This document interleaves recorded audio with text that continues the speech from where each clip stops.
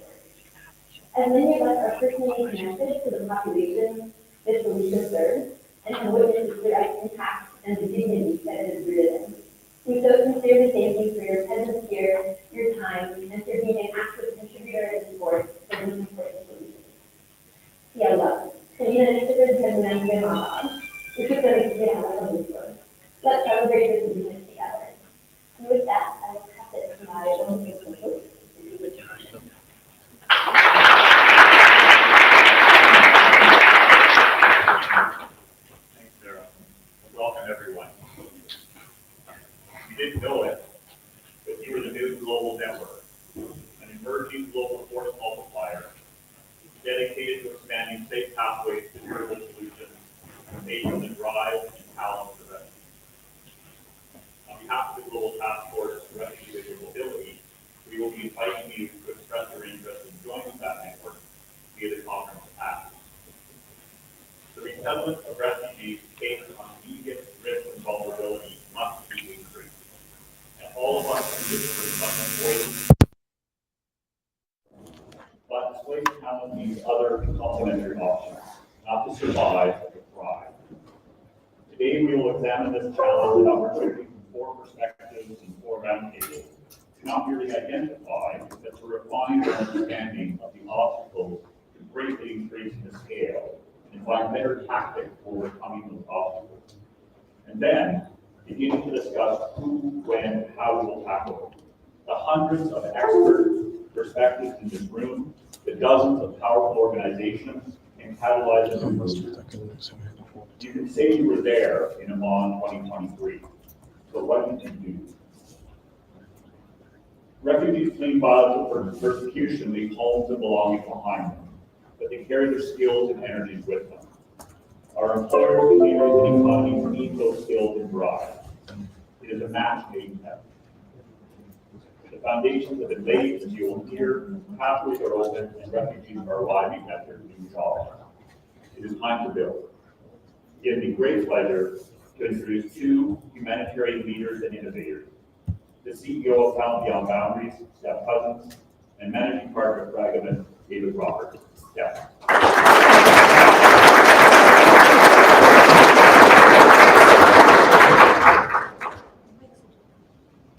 Welcome, everybody.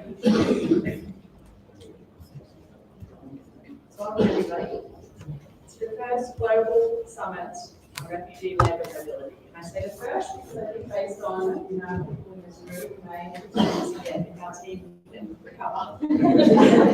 My name is Steph Cousins. I'm the CEO of Talent Beyond Boundaries. And TBB is really driven by a singular motivation. It's to build a world where displaced people can safely migrate to work, using their skills to rebuild their lives. This mission cannot be achieved by any individual organisation alone, which is why it's so important that we're all here today to be looking at systems that need to be changed in order to open up these pathways to millions of refugees. Thank you to everybody who's travelling around the world to be here, and thank you to those who are live streaming today. I want to acknowledge this event happens at a very difficult time for many in this room, given the recent devastating earthquake in Syria and Turkey. Our hearts go out to those impacted, and we encourage everybody to give generously in many appeals that are running at the moment. And we've posted on your Mover app, the event app, some suggested appeals you can donate to, which you can find under organiser announcements. I also want to acknowledge the amazing team at TBB and Fragment who have pulled this exciting event together. Who have pulled this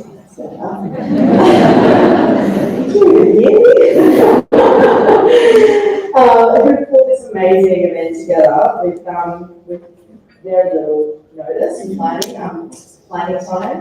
But with the support of UNHCR and the other members of the Global Task Force on Refugee Labour Mobility, this conference would not have been possible, particularly without Fragment's generous support and the impressive dedication of the Fragment team, both to the mission of labour mobility for refugees and this event. And David, I just want to say thank you personally to you for your leadership for that. Thank you to our corporate partner Iris. We have Peter and Susie Beard and Iris in the room for their generous contributions to make this conference possible as well, and for their long-term commitment to hiring refugees through our program.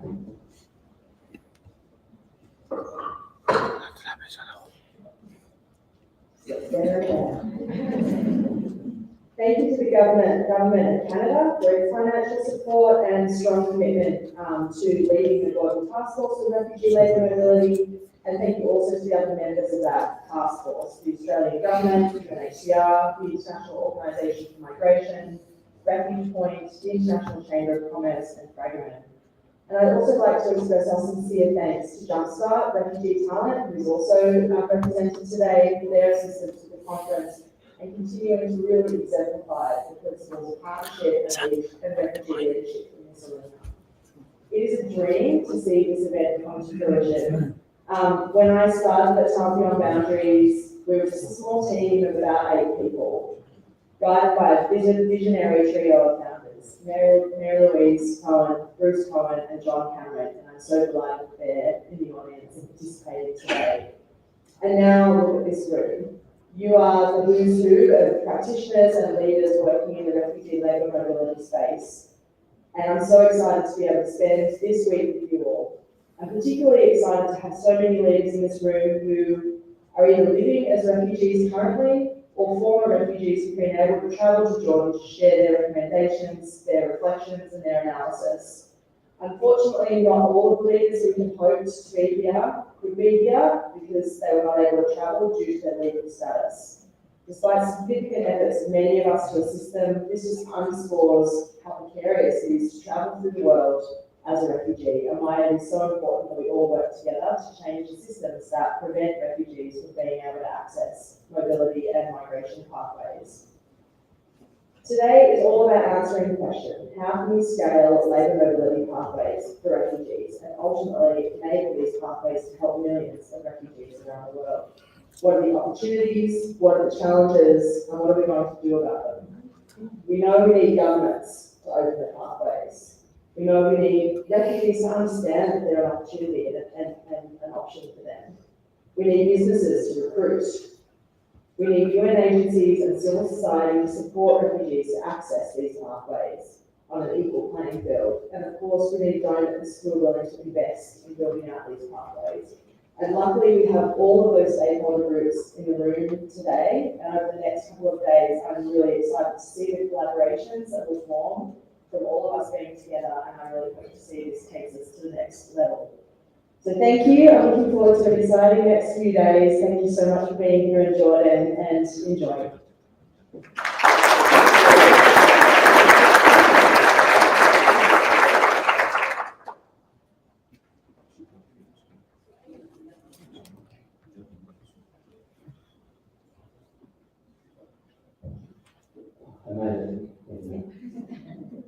morning, I'm David Crawford. I'm living in Toronto, and I'm telling you it's a lot longer than Toronto right now. So, Excellencies, distinguished guests, ladies and gentlemen, I endorse everything that Stephanie said. Can I say that it's a pleasure to work with her and all the folks in TBB. They're all very good people and doing very good work. I think you used the word landmark, Steph. It is a landmark event. And we hope to address the concept and the reality of complementary pathways for refugees. A goal articulated in the Global Compact for Migration and the Global Compact for Refugees. This week is not just about discussing the objective of opening up pathways, but the journey for all of us to contemplate how we make that objective possible. How are we going to do something real and sustainable?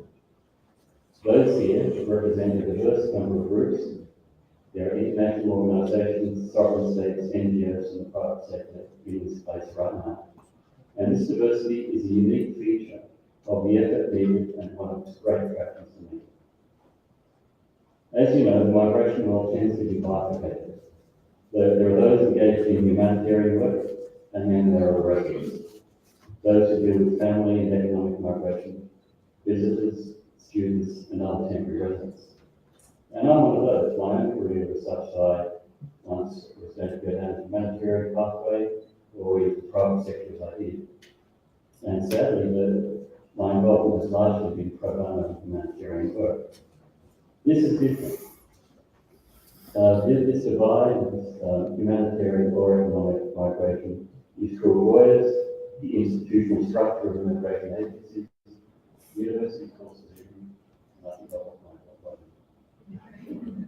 صوتوتي and of course immigration programs themselves, which talk about humanitarian as distinct from the rest of the immigration program.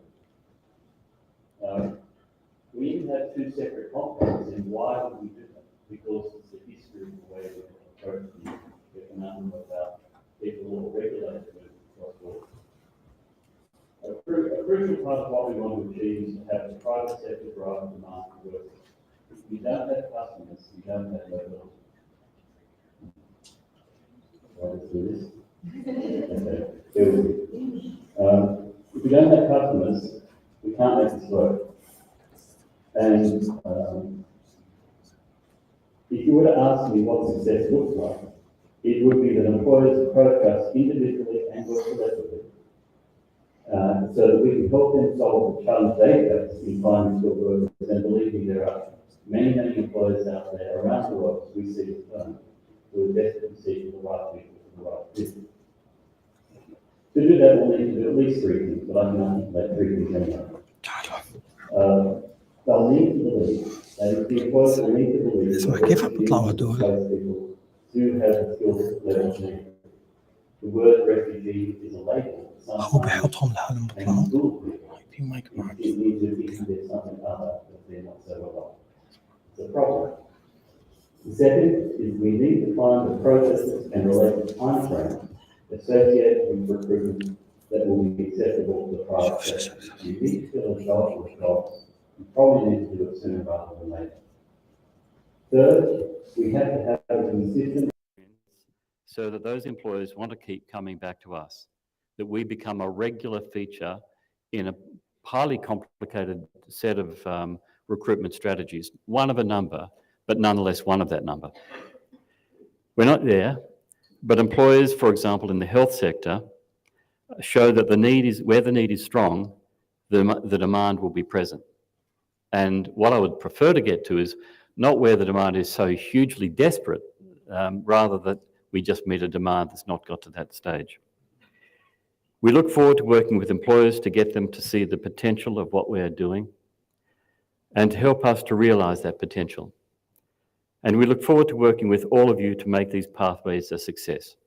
After all, if we're going to measure anything, it's being about people crossing borders to fill jobs, to fulfil their lives, and to avoid the wastage of skills and experience. For the moment, we, TBB and Fragomen, are delighted that we're in Amman with such a diverse group who share a common objective. Thank you very much for attending, and we hope you enjoy the next few days.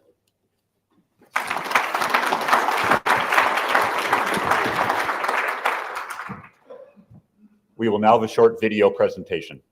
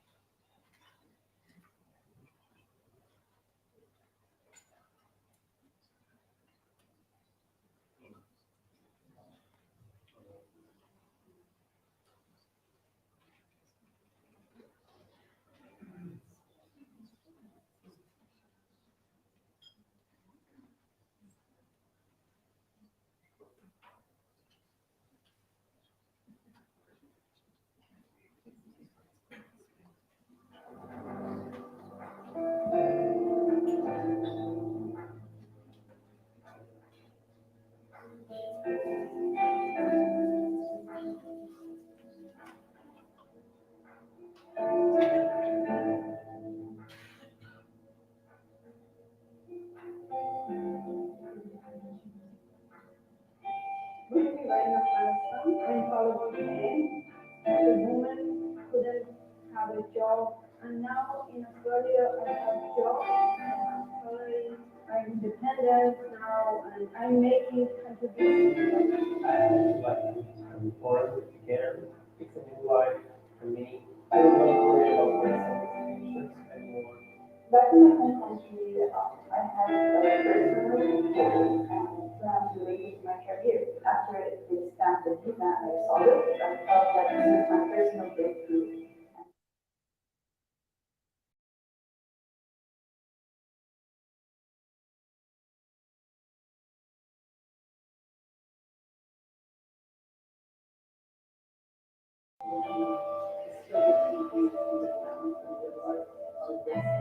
I think it's really good opportunity for companies that they want skilled people. When you're working here in Australia, you know you have hours work, and you are sure that you'll get paid. My family are happy about my settlement in the UK, especially that I'm able now to pursue higher education and degree, and I'm working in one of the best hospitals in the UK. From the first day working here, I found they are really open. I have a dream, I have plans, I have a future goals to achieve. I have to be serious with my mentor, couldn't talk legally. And we always worried about things like this. After moving to Australia, now I'm able to work legally and I have a job. And I secured my job, my children live and save and survive and can access services and healthcare and education. And like many Australian children, our life has totally changed. All the doors were actually raising my life anymore. I don't have goals, just still the life of my family and complete my IT skills. It's like someone in keep work and control not working. We will always memorize these things. My meaning of life and love that people that their lives always treat you as a member of the family. You are really the same as like other people. Really having fun, really enjoying my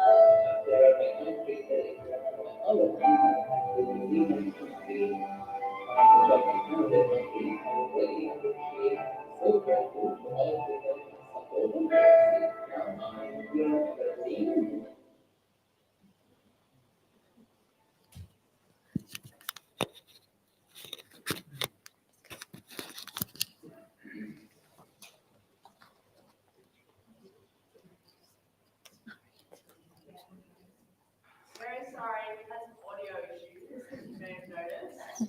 We can run it again. We're going to run it again. Okay. Sorry.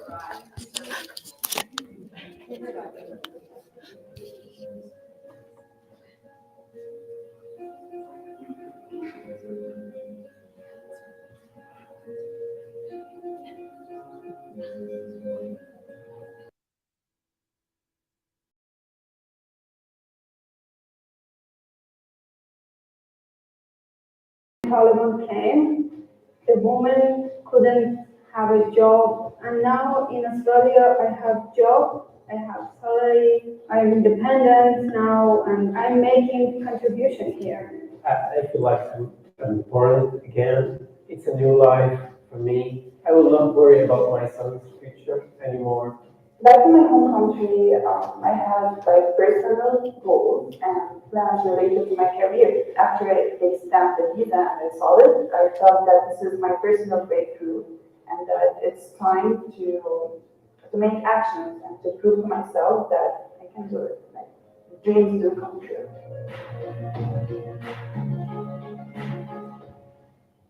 There are so many skilled refugees in the camps and their lives are wasted. I think it's really good opportunity for companies that they want skilled people. When you're working here in Australia, you know you have rights to work and you are sure that you're getting paid.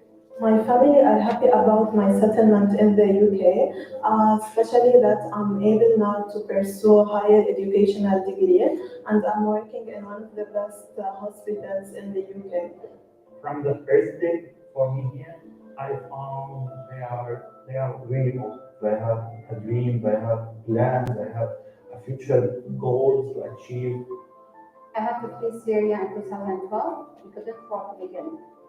And we always worried about being sent back to Syria. After moving to Australia, now I'm able to work legally and I have rights. And I secured a job. My children live in safe and peaceful community and can access services and healthcare and education.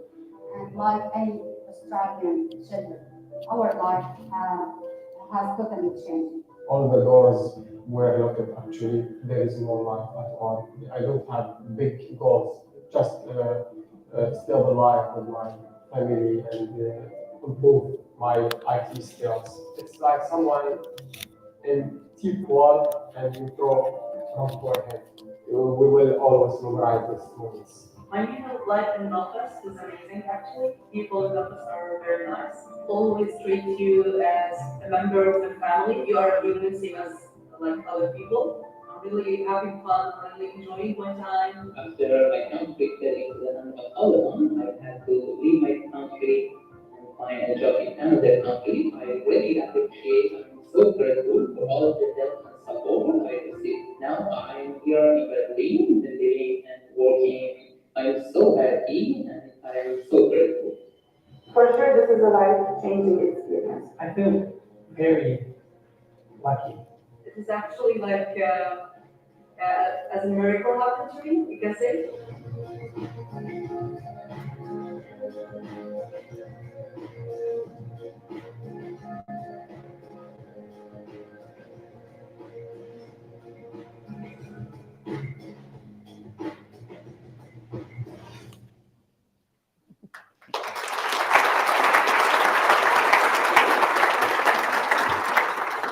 All right, next we have the wonderful Bahati Maganjo, who has a very personal connection to this work and is now consulting closely with Refuge Point in Canada to scale this solution.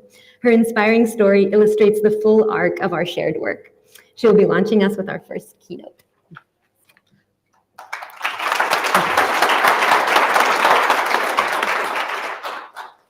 Thank you so much, Noura. I actually don't need a stool. I thought I was going to. It's such a pleasure to be here with all of you. As you've heard, my name is Bahati, and I was a refugee in Kenya for 27 years. My family fled the Rwandan genocide and went to Kenya, where I grew up. And we lived through many hardships as refugees. But despite all of that, my parents worked very hard to make sure that we studied well enough to get scholarships, and because of the environment that I grew up in, I found that I liked taking care of people. So I went into nursing.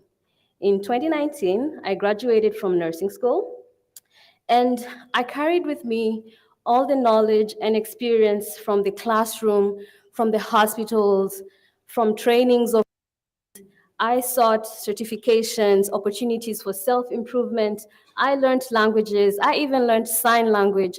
But still, I was always a refugee, making it so much harder for me to get a job. I grew up seeing my parents and other refugees who had valuable skills give up on their dreams. And it really saddened me to think that despite all that hard work and sacrifice, that my fate would be just like theirs. In the 27 years that I was a refugee, I did not see many being valued for the skills that they had.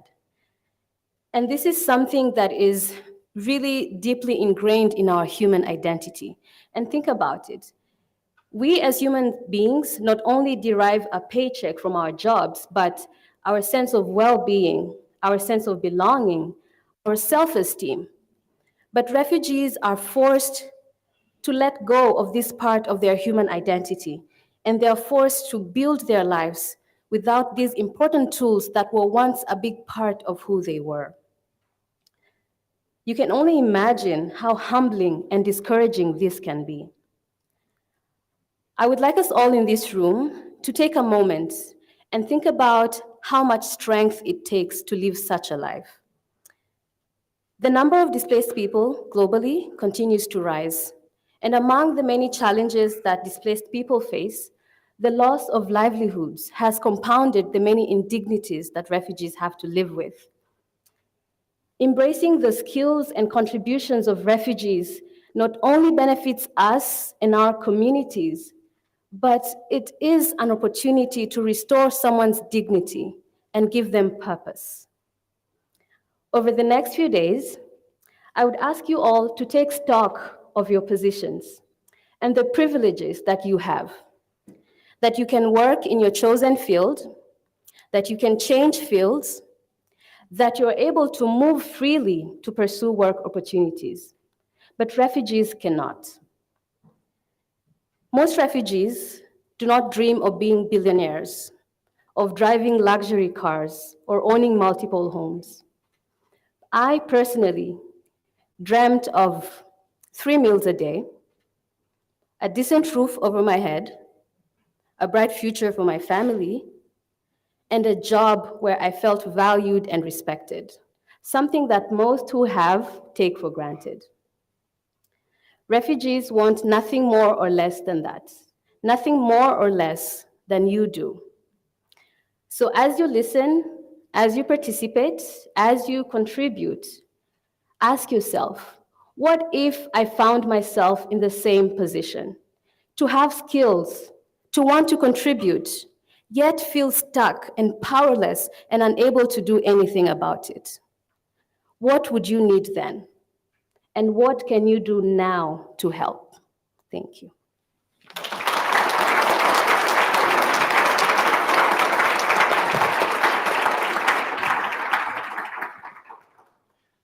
Wow. I'd like to introduce Cindy Monroe, Minister Counselor of Migration and Refugee Affairs at the Permanent Mission of Canada to the UN in Geneva. Cindy.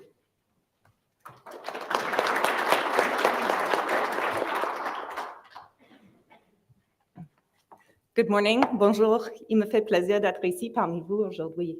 First, I would like to turn my attention to Bahati. Bahati, this is a gathering of people on the leading edge of innovation to support labor complementary pathways, and you are so much a part of that leading edge. Thank you for your thoughtful comments. Thank you also to TBB and Fragomen for organizing this pivotal event. This is not a place for us to come and listen to talking heads at a run-of-the-mill conference. This is a place for us to really drive progress, whether it's from defining the key principles of the work that we're doing or actually making connections between employers and refugees. As chair of the Global Task Force on Refugee Labour Mobility, Canada has had the unique opportunity to work with a group of people who are driven by the power of purpose and possibility. And this brings together people who are working for NGOs, states, the UN, the private sector, and refugees with lived experience. This is very much like the people in this room, actually. We have the same combination of people here. And I know that there are so many here that are rising to the profoundly consequential challenge of expanding third country solutions for refugees.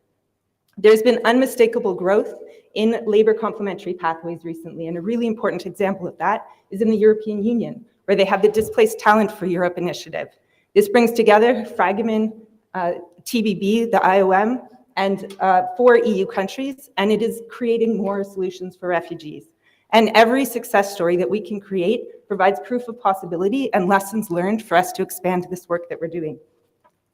So I am so pleased to welcome today, into the Global Task Force on Refugee Labour Mobility, the Directorate General of Migration and Home Affairs of the European Commission, otherwise known as DG Home.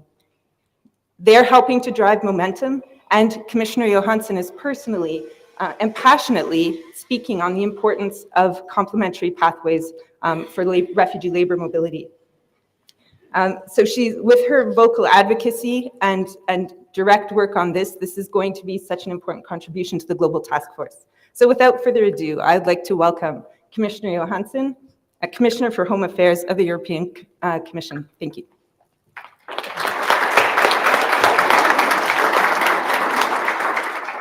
Good morning. Thank you, Bahati and Steen, for opening this conference.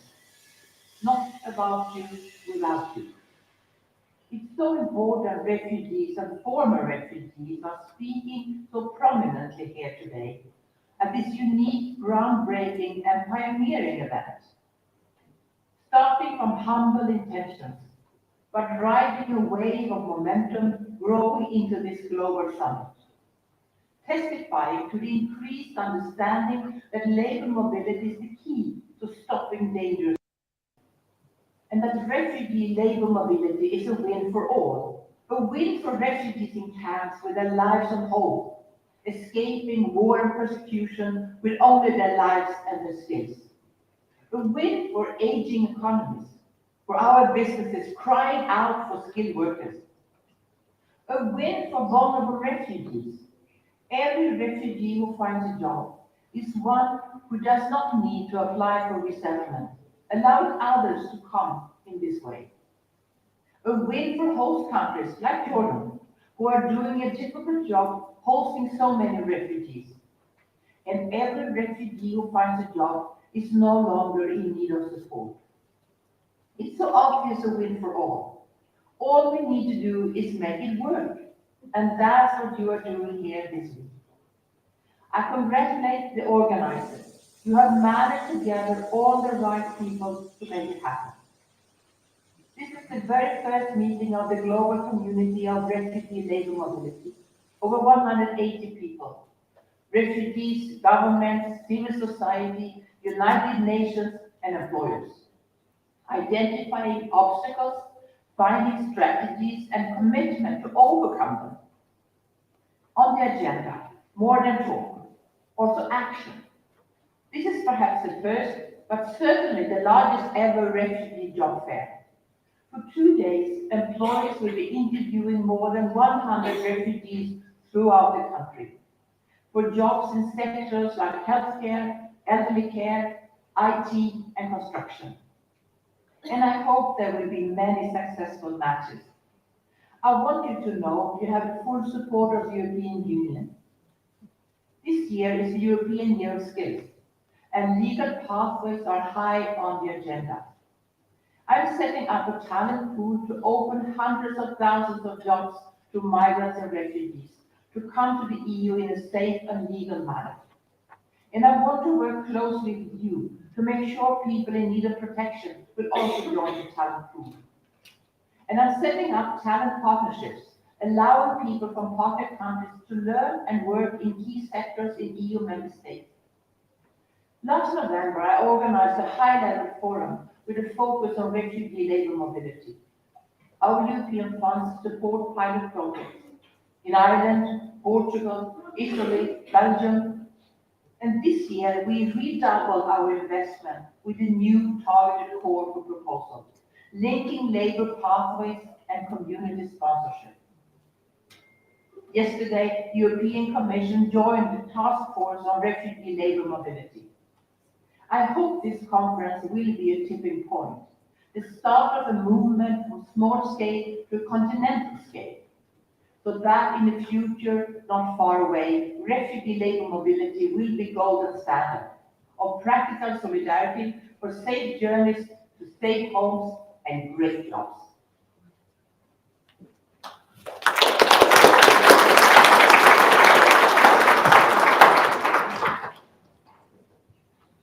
After the coffee, we're going to turn to the future.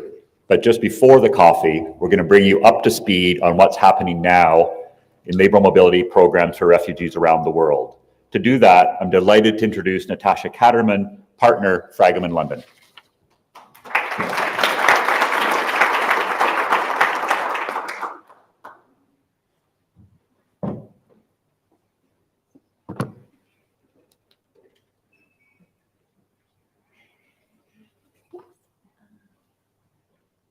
Bear with me, I'm just going to get the slides up.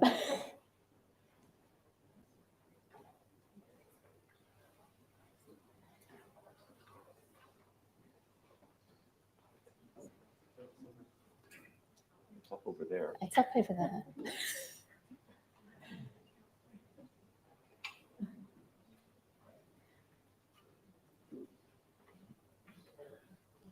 Are we able to get the slides on this screen? Fantastic.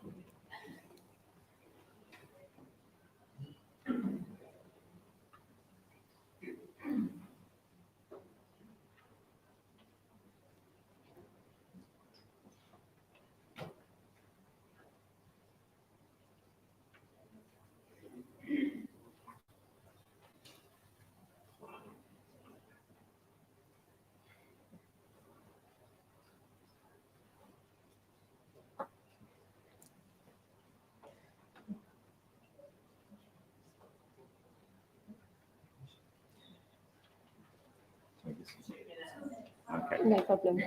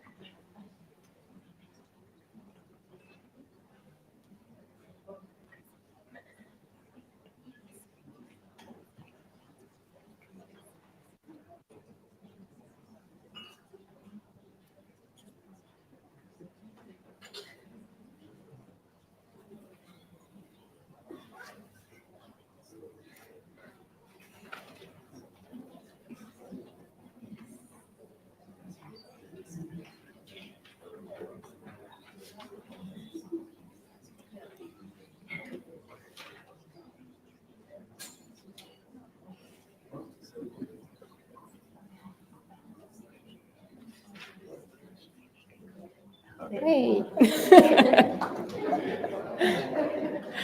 Okay, thank you for your patience. So, as David mentioned, I'm Natasha Katterson. I'm a partner at Fragomen, and I'm based in our London office. And so I've had the honour to work very closely with Marina and the rest of the TBB team to work on the Displaced Talent Mobility pilot in the UK. And I'm really delighted to be with you all today at this important event, which Fragomen are so proud to host jointly with our good friends at Talent Beyond Boundaries and sponsored by the Global Task Force. The purpose of this session is to provide you with a high-level overview of the current pathways, where we've been and where we are now. Thank you. Many of you work in one particular location or on one particular project, and you may not have visibility over the global programme. You should all have received some reading materials in advance of these sessions. Don't worry, I'm not going to test you, but in there is a one-pager on labour mobility pathways. And over the next 20 minutes, I'm going to try and expand on that document for you and bring you up to date with the current programme statistics and achievements to date. And then we'll set the scene for what comes next. But before we turn to look at the programme, I just wanted to take a moment to recognise just how unique this space is. The refugee labour mobility ecosystem is genuinely incredible. We have NGOs, IGOs, governments, philanthropists, ambassadors, the private sector, all working together to effect meaningful change. And we wouldn't be here today without all of the incredible partners. Unfortunately, we can't even fit everyone on the slide here, but to shout out a few of you in the room today, I know we have Refuge Point, UNHCR, Jumpstart Refugee Talent, HIAS, Windmill, and the IRC, just to name a few. And we're also delighted to have many government officials and obviously some incredible employers. Again, we can't list everyone on the slide. And in fact, we can't even move the slide. There we go. But I think what's really interesting when you do look at this slide is to see the diversity. We've got a range of industry sectors and we have companies of all sizes. And it's really fantastic to see so many different employers working with TBB and the other NGOs in this space to hire displaced talent. So to those of you who have already hired through the programme, firstly, a really big thank you, and we look forward to your continued support. And I'd also like to give a shout out to some of those employers who will be conducting interviews at the job fair on Thursday and Friday. So I think Iris, Animal Logic, McLeod Group, again, to name just a few, you've already hired through the programme, and it's great to see so many more interviews lined up this week. So moving on to the overview. Well, the headline achievement to date is that over 1,100 people have secured a durable solution. And the talent catalogue itself is also growing. There are now 60,000 people registered. And I feel like only a few months ago, when I was speaking to clients, I was referring to 50,000. But actually, you only need to go back 3 years, and that number was 5,000. So you can see just how quickly it's growing. And there are 7 countries now either running official displaced talent mobility programs or having committed to pilots. Those countries are Australia, Canada, the United States, and the countries that are part of the Displaced Talent for Europe, or DT4E project. And that's Portugal, Belgium, Ireland, and the UK. We've listed on the slide here the source countries. That's defined as the first country of asylum, and it's typically where candidates are moving from. Work is now underway to expand this list, and there's a particular focus going forward on East Africa, Asia, and Latin America. So let's move on then to look at the country programmes. So first of all, we have Australia. And the Australia programme, the Skilled Refugee Labour Agreement pilot, was launched in 2021. And it was a 2-year pilot, initially with 100 places.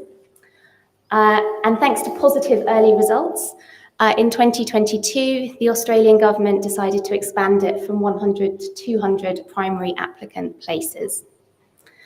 This in turn will provide durable solutions for 400 to 600 refugees when you include their family. And the programme was expanded because of strong employer demand and also a desire to respond to the current situations in Afghanistan and Ukraine. There are now 69 employers involved, and that's resulted in 110 job offers and 282 durable solutions. And Talent Beyond Boundaries has experimented with 2 flagship programs to help drive these results. First, we have the X-Files project, and that was designed to assist women from Afghanistan who have a broad range of skills. I'm told it came about when a group of CEO women joined forces with TBB, the X standing for X chromosome, which is timely for International Women's Day tomorrow. But this initiative resulted in Afghan women being hired into a range of industries, from animation studios to law firms and other small businesses across Australia. There was also the Physios for Refugees programme, and this was a joint initiative by the Australian Physiotherapy Council and the Australian Physiotherapy Association and Talent Beyond Boundaries. And these organisations fundraised to support candidate costs and to also provide scholarships to help displaced physiotherapists complete the required testing and training. The future is really exciting in Australia. The government are currently doing a wider review of immigration, and as part of this, Talent Beyond Boundaries are hoping to both grow the pilot, but also to make it permanent. If we can turn to Canada next, Canada actually launched their programme, the Economic Mobility Pathways Pilot, in 2018. So this was the first official programme that was launched. And arguably, it's the most ambitious in terms of targets. At the moment, it has 500 visa spots, but there is commitment by the Canadian authorities to increase this to 2,000. And to date, there are 22 employers involved, and that's led to 128 job offers and 299 durable solutions. One quite unique feature of the programme in Canada is the trusted partnership model, and this allows NGOs to verify a candidate's eligibility. This makes the process both easier and faster for candidates, but also for employers. And so it's hoped it will significantly enhance capacity to scale the programme. And just to call out some of those who've helped pioneer job matching on the ground in Canada, I know we have Jumpstart Refugee Talent, Refuge Point, Talent Lift, and Windmill, HIAS and IRC, and other incredible source partners here with us today. If we can then turn to look at the UK, there are two main pilot programmes up and running in the UK at the moment. One focused on healthcare and one kind of wider industries, the Displaced Talent Mobility pilot. To date, we've had 39 employers registered, and we've seen 236 job offers and 484 durable solutions. It's fair to say it's the healthcare pilot that's been particularly successful to date, and TBB has been running these since 2021. To date, close to 200 nurses and healthcare professionals have moved to work in the UK. And this is thanks to a partnership with the Department for Health and Social Care, NHS England, and private healthcare providers such as HCA. I do want to give a particular call out to the NMC. They're the independent regulatory body for nurses and midwives in the UK, and they've recently developed and published a new policy which provides registration support for eligible applicants. We've seen the national healthcare system in the UK bring whole cohorts of nurses across and to put them through a specifically designed programme in Liverpool to help acclimatise them to the NHS and ensure they're able to hit the ground running in their jobs. We're hoping for another 150 to arrive in the next year through this route, and it really is helping to fill a critical shortage of nurses in the UK. In addition, in July 2021, the UK government launched the Displaced Talent Mobility pilot, and this was designed in collaboration with TBB. And over the next 1 to 2 years, it will enable at least 100 primary applicants and their families to move to the UK for work in a range of other sectors, such as IT, construction, and engineering. But the UK is just part of the wider Displaced Talent for Europe scheme. And this is a 3-year pilot programme with the aim to facilitate labour mobility schemes in Belgium, Ireland, Portugal, and the UK. So if we can go on to the next slide. So these countries were selected for the pilot based on a detailed analysis of the existing skilled visa pathways they already have, and also the labour shortages in those countries. So in Belgium at the moment, for example, there are 140,000 unfilled vacancies, and that's particularly concentrated in healthcare and IT. The UK is also vulnerable to skills shortages, particularly post-Brexit and COVID, and saw a loss of 900,000 overseas workers during 2020 alone. Ireland and Portugal, again, are also seeing skills shortages, particularly in IT and healthcare.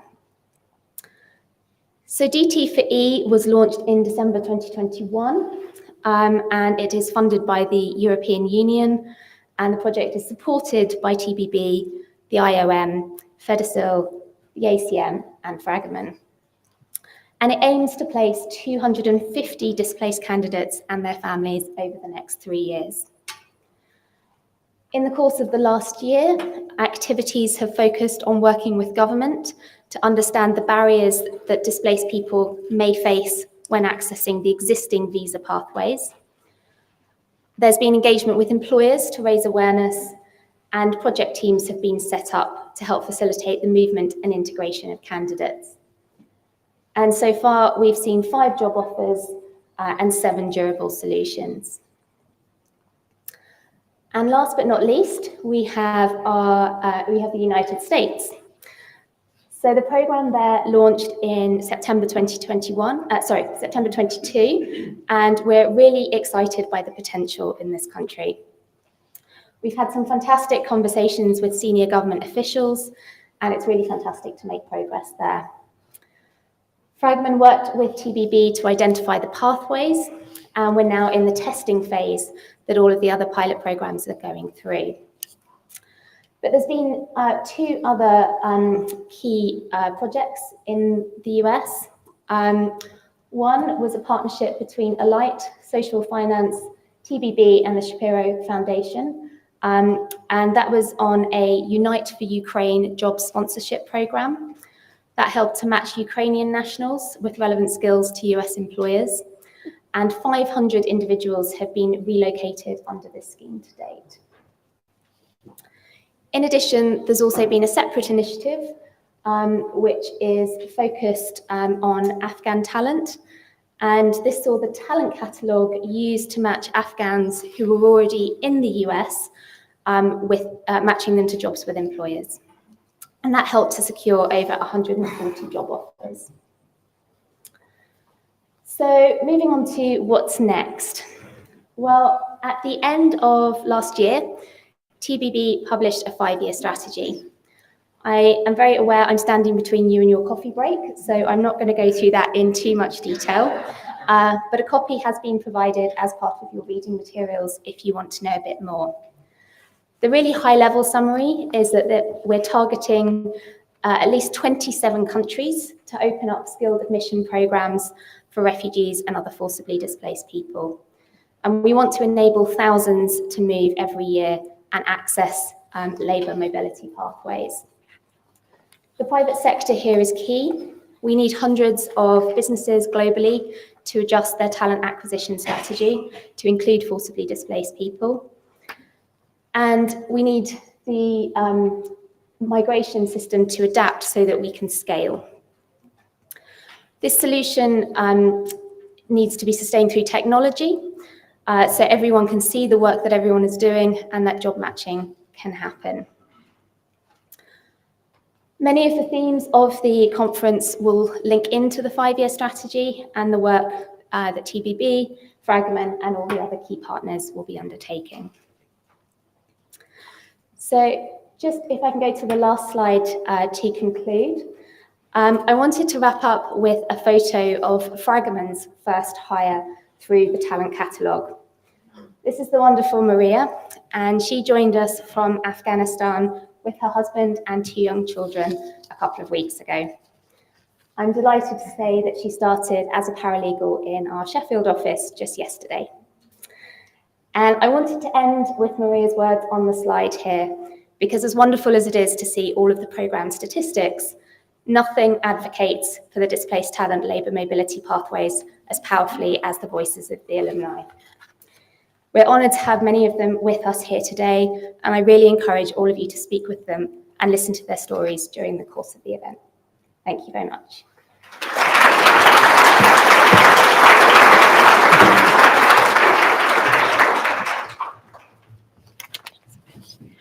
Thanks. Thank you so much, Natasha. Now we're going to take a 10-minute break. Feel free to have some coffee and refreshments right outside the hall, and we'll see you back in a few minutes.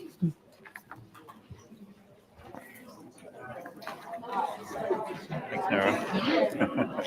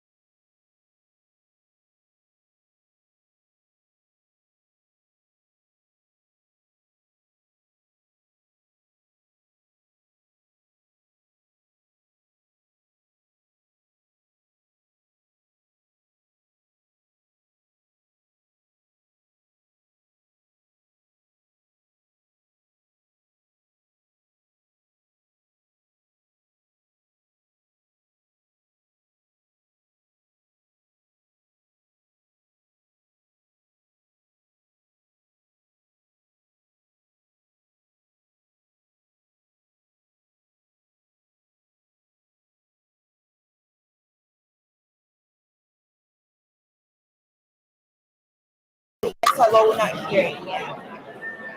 Yep. Sweet.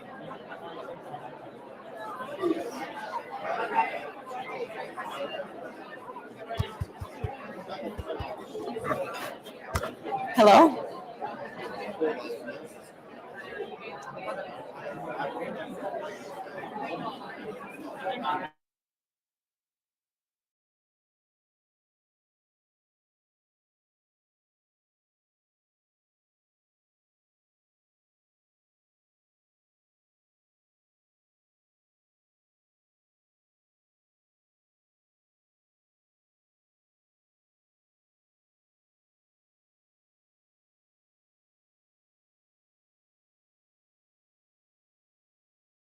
The chairs. But that's also we have. We know that you know our team is also Okay, I'll give them a sign. I'll tell you when to.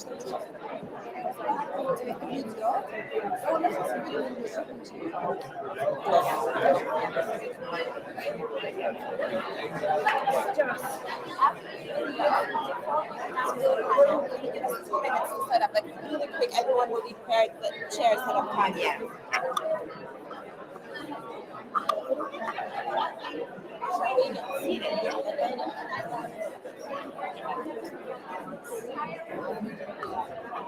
Hi everyone.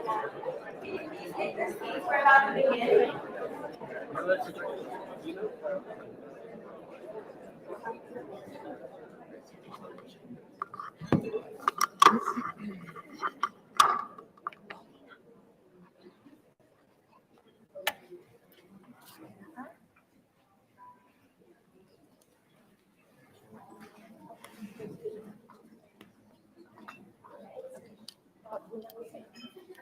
Everyone can't be here today. We are incredibly grateful that many of our friends and allies have been able to virtually share a few remarks.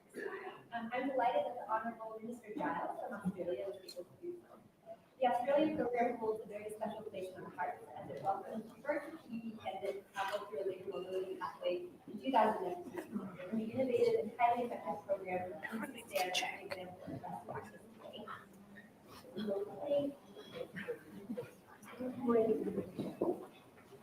Hello everyone. I'd like to thank Fragomen and TBB and Fragment for convening the Global Summit on Refugee Labour Mobility, the first of its kind, and the invitation to speak here today. The success of this summit is testament to the growing momentum for complementary pathways worldwide. While I'm disappointed that I could not be there in person as Australia's Minister for Immigration, Citizenship and Multicultural Affairs, I am pleased to be able to lend my government support for the summit and for the broader refugee labour mobility movement. Australia has a long history of resettling refugees and people in humanitarian need from around the world. We strive to be one of the world's most generous contributors to international refugee resettlement efforts. We've long recognised the valuable contribution refugees make to Australian society, culture and prosperity. The Australian Government is committed to looking beyond traditional humanitarian responses to provide additional and complementary pathways for more refugees and displaced people to safely move to third countries. Australia's Skilled Refugee Labour Agreement pilot is a practical example of how businesses in Australia have harnessed refugee talent to address skill shortages whilst providing complementary pathways for refugees to find safety and stability in Australia. The pilots provide real opportunities for people to resume their careers and rebuild their lives. This is also a win for Australia, for Australian employers and communities, as we gain highly sought after skills that boost our economy and enrich our society. This summit demonstrates that global efforts to expand refugee labour mobility pathways are working. As these pathways become more frequently used, an increasing array of partners, business, civil society and humanitarian organisations will be called upon to facilitate the successful resettlement and integration of refugees. To these organisations here today, I thank you for the important work you do. Within this framework, governments have a particular responsibility to lead and enable, to ensure the right mechanisms are in place and to use the tools available to them to advance and grow complementary pathways. As a founding member of the Global Task Force, Australia takes its role seriously. Drawing from our own experience, we stand ready to support countries interested in establishing their own refugee labour mobility pathways, and will continue our efforts to raise global awareness about the significant contributions skilled refugees committed to communities, labour markets and economies. Finally, I wish those attending every success for the jobs fair on Thursday and Friday. To the Australian employers in attendance, I sincerely hope this event will result in an increase in talent coming our way. Thank you.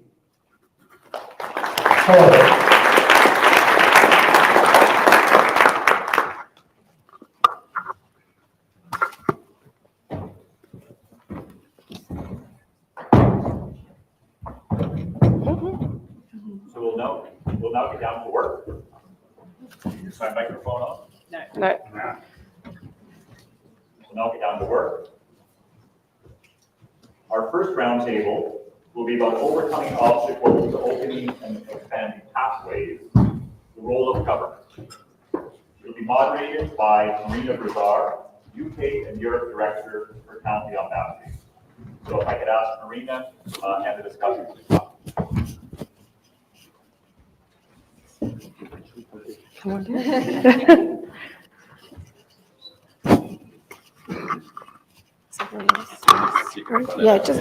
Just wherever you okay. Celebrity heads. A name.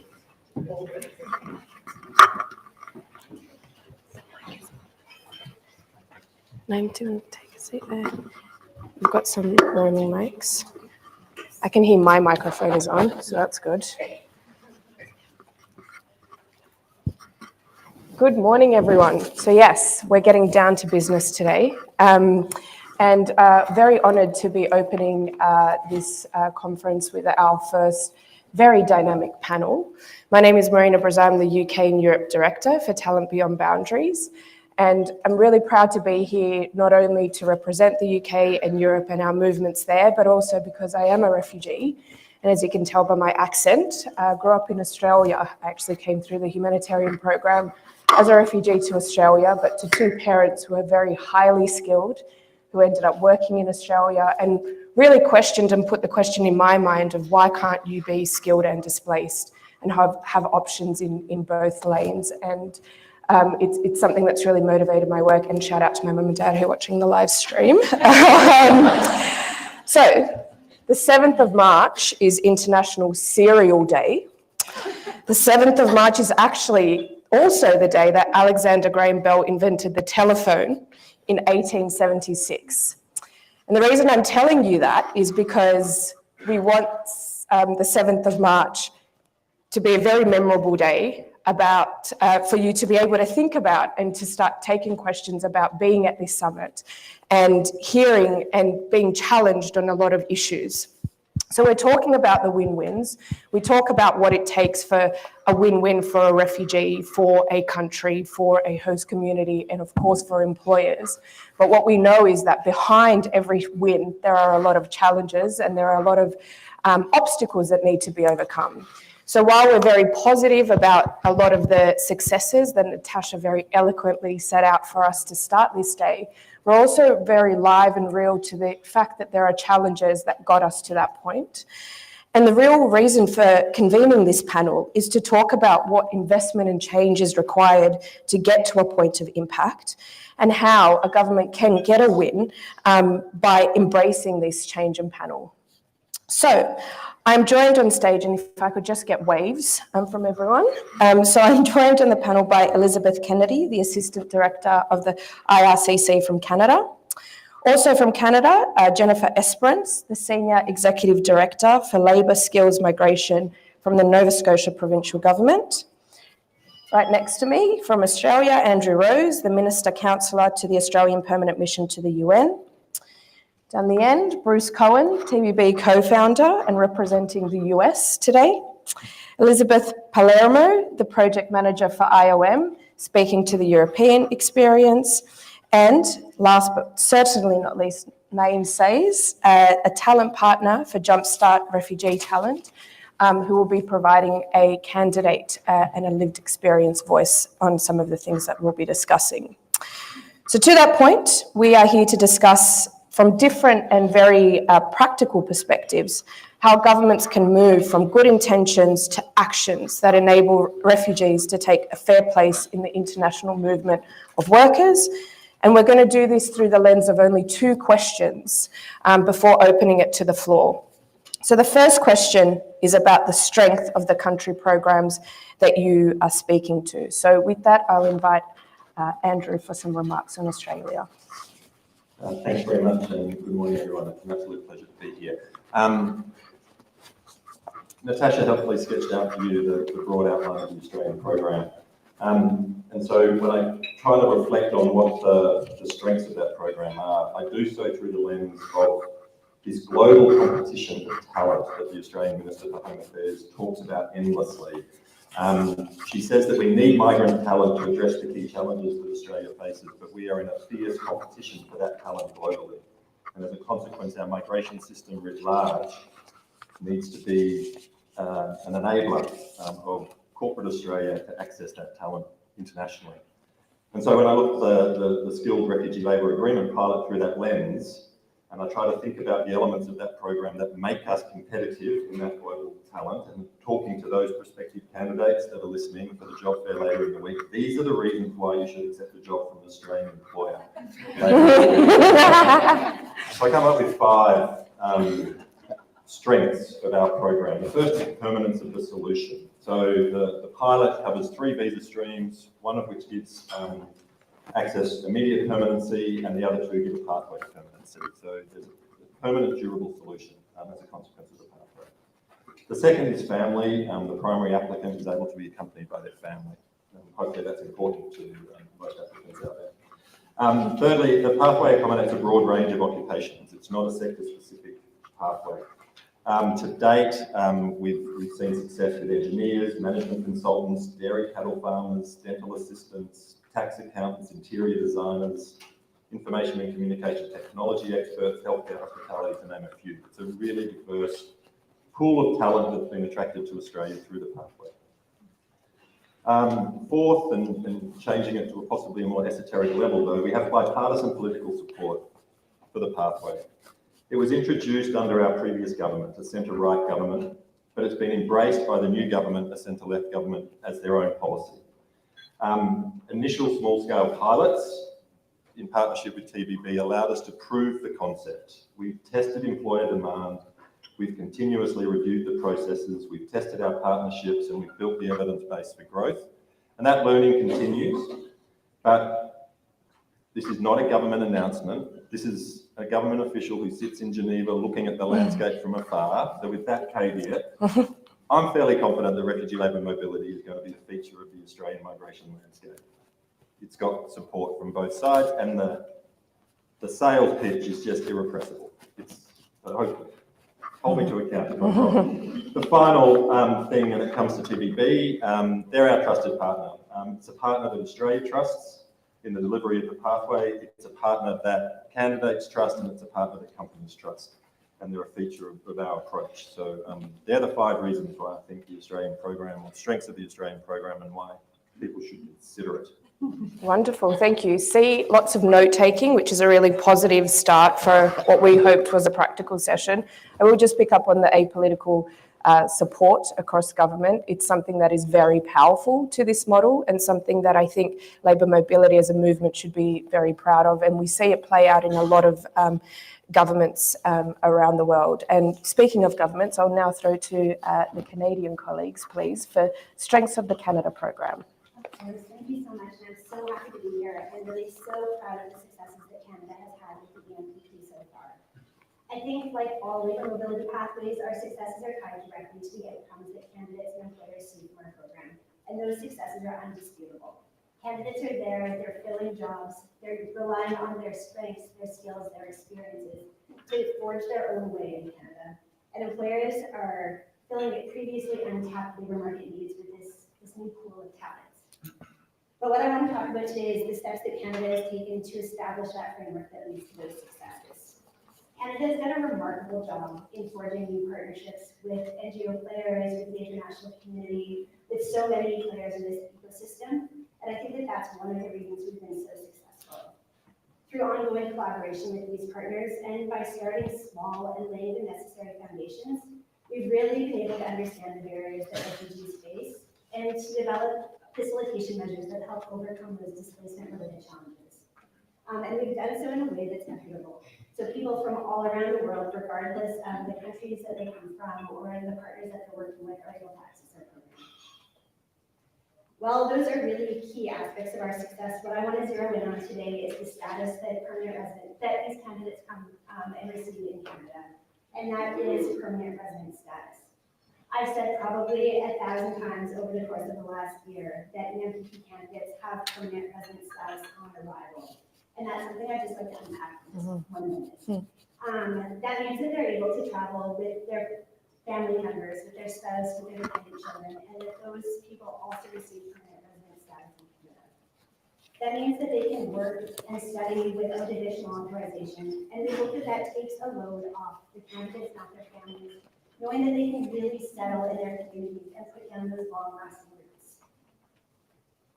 It also means that refugees coming to Canada on our pathway can live or work anywhere they choose, that their status as immigrants isn't tied to their employment situation, and so that removes the vulnerability. It also gives them agency to change employers, not only in unlikely situations of abuse or mistreatment or poor fit, but also to find opportunities in Canada for advancement and to have the agency to seek those out on their own. It also opens up access to our settlement programs. So this means that they have access to language training, to employment counseling, to connections with settlement organizations in Canada. And this isn't unique to the EMPP. All permanent residents have those things. So it's not about vulnerability. It's really about making sure that they have the supports that they need for that long-term success. And lastly, not about PR status, but just about scale, I want to highlight the amazing work that Canada is doing. So we started small. We wanted to test the concept. We wanted to make sure that we got it right and that we gave ourselves space to make adjustments as needed. But now we're in a place where we are really growing. EMPP is a clear Government of Canada priority. We envision a pathway that sees thousands of skilled refugees every year arriving in Canada and making new lives in Canada. And I think through those numbers, the success will only multiply. Fabulous. Thank you. That was the federal perspective. We're now moving to a provincial focus on Nova Scotia. Great, thank you, and thank you for inviting us here today. It's such an exciting concept, such an incredible room to be a part of, and a lot of really smart people trying to make this work, so it's really fantastic.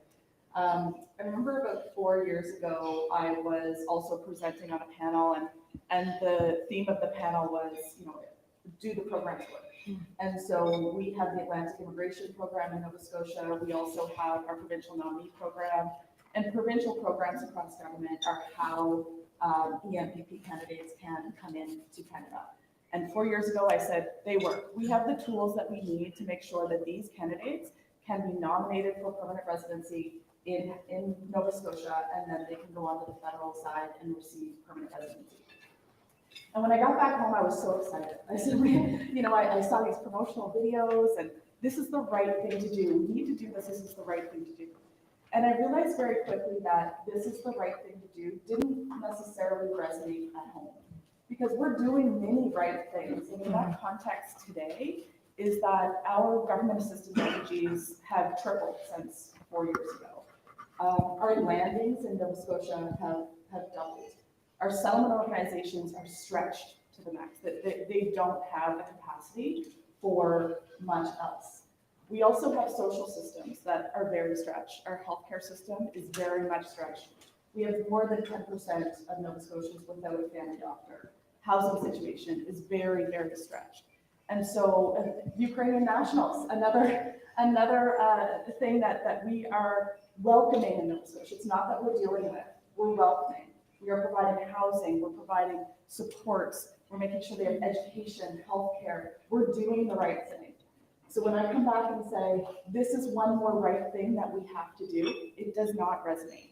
And I do believe that that's the reason why I'm the only provincial representative here today, and why those 128 job offers are mainly from Nova Scotia, is because we have an employer support team in Nova Scotia, and we go to employers and we help them through the process. And when they say we can't find the workers, and it's healthcare workers, it's people to build the houses, It's people to make sure that our economy can still run. We say, have you recruited locally? They say, of course I can't find anyone. Have you looked to our local colleges? Of course I can. What about international students? We have thousands of international students.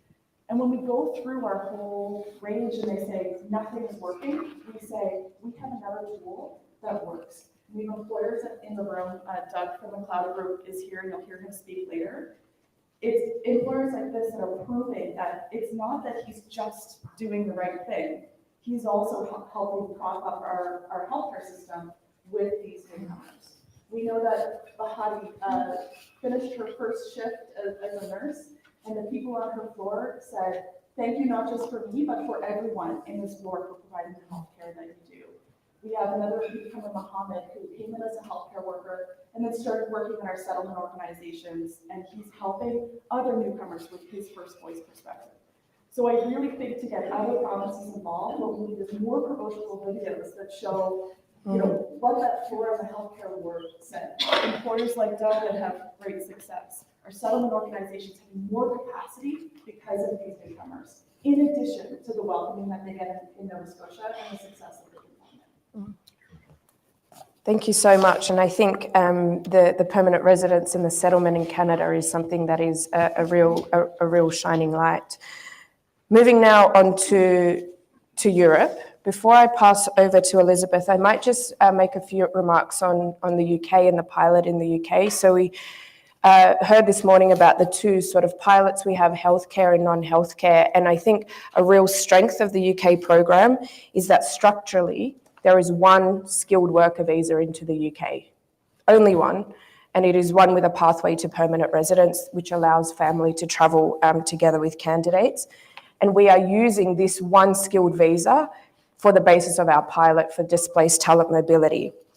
What the strength of this program is, however, apart from using what already exists, is that we have negotiated with the Home Office a dedicated desk, which means that as and when issues arise, in terms of things like flexibility on documents or travel documents and so on, we have a dedicated desk and someone who's willing to troubleshoot with us. But what is quite astounding in the UK is the time it takes to get a skilled worker visa. From the moment of completing biometrics, visas are issued within 5 days. This is a real asset to employers, and I think we have had situations where employers have hired in other countries, but they have moved to the UK simply because they could get on the ground and start working for that organisation very quickly. It's stressful for Team TBB, for people to move on day 7 after a visa is lodged. Shout out to UK team and the source team for helping mobilise that. But the speed is something that really allows us to be employer-led. And in terms of employer-led, the qualification assessment is really trusted and put down to the employer. Again, that's a structure and a feature of the UK system. It's not a special dispensation for displaced talent. So we work within sort of an organism that was quite accessible in the first place. We're now looking at how to enhance that. So UK is part of the DT4E program funded by the European Union. We are very excited about the expansion of that and have started to really work on pilots and have secured them from the beginning of this year. And to talk more about the strengths of those programs, particularly Belgium, I pass over to our wonderful partner at IOM, Elizabeth. Thank you, Marina. That was a great introduction, by the way, because indeed, DT4E is implemented in 4 countries, in Belgium, Portugal, Ireland, and the UK, and we actually really benefit from this experience from the UK, and we build further on what has been done so far by TBB in partnership with IOM and Fragomen. So yeah, it's been a real inspiration, and we're trying to actually replicate the same thing in these pilot countries. It's really a pilot, which means that we're opening this topic. We're explaining this topic to the governments, but also to the private sector and to all of the stakeholders involved. And we see there's so much interest, there's so much potential for growth, for scaling it up. So yes, it's been absolutely an inspiration for the moment. The project has been going on for a year, so it's really we're still in the beginning. A few strengths I think that I wanted to share is definitely this whole of society approach. It's one of the pillars of I think, of displaced talent mobility, and of complementary pathways. But everyone is involved and everyone plays a role to enable it to function, be it on the funding side or really on the operational side, on the administrative side, the legal side. So everyone has a key role to play. Of course, the governments, they are the ones that enable it. The employers that are on board with us, that are ready to pioneer, because there's still a few obstacles, and we'll talk about it later, but the employers play this leading role in this DT4E project. The sector federation, public employment agency, diaspora organizations that will play a key role in reception and the communities of reception and integration services. So I think one of the strengths definitely is to be able to create this platform of partners and to learn from each other. Like Marina explained, I think what the NHS is doing, amongst others in the UK, have been really inspirational in terms of skills assessment, getting people into the job rapidly, having a fast track for the visa, this kind of thing. So that has been really an inspiration, and what we hope to do is to implement this in practice, learn as we go, find solutions, alternatives, and getting things done, and bridging also what was mentioned earlier, labor mobility actors with also the humanitarian actors. So I think that would be in a nutshell what I have to say. Great, thank you. I think, yes, creating that community of practice of really unlikely partners and not knowing what they are until you start working in a particular context. So a challenge of the UK is not having really robust resettlement providers like there is in Canada or Australia. And so how do you that's a pillar you need to sort of build up, but who does it and how do you sort of leverage that? I'm going to pause here to have a shout out to our colleagues from the Department of Health and Social Care and NHS from England, and our partners at NHS Professionals. We'll talk more about healthcare in a separate session, but again, that was a community of practice that really built up and started pioneering cohort models. And also a huge shout out to Fragomen, who we don't know what we don't know. And when we started opening these programs, it was really understanding, again, as we hear, we're using programs that already exist and looking at how to enhance them to make them equitable and accessible to people with a displacement background. And the experts on that are Fragomen. So they give us a starting point for us to then understand what we need to advocate for and where changes need to be made. But before we move on to the US, I'd like to bring in Naeem. So Naeem has done a lot of work with candidates on the ground, with alumni as people are moving through. And I'd just love your perspective on what you think makes a strong displaced talent mobility program. What are the features that are really sort of compelling to people before they make a decision to move on the pathway? Of course, thanks, Marina. Thank you all for being here. It's a pleasure. The strength of those programs is first and foremost is that they exist, because as you know, years ago, this was not even an option. And even up until recently, we did this study with the Durable Solutions Platform. Almost over 80% of the refugee population that we surveyed don't even know that these programs exist. We're trying to bridge this. We're trying to do outreach and work with partners to introduce refugees and working professionals to these programs. But at the same time, we as professionals, we understand what a durable solution is. We understand the strengths, the technicalities of these programs. But for the refugees and the displaced individuals that we're working with, for them, it is a way out. So obviously, having a permanent resident status is a selling point, but then we have to balance it with the processing times that are sometimes, we've heard it, that candidates would turn down a certain offer in favor of one that could get them out of their situation faster. Because as we know, there are universal challenges that refugees everywhere face, but those challenges vary based on location and make some parts, some programs have certain strengths that are more pronounced in certain regions. For example, refugees in Lebanon are in a situation that is very stressful because of the situation that is uncertain and because of the challenges of the country, versus in other places where the status quo is more or less settled. Of course, we're trying to change that, but at the same time, for someone in Lebanon, a priority is more often than not the fastest way out possible, because staying there is no longer an option. And because processing times always pose a threat to the usually illegal employment contracts that they have in those countries. So what I'm here to do today is give you the perspective of our candidates from Lebanon and other parts of the world as we expand. And that's it for me. Amazing. Thank you so much, Naeem. And your experience is really invaluable. And I think Naeem had a comms role at Talent Beyond Boundaries, so really communicated on behalf of the candidates and to the candidates, which is a really powerful tool. Now, we spoke about that as a sort of a win, a success, and a strength and a challenge. And I will turn to the US now to say that the strength of the US program is around the potential, the size, the gravitas in the global community, and so many other things. So I will throw to you, Bruce, to give us the strengths and challenges. Yeah, so I am also a former US government employee. I'll make a little bit less of a sales pitch for the US, but you are absolutely right. You are right, Marina. Elizabeth is right. And with respect to the US, I would say it is about potential. It is about the size and scope of that economy and the needs in that economy and what refugee labor mobility offers. But I can give you 4 quick points, good points. The Biden administration does support complementary pathways and has signed on to the LA Declaration, which notes labor mobility is a strategy to promote safe and legal pathways.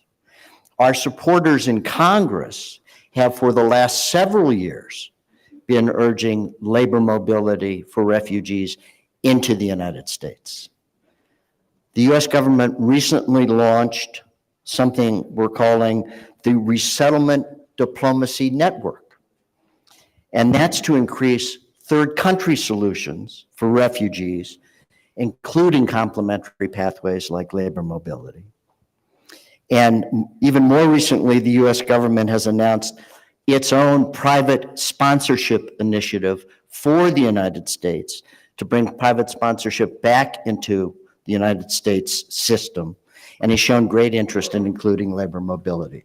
So the potential is being scratched. And so if we move from those strengths, then Bruce, to some of the challenges. Yeah, the bottleneck. The bottleneck to scaling refugee labor mobility is government-approved, accessible pathways. And as the Davids alluded this morning, economic visa systems were not created with refugee circumstances in mind. So the solution requires systems change. And as a former government employee, I will tell you, systems change is not something most governments are very good at.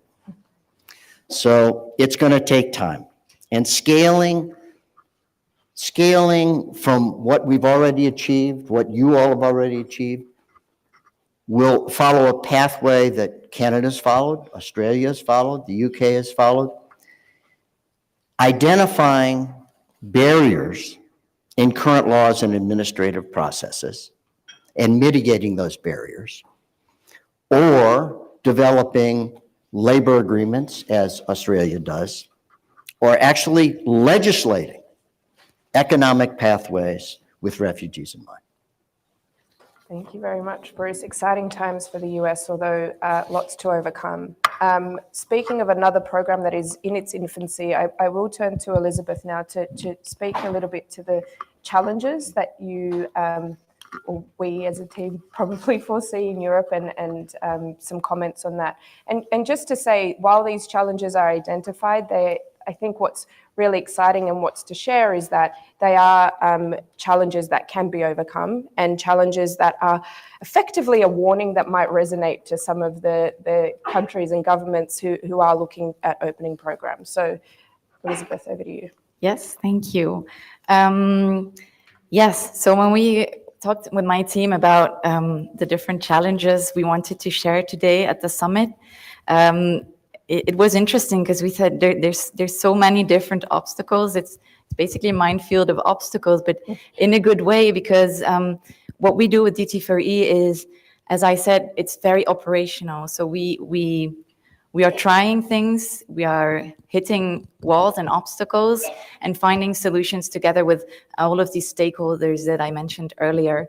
And I think there's three big ones that are also similar to the different countries. I'm not going to go too much into detail. The first big one, of course, is everything related to access to the labor market and skills recognition, diploma recognition, and especially when looking at regulated professions, especially, I mean, the needs in Europe in the health sector are huge, and it's nearly impossible for nurses to come to Belgium, for example, and start working straight away. Their diploma will just never be recognized. In addition to this, you have language skills that are important, and that language it's also can be a big barrier. And all of these can scare away employers, and this is also why, like I said, employers that are ready to pioneer and to test these things with us are really key, play an important role. Then the second obstacle is related to the visa. So in the DT4E project, we look at using the single permit, so the EU single permit, which both give access to work and to the territory, which is actually a great tool for labor mobility. But it's just a bit like you mentioned, Bruce, it's not adapted really to working with displaced talent, because you have so many documents that you would need. The administrative side can be a barrier. So there as well, and I'm not going to go into details about the solutions yet. I don't know if that will be later. But there definitely the government plays a key role in flexibility and concessions, and going around the table with TBB, with IOM, with Fragomen, and listing the different things. Where is there flexibility? Can we indeed create a dedicated desk of focal points at the different levels of ministry that can facilitate the request, for example? These are just a few points. We always say it's employers look for skills, and governments look for certificates, and it just doesn't match, right? It's very frustrating. And so the third one that I thought of is funding. So generally, I think there's when you start implementing, you have these hidden costs that actually appear. So on paper, you would have, of course, the cost of the visa, the flight, and the salary, right? And that would be it. But then once you start implementing, there's all of these hidden costs. There's housing, obviously you want to offer a solution for the family. So there's everything related to that, to the integration. At IOM, we do a lot of training of employers and private sector generally on diversity and inclusion and conscious bias, and how you can, prepare your team into accepting someone new from a different culture into sometimes a very Flemish or Brussels, working culture. And that also needs to get, you need to find funding for that. You need to support, like I said, diaspora organizations in the process. Voila, so that's, I think, a bit of those are the obstacles I think that can scare away sometimes employers, and you need to have that discussion and look at solutions. So, thanks so much. Thank you, Elizabeth. A trend that I've seen, and this is not technical, is that we've seen some names that happen in. So Bruce mentioned the Davids, and then we have the Antonys from NHS Professionals, the Amys from Fragomen, and we have the Elizabeths on this stage. So I'm going to go from Elizabeth to Elizabeth for challenges from Canada. Thank you so much. Working in this emerging space of complementary pathways is never dull. And I think that that's partly attributable to the challenges that we see on a daily basis. And they're varied and come at us from all different directions. In the Canadian context, there's three challenges that I'd like to highlight today. The first is the complexity of our economic immigration system. This has been both a blessing and a curse for the implementation of labor mobility pathways. We currently have 3 economic programs that we apply the EMPP facilitation measures onto, and these are our place-based or regional programs. So they enable provinces and territories and some communities across Canada to develop their own immigration streams to target their labor market needs and the needs of their jurisdictions. So 3 programs seems manageable. But what it means in practice is nearly 100 different immigration streams with different criteria, different requirements, different everything, really, that need to be communicated to employers and candidates alike. This provides a significant degree of flexibility in finding viable immigration pathways, but it definitely increases the complexity of our labor mobility programs, and in some cases may deter people from using the pilots. Secondly, Canada is in the enviable position where EMPP and complementary pathways are a clear government priority, and there is a lot of attention being placed on our pilot. Our minister has an exceptionally high level of ambition for what we could achieve in Canada, and this has led to the challenge of trying to scale up really quickly, which is great, don't get me wrong, but has led to some challenges. While Canadian employers are beginning to see the benefit of hiring EMPP candidates, many are not familiar with economic immigration programs or international recruitment, and so they want to tread a little bit slowly when starting to hire displaced talent directly from abroad. New programs almost always have slow starts, but working with so many different partners, many of whom are establishing their own new procedure, challenge to scale up really quickly. So all of that has led to some delays, but nothing that isn't able to be overcome. Finally, the EMPP has challenged us in an existential kind of way. By operating through public policy outside of our regulatory framework, we've had the opportunity to wrestle with some really big questions. What does it mean to be a person in need of protection? How much flexibility can we place on our existing programs and have them still be economic? In our managed migration system, where we have limits on the number of economic immigrants that can be admitted to Canada each year, should displaced talent take priority over other skilled potential immigrants? All of these are really difficult, challenging questions on their own, and we working in this sphere of complementary pathways get to tackle all of them, often at the same time. But like I said, none of these challenges is insurmountable, and it really does provide the opportunity for innovation and adjustments to our program. And what they also do is allow government to really lean in the place where I think government plays the best role.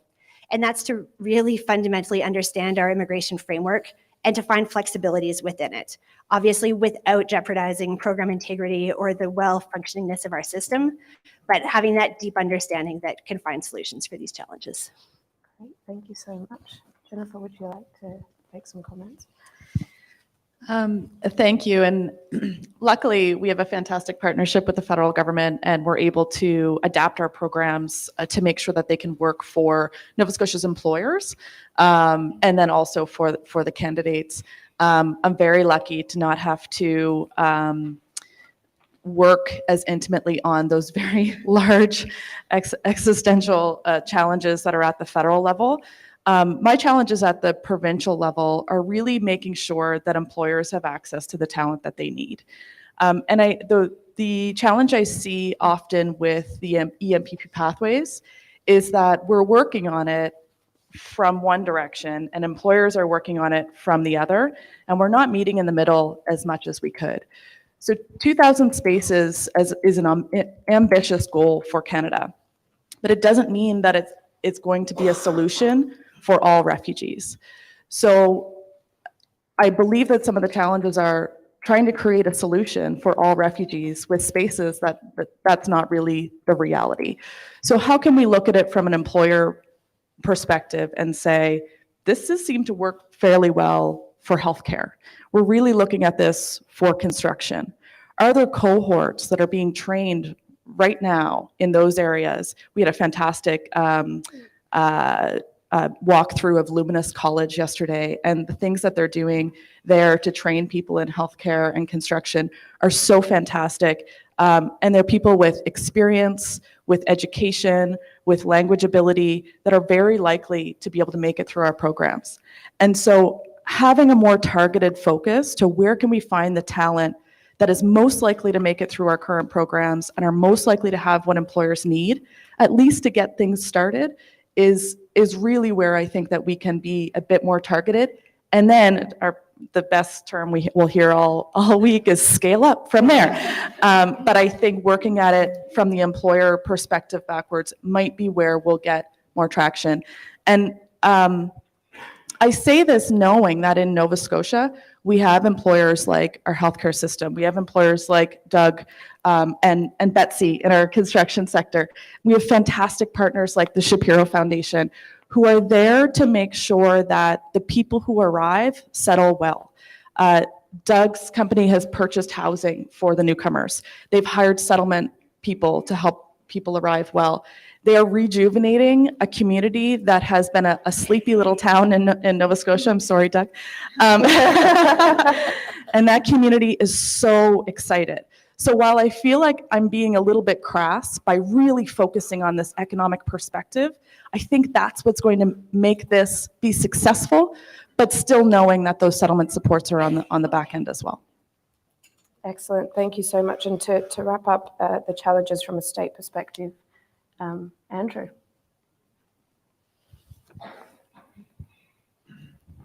Thanks, Marina. And at the outset, please don't underestimate how difficult this is. You're asking me to critique the program that I'm on a global stage promoting. The transparency is real, yeah. So, you know, that's a challenge in and of itself. And what I could do is I could just say what Elizabeth said. Because Canada and Australia, we just copy each other, mainly in the migration space. It's just a question of who's leading, and she led on this occasion. So I could just say what she said.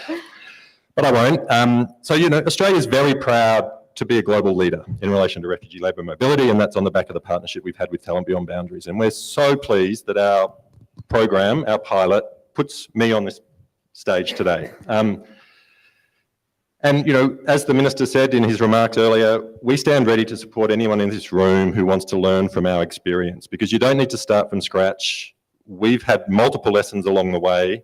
We are still learning, as the weekend's experiences when Ali was unable to have his Australian issued travel document recognised by the Jordanian authorities. We're still learning. So if you're behind us in this journey, you don't need to start from scratch. We're very happy to support you learn from our experiences. But, you know, it's a 200-person or 200 visa program that puts me on this stage today. So it's with a degree of humility. That's a small number.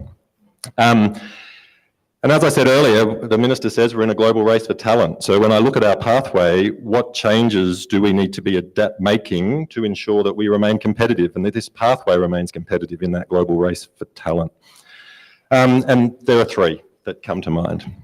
And Naeem referenced this earlier, as did Elizabeth. The first is complexity. It's a complex pathway. And Kazim, who was the last voice in the montage earlier this morning, had an opportunity to meet with him in Berlin earlier towards the end of last year. And I said to him, why did you come to Germany, which doesn't have a pathway, when Australia and Canada have these kind of marquee pathways? And he just said he chose Germany over Australia because it was simpler to go to Germany, right? So that's a telling message from an alumnus to relay to us. The thing, to put it into context though, the Australian pathway is a variation of our extant skilled migration pathway, and that's one of its strengths. It fitted neatly within our migration framework. But our migration framework is fiendishly complex, again, to borrow the phrase of the Minister for Home Affairs. I think another minister might have referred to it as Frankenstein's monster. And so a review of our broader migration system is underway. The Minister for Home Affairs gave a speech last week where she set out the 8 sort of headline reforms that she's wanting to deliver to it. So we recognise that complexity is a challenge not only of this program but our broader migration system, and it's something the government is seized of. The second obstacle, is the cost. The pathway imposes costs in terms of sponsoring and providing post-arrival settlement support, and that's going to limit the attractiveness of it, I think, to employers. There are other cost savings that the concessions provide that are designed to make it more appealing to employers. But we recognise there is a cost imposed with using the pathway. We need to look at that, and we stand ready to do so. The third challenge is I just query how widely known our pathway is. We've got 47 TBB endorsed businesses engaged with the pilot at the moment, which is an impressive number for a pilot that's 2 years old, but in the landscape of the number of Australian businesses there are, it's a small number. So I think the other thing to reference is that there's a massive political debate underway in Australia at the moment, and there's a lot of voices calling for increased skilled migrants from the business community in every sector. But in that cacophony of voices, I do not hear anyone saying that those skilled migrants should include skilled refugee migrants. And so I call on all the Australians in the audience to add that line to the voices calling for reform of our system or increased migration to Australia. So we need to spread the word, and it's not just a government responsibility, it's everyone in this room, every actor, every sector in this room to spread the word amongst their respective sectors that these pathways exist. Flood the Australian pilot with applications so that it's fully subscribed, that will just demonstrate that there is that corporate demand for this labour, and then loudly advocate for an increase in the size of the pathway. So yeah, they're the kind of obstacles, challenges when I reflect on our program. And for those taking note, I identified 5 strengths and only 3 weaknesses. So the strengths outweigh the weaknesses. Well balanced. Bruce, over to you. Marina, if I could, with respect to the United States, virtually all aspects of immigration have become extremely contentious and ideological. And I thought that needed to be said. That is the big challenge in the United States. The political environment is not without its anti-immigrant opposition, and that will need to be overcome. As we begin TBB program in the United States, led by our fabulous U.S. Director, Betsy Fisher, who would be here but for a recent knee operation, we've tried to be helpful to the government with respect to Afghan evacuees coming to the United States, Ukrainians coming to the U.S., and the government's focus on the southern border and the problems we have there. And in our own efforts, we're looking for examples of success.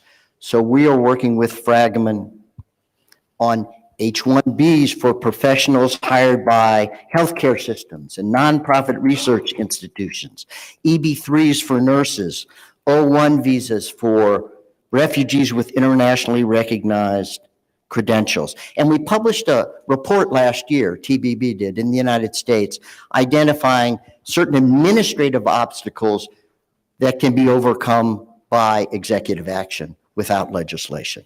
Things that would make it easier for people in displaced circumstances having to do with passports and in-person interviews. But I want to pick up on something that Andrew's been saying. I think the real hope in the United States is that the U.S. will not be able to sit out the global competition for refugee talent. And that's what will drive us to success, that and employer need. Thank you so much. And just to highlight, these challenges are really live in the US, in Europe as we expand. And I do want to acknowledge also our partners in the room from EU Password, which is another EU-funded project. We are sharing some countries in our opening, and we're working together on Ireland and Belgium, and working together on Italy as well. And these challenges are really real. And I just wanted to, for anyone that is wanting to take notes, maybe summarize some of the challenges that we have identified on the panel. So the first, and in no particular orders of complexity. So the first is skills match and qualifications and skills recognition. The second is visa, challenges and complexity of systems. The third is funding and cost. The fourth is the hybrid nature of this modelling, the meeting in the middle of skilled and humanitarian programming in managed migration systems. Don't know a number. Fifth, scale and how to increase this. And interlinked to that is recognition and awareness of this movement, of these pilots, and how they sort of can be grown and identified and shared within countries.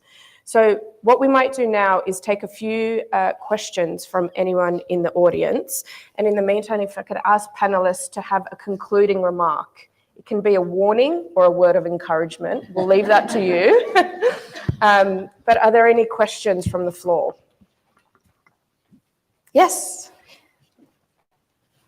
Is I there a don't mic? think I need a Yeah. microphone. Do I? Yeah. No. Hi, everyone. I'm Carmen from Australia. Yeah. I'll talk to you later, Andrew, about all the great work SSI and everyone is doing to advocate for refugee talent onshore. But this is about the role of government, and we do acknowledge we all have a role to play. Governments like to make practitioners do best practice guides all the time and put things in writing. When we talk about competition and the unique opportunity that TBB presents with a global government voice, would you consider putting your principles and models on paper to inform other governments? Because as we know, no one chooses to be a refugee, but how great if they could choose the country they settle in. Great question. Anyone would like to take that? Well, when it comes to this pathway, we're very active internationally in promoting the pathway. Through the Global Compact on Refugee kind of architecture, there's a good practice guide that UNHCR has established, and there's an entry on this pathway in that good practice guide. Similarly, under the Global Compact on Migration, the UN Network on Migration has a best practice repository, and we're in the process of lodging the Australian pathway in that best practice repository. There are other intergovernmental platforms that we're a part of where we are promoting the Australian pathway, not as a model that fits in every circumstance, but as a concept that people should consider, and then offering our support in helping them navigate it to the extent that they need our support when they've got the support of partners like TBB and Fragomen doing similar advocacy and outreach. So we are active internationally in promoting refugee labour mobility, and I think we will continue to do so. As the Minister said during his remarks, we stand ready. Governments have to lead, but also governments need to be led. And it's the other stakeholders in this room that have a role to play in leading governments. Thank you, Andrew. I mean these governments on the panel, like you've all talked about this, and there are those things out there, but you've got the TBB platform where we're taking your advice. You're doing amazing stuff. And if you put it on paper to influence other governments and, you know, push the US as mentioned down the end, like this has a lot of power because it's not captured anywhere as this collective voice. That's what I'm kind of getting at, not the generic other things. You guys, you government leaders, are you prepared to lead on paper? So I may not be understanding the question, but we are leading, right? We're leading on paper by putting in these entries into these international platforms that are open to all states to learn from our lessons. We are engaging through intergovernmental partnerships and relationships we have. There's one in Geneva that I'm a part of, which brings together 18 immigration authorities from 18 member states, and we routinely talk about refugee labour mobility. There's the M5 partnership, which is the migration agencies of Australia, Canada, US, UK, and New Zealand. And we talk about refugee labour mobility in that context with our counterparts. So we are both doing it in a quiet way and we're doing it in a public way because we are convinced of the merits of refugee labour mobility pathways, and we think all governments should embrace them. And I'm not going to let you steal my closing pitch. Okay.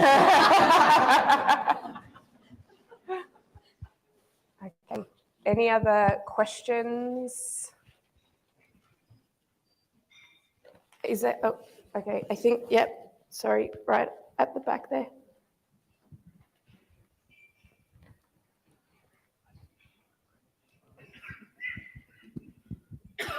Sorry, I'm not able to project that well, so I need a microphone.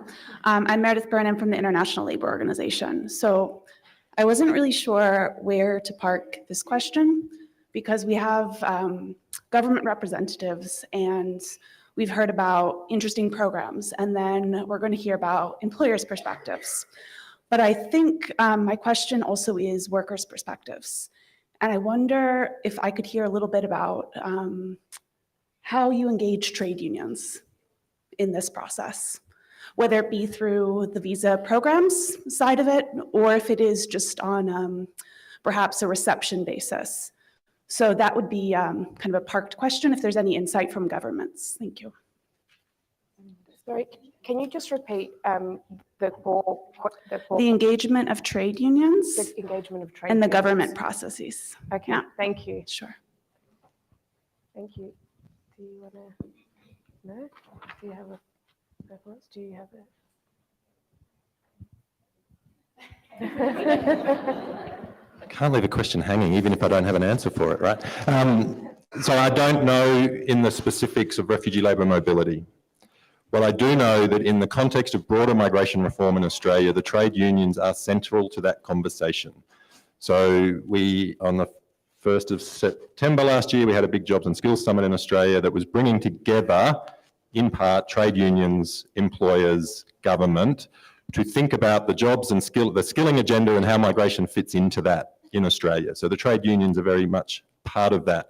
And I think there's a recognition that you cannot successfully and sustainably advance a migration agenda, at least in the Australian context, without the trade unions being on board, because they're a significant actor and a significant voice in the discourse, and they play a very vital role, especially in that worker protection space. So you're right to identify them as a critical actor. We are engaging with them in the broader migration reform conversation in Australia. I'm just not aware if we're doing it in a specific refugee labour mobility context. This is actually a great question that we can pose using the Hoover app. So there are, for anyone who has any comments or thoughts on that or would like to discuss it further, please use the app to generate and further that conversation. I think there was a question around here. Yes, Judy? Hello, I'm Judy. I'm on the Talent Beyond Boundaries board. Part of my other hats is about how Australia can tackle major transformations such as getting to net zero and the digital economy. So I'm just going to read you a quote and then I have a question, and of course the password comes on. So in order to get to net zero, the US would need to build 2 400 megawatt solar PV power stations, each roughly the land area of 130 Tokyo Olympic stadiums, every week for the next 30 years. This is a report from Princeton, which was fed into what has now become the famously named or infamously named Inflation Reduction Act in the US, which is the single biggest investment in the US infrastructure development ever.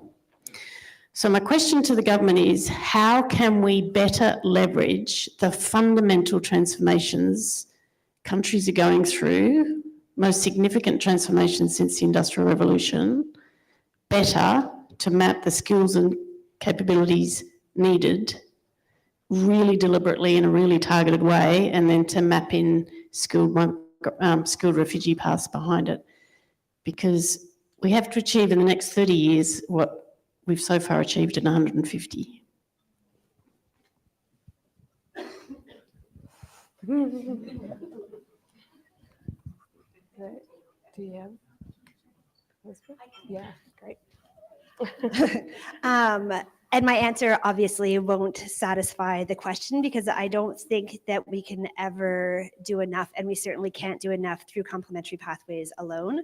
But what we're doing in Canada is working really closely with sector associations and finding out what their labour market needs are going to be, both now and the future, and looking to leverage refugee talent to fill those needs, to help with the critically important work in areas like clean energy. Okay. Yes, question here.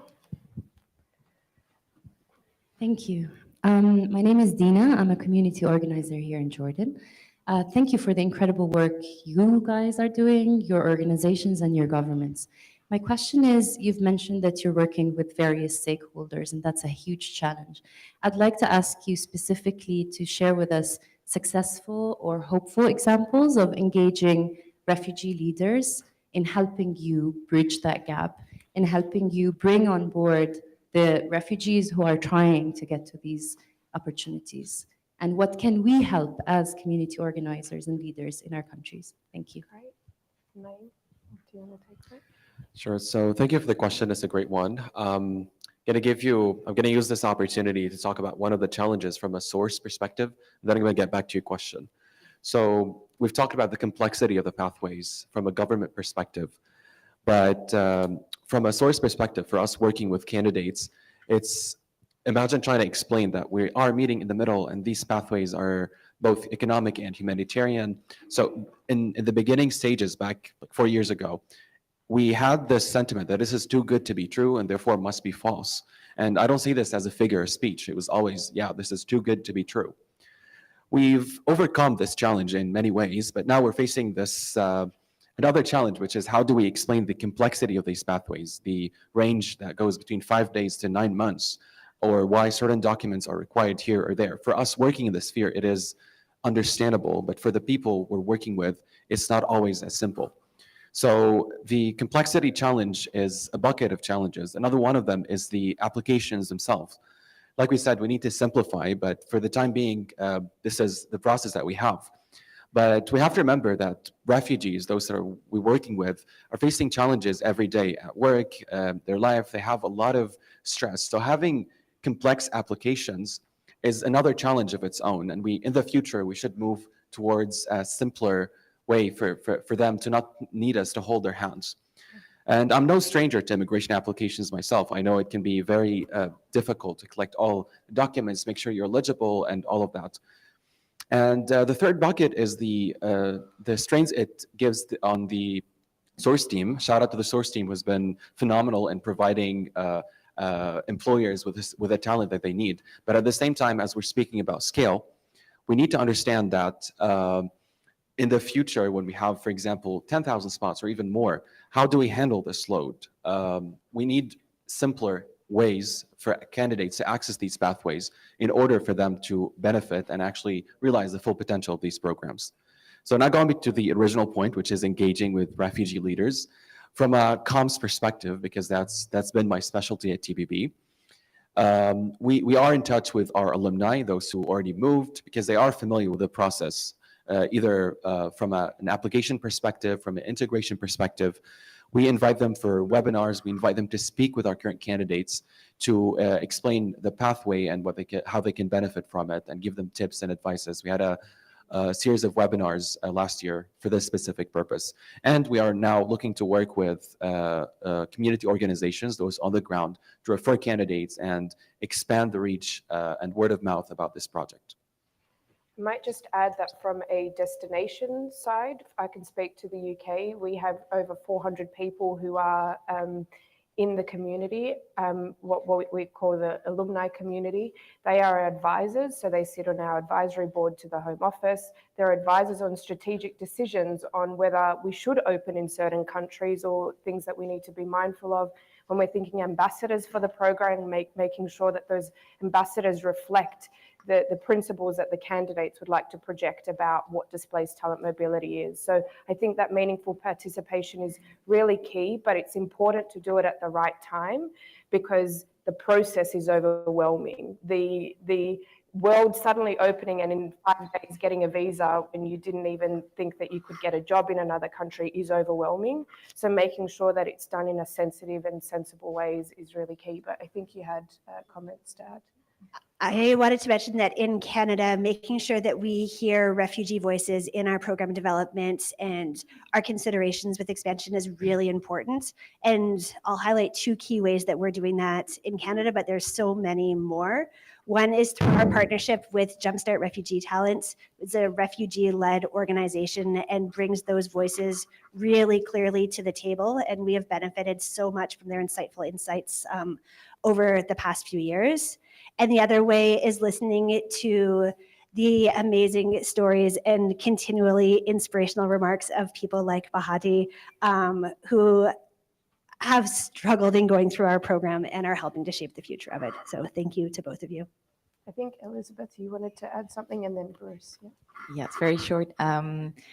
Excellent question, and it made me think indeed of a few things that I see in the practice of DT4E when we talk to the governments or to employers.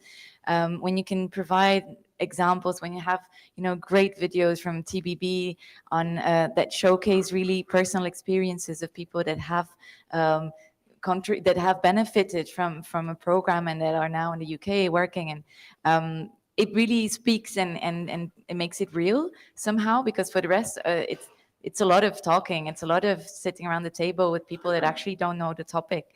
So I think this makes it real.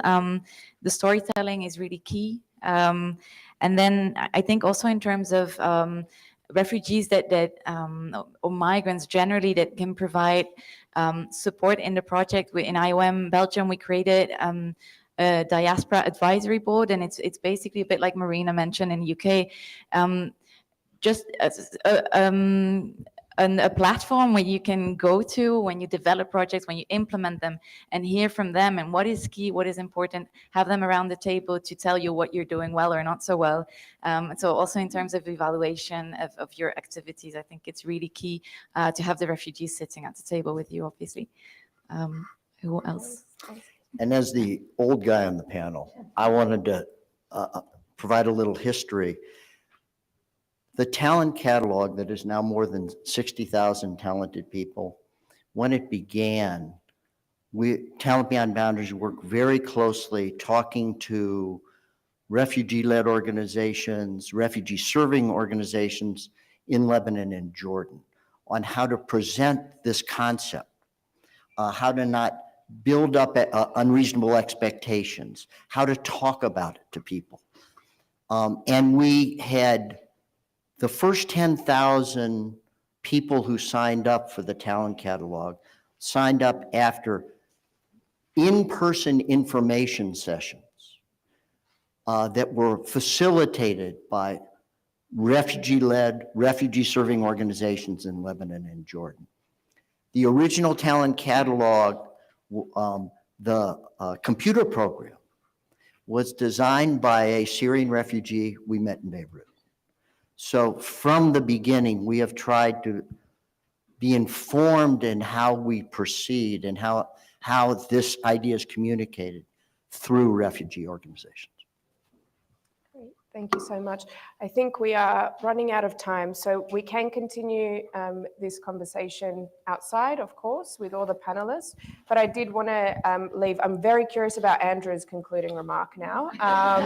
But we might start with that. Your final words, Andrew.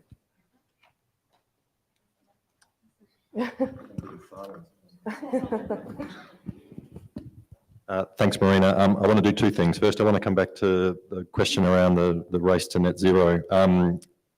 I'd already answered two questions. I wanted to give others a go, right? But I didn't want to leave it hanging, right? So in an Australian context, and I'm just referring back to a speech that the Minister for Home Affairs gave last week, where she totally recognises that Australia is the country in the world most at risk of a warming climate, but it is also the country with the biggest opportunity to transition to a net zero economy. We need to make sure we have the skills to do this. So she often says that Australia doesn't do anything well without the help of migration, without the help of migrants, but that migration is not the total solution to all of these problems. And the race to net zero is definitely one that she has identified is something. And then in setting out kind of the 8 big changes that are going to drive the new model for migration in Australia, she talks about the need to better coordinate and integrate the needs of the labour market training and education system in the migration system. So trying to bridge that gap that you've identified about the needs in the labour market and migration system. Then the final pitch, I mean, I think it's more a case of going back to what I said earlier. We have a 200-person pilot, and that affords me a place on this panel. So to all other governments out there, the challenge for you is to leapfrog us, to kick Australia off this panel by coming in with bigger and better, more impressive programs that Talent Beyond Boundaries and others want to promote. And for all the Australians in the audience that hopefully derive some sense of satisfaction from the fact that the Australian government and that Australia is seen as a leader in this, we need to redouble our efforts. We need to be challenged to improve, and we need to ensure that we remain a legitimate voice in this conversation. Thank you. My closing remark would be just to thank the governments on this panel and also invite them to keep including refugee voices and refugee-led organizations in the conversations, because these programs are growing, scaling, and developing. So in the future, I'd love for us to keep having the spirit of this conference, because it embodies what we're here trying to do. What we are here sharing ideas, having discussions about best practices. And for us to successfully scale and effectively scale in the future, the voices from source countries, from refugees themselves, should be present in the development of policies to avoid having any unintended consequences, because there are challenges that only partners working in source countries would understand, that only refugees themselves would understand. And these may sometimes be missed among the many lines of policies. So just keep us in the conversation, and let's have more forums like these. Thanks. From a Canada perspective, my final thoughts would be to continue to re-engage and reimagine what your programs can look like to make space for those who've been displaced, but still have the skills and experience that your countries really need. And because I can't just stop at one, I would also say there's a lot of talk of scale and numbers, and I wouldn't want any state or country to be overwhelmed by that. I think that it's really important to keep moving, that everybody needs to take action, whether that is a small action to start. And for countries like Canada with big action, it's to keep looking at your programs and not to just rest in the successes you've had to date. Thank you. If you can indulge me for one moment, I'm going to give a quick answer to that last question because it was too good. I do think that there's something in the model that we've built in Nova Scotia just before COVID. Shapiro Foundation, an employer, and a couple of others that I'm forgetting at this point, went to Kenya, and they went and visited Dadaab refugee camp and Kakuma refugee camp, and they did interviews with the support of Refuge Point. Refuge Point did the sourcing, and were fantastic partners in that event, resulting in many job offers. And when that happened and people started arriving in Nova Scotia like Bahati, they said, how can we get more Bahatis? So we went back again, and this time with the Government of Canada. I went on behalf of the province, our Office of Healthcare Professional Recruitment. TBB was there as well, Shapiro Foundation, and we sat around tables and we said, how can we do more of this? And then there were 100 interviews of candidates that were sourced by Refuge Point, incredible candidates where 65 conditional job offers were given on the spot, and more are continuing to roll in. And that has to be a model that really is a shining light of EMPP and refugee labor mobility. And I think that, yes, there was some labor intensive parts of that, but that's what those great minds around the table are trying to sort out. But we know that it works, and we know that we can do more of it.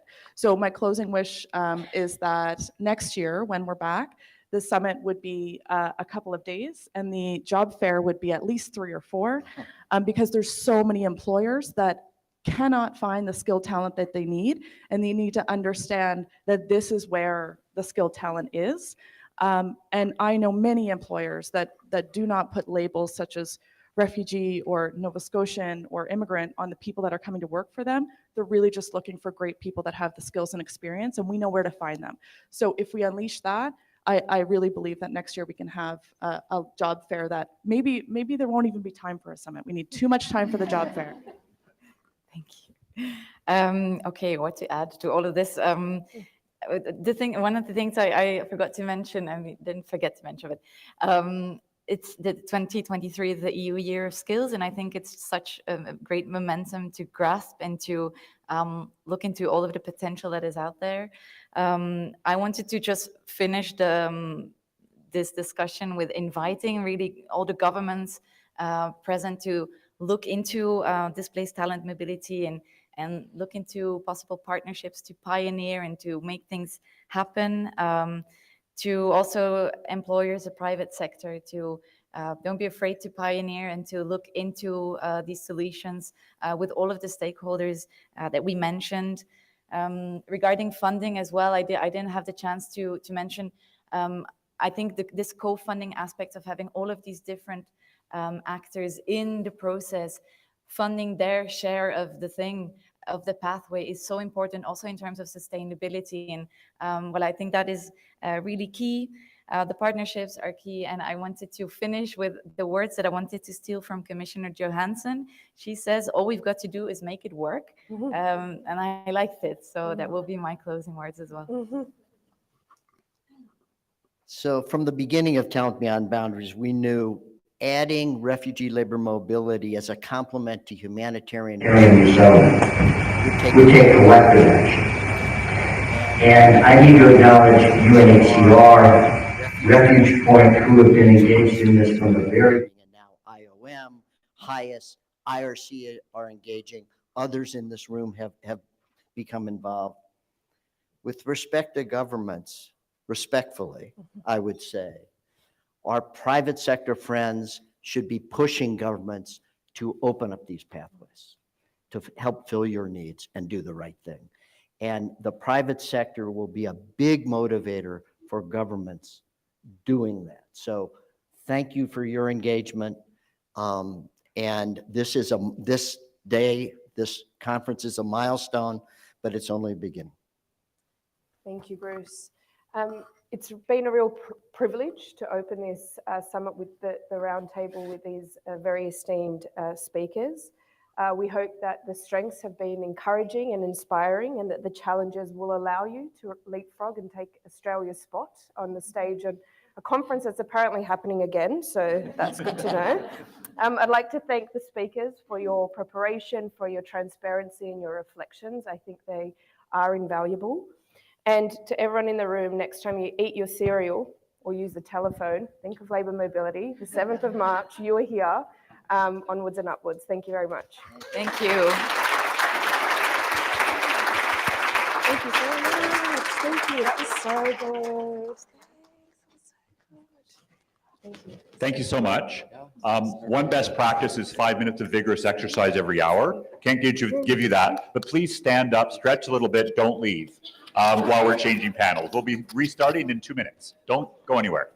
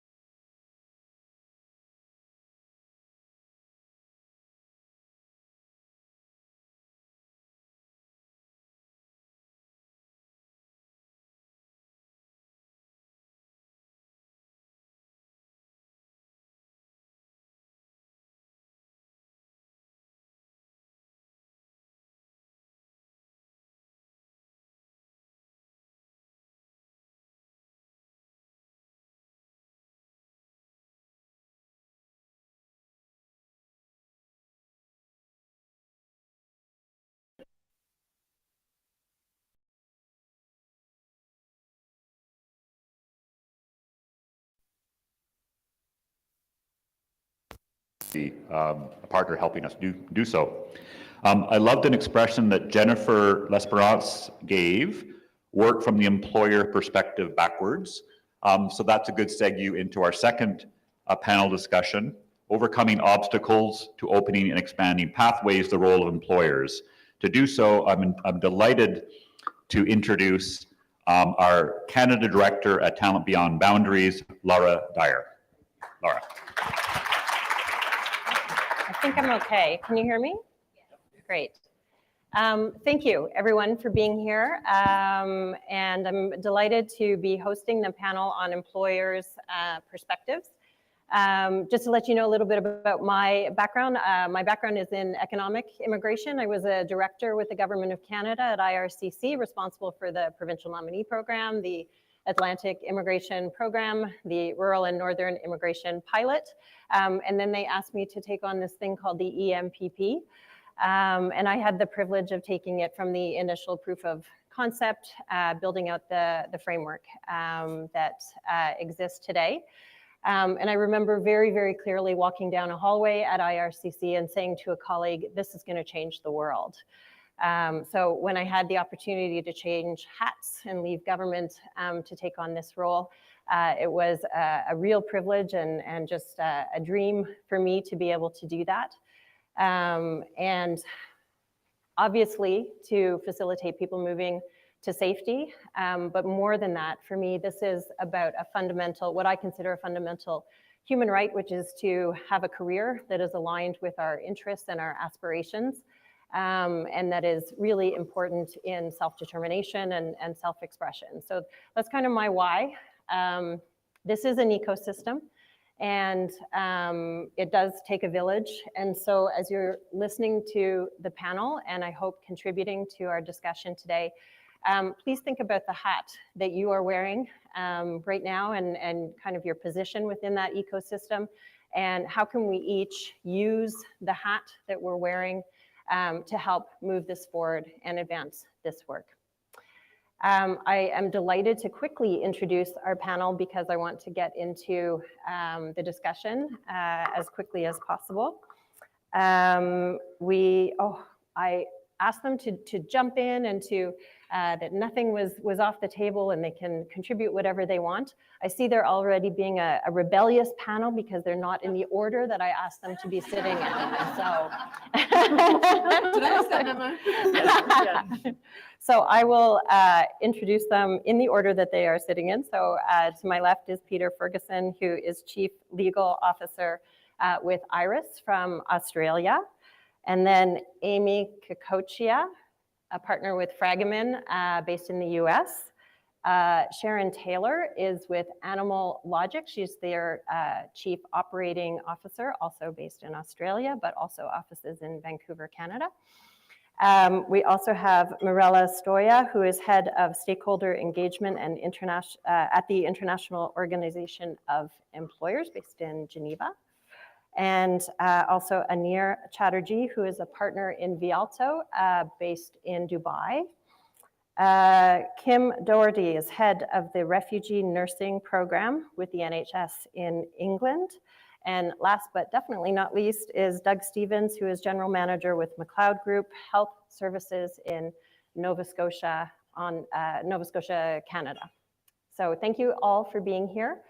Again, as part of the ecosystem, one of the things that I said with my government hat, and I continue to say, is that we don't have refugee labor mobility unless we have employers. And it's not just about any employers, it's about employer partners. And that's something that we talk about at TBB all the time, is that people, what we're looking for is organizations that have labor market needs and need workers. But more important than that is that they understand the mission and what we're trying to do together. And you have on the panel here great examples of that. So I hope that you will enjoy what they have to share, but also please be ready with questions. We're going to engage with you on 4 kind of topics. And so I will introduce the first one and then invite the panelists to contribute from their perspectives. So to date, we have seen employers interested in refugee labor mobility mostly in 2 buckets. The first would be employers that have chronic labor shortages, such as in healthcare and skilled trades and other areas. And then the second bucket would be employers that have some kind of a diversity, equity, and inclusion program, also called CSR, also called other things. And so my question to the panel is how can we increase the uptake by employers in those two buckets, but also to move refugee labor mobility into the mainstream of their HR strategy as well? Who would like to begin? Shall I go first? Yeah, okay. Thank you. I've got the mic. So I wanted to just make 2 points really about aligning the workforce shortages and international recruitment, which the NHS began a significant campaign in 2020 following the government's commitment to increase the number of nurses in the NHS by 50,000. And so international recruitment was a major stream for that, one of three. And I think we've brought in over 20,000 nurses so far. And international recruitment isn't always seen as the most ethical approach in terms of the whole brain drain problem. So therefore, using refugee and displaced talent pipeways was a brilliant way of trying to put ethical issues at the heart of international recruitment. And so we think we've done that really well, both looking at existing nurses in the UK who arrived under their own steam through asylum or humanitarian claims, but also through the Displaced Talent programme with Talent Beyond Boundaries. And what we've tried to do is mainstream that. And whilst we've done it on a pilot basis, we've been working really, really hard to scale that up. We're now at the stage we've brought in over 100 nurses from TBB, nurses working living in Syria and Jordan and Lebanon, the Palestinians. And we're now working with NHS professionals who are a key employment agency within the NHS, working with international recruits across the globe to really scale this up and make sure that we've got the situation in place. So there is funding, and what we've been able to do is provide the equitable funding for refugees and displaced talent, as well as the normal international recruits. So it's been the same labour pathway. And as Marina talked earlier today, there's a single visa process, which has made it very streamlined, which means that they've been able to arrive. I'm warbling, so I'll shut up and thank you. And dog. Sharon? I think sorry. Just to speak of Animal Logic's experience, we started Straight Humanitarian as one of the founding supporters of the X-Files program in Australia for Afghani women. Coming out of that, I soon realised, okay, this isn't just humanitarian, and I think you need to shift the narrative away from it being humanitarian and refugee and about skills, talent, and people. Our organisation is built on the philosophy of great work with great people, and we've known for a very long time through international recruitment is the way to build those great people. The challenge that we've had is it isn't the solve for the skills shortages we have today. And I think I'm an employer, I'm in business, I need immediate gratification. That is how we operate. And so as we start to look to how we implement this in our overall recruitment strategies, it is about the long range forecasting of talent. And you're sort of betting on the fact that you will continue to have labour shortages for a year into the future. Isn't quite comfortable knowing that that's in the future, but I think it will always be there. And I think our role as employers in helping other employers build those business cases for implementation into their HR strategies, into recruiting, and we talk about governments learning from each other. Employers, we play a role in supporting each other, knowing that here's the frameworks that we've built, here's what's worked, here's what hasn't. At the end of the day, just do it. There's so many people invested in the success of these programs to let one misstep let the whole thing fail. Great, thank you. Anir? Sharon, I think I was going to make exactly the same point about the shortage lists. I think, being an immigration practitioner for the last 15 years, I've noticed that the shortage occupation lists of governments just doesn't move quickly enough. And to your point, if you need someone immediately, it's just not possible given the shortage list that we have at the moment by various governments. I think the difficulty with CSR programs as well in this current climate is that we might not get loads of companies sign up to a massive scale project to kind of recruit people in that way. So we need to look at alternatives. Great, thank you. Peter?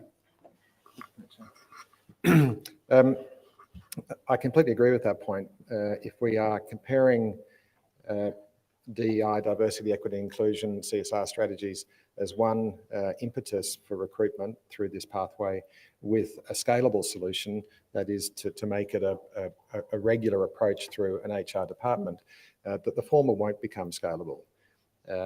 So we have to look at making it an accepted path for recruitment in an industrial sense. To do that, we need data. And I think this is, for me, the two principal barriers are awareness and then the financial cost, or understanding the financial cost. So if I speak to that in particular, we are in effect bridging impact analysis, which is a concept you take from the not-for-profit sector, with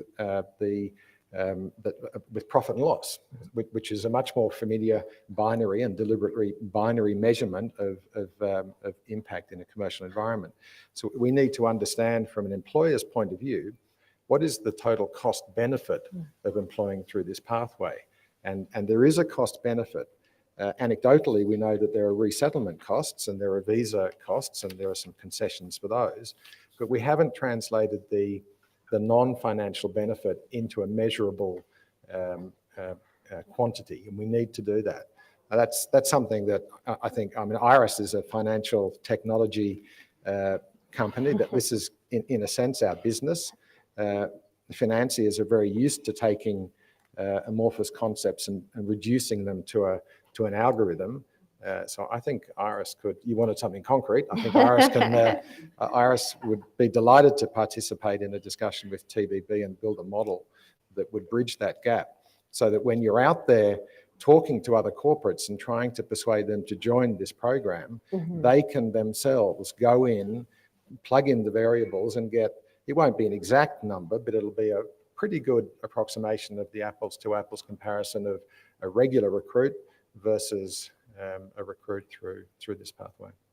Wonderful, thank you. We'll speak more on costs shortly. Doug? For McLeod Group Health Services, I think it's the message we would want to say to other employers. I think we need to change or reframe the question in regards to change our processes to more tweaking the process. It's not a fundamental change of international recruitment for us. It was more of a tweaking some of our processes. And I think that someone on the formal panel said change is not well received at times. And if we approach it as it's going to be a major change or a major disruption to your organization to come up with new ways or systems to do this type of recruitment, it's going to be a challenge. So I think reframing the question into tweaking your current systems would be better advised. Great, thank you. Excellent point. Amy, did you want to?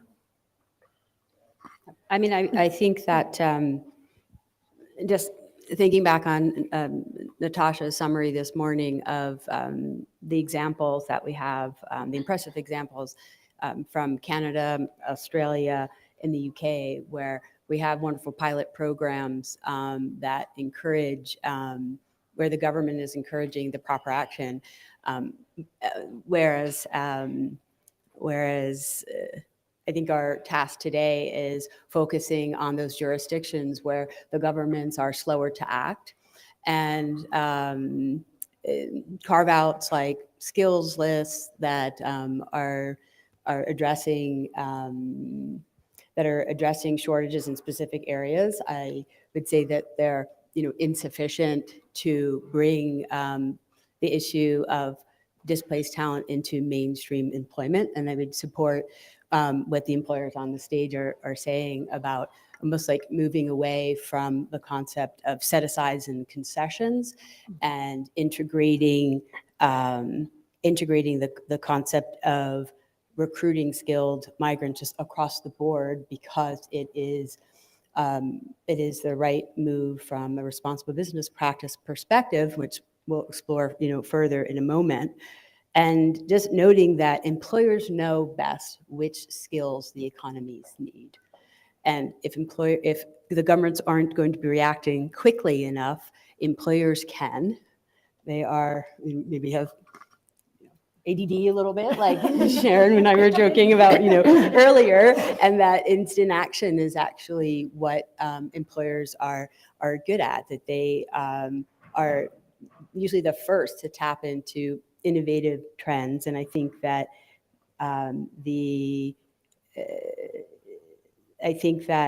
we'll talk a little bit more about some of the innovative pathways that employers should be pursuing when there just isn't, when there isn't a great program, great pilot program that we heard about, or there isn't a skills list, that using some of the traditional pathways in a more creative way allows for more instant action. And I think we should talk a little bit more about that. So, great, thank you, Amy. So just already some themes emerging around the speed of the process, also picking up on Doug's point about tweaking and trying to make it as easy as possible. I know when we're speaking with employers in Canada, we do acknowledge that the immigration process is not necessarily easy.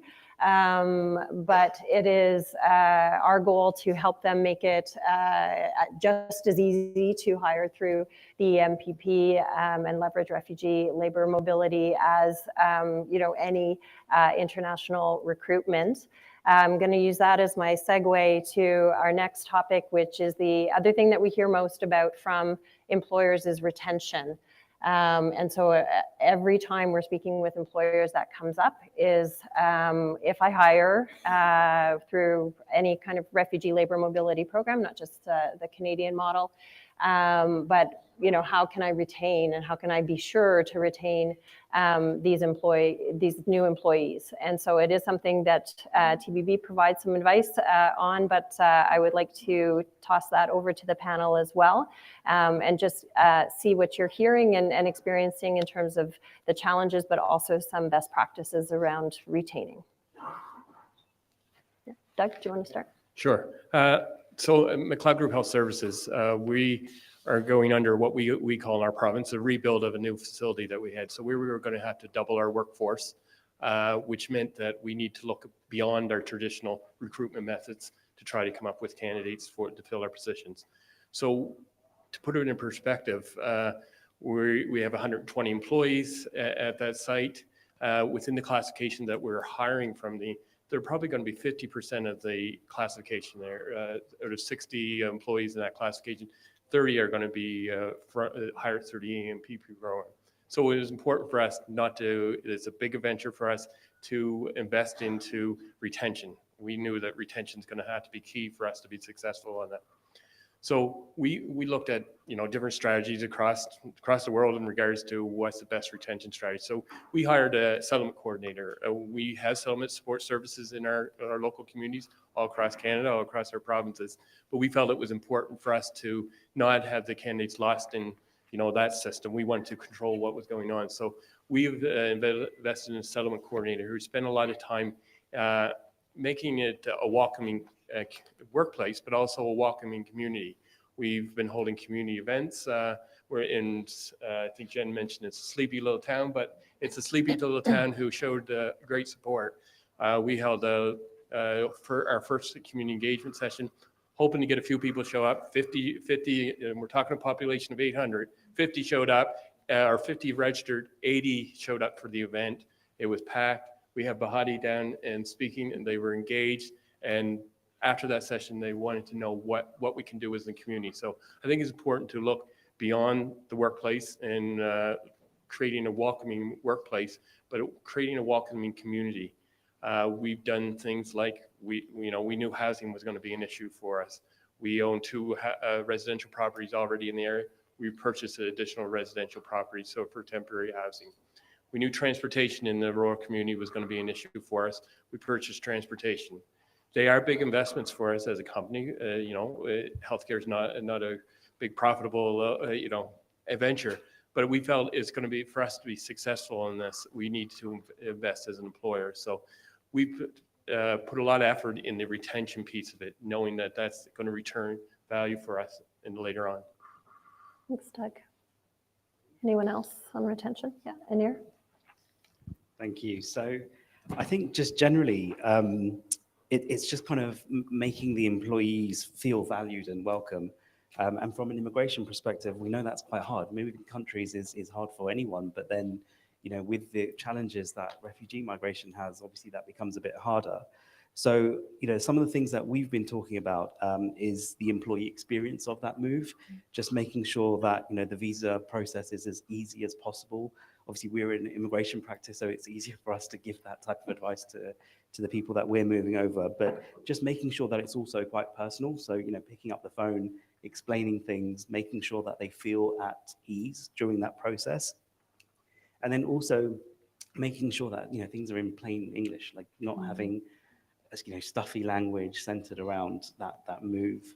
But then also making sure that information is easily accessible. So, outlining things to do with what settlement might look like, what citizenship would look like, and not necessarily, having the employee search for an email that they got 5 years ago. So just kind of keeping those communication channels very, very open throughout the person being employed. Family is also going to be at play. So, making sure that people feel ease when it comes to learning about how to maybe have visitors over, how, people might access annual leave to go back to their home country to see their family members. I think another thing that we've done on the Vialto side, when we've hired our two individuals very, very recently, what we found is that they're very, very grateful for the offer, and they keep saying things like, "We won't let you down." But I think it needs to be a two-way street. So as much as that's very sweet of them to say that we don't want to let you down, I think, it's up to us for employers to really create an employee value proposition that actually is a bit of a two-way street, rather than them thinking that they're in debt. Great, thank you. Great points. Just some additional add-ons would be setting up a buddy system of peers to help individuals to acclimate, as well as a mentoring system, informal and formal, so that there's an ability to connect on at the peer level, as well as and sort of more of a supervisory role as well. So great, thank you. Yeah. Hi. So for the NHS programme has focused very heavily on the pastoral care journey for the nurses. And this has been at two levels. One for the NHS generally, for the international recruitment programme, with the establishment of a pastoral care award for employers to make sure that we're bringing everyone up to a best practice level, and we can share and celebrate success. But also a specific level for our Displaced Talent cohorts, and we set up a programme called Neighbours for Newcomers, which was led by TBB and a community sponsorship organisation called Reset. And that was a 6-month package of support using volunteers from the communities where the employers were based. And that was an end-to-end process for the nurses, supporting them from the day that they arrived, meeting them at their accommodation, providing 3 months funded accommodation for them, showing them around the local area.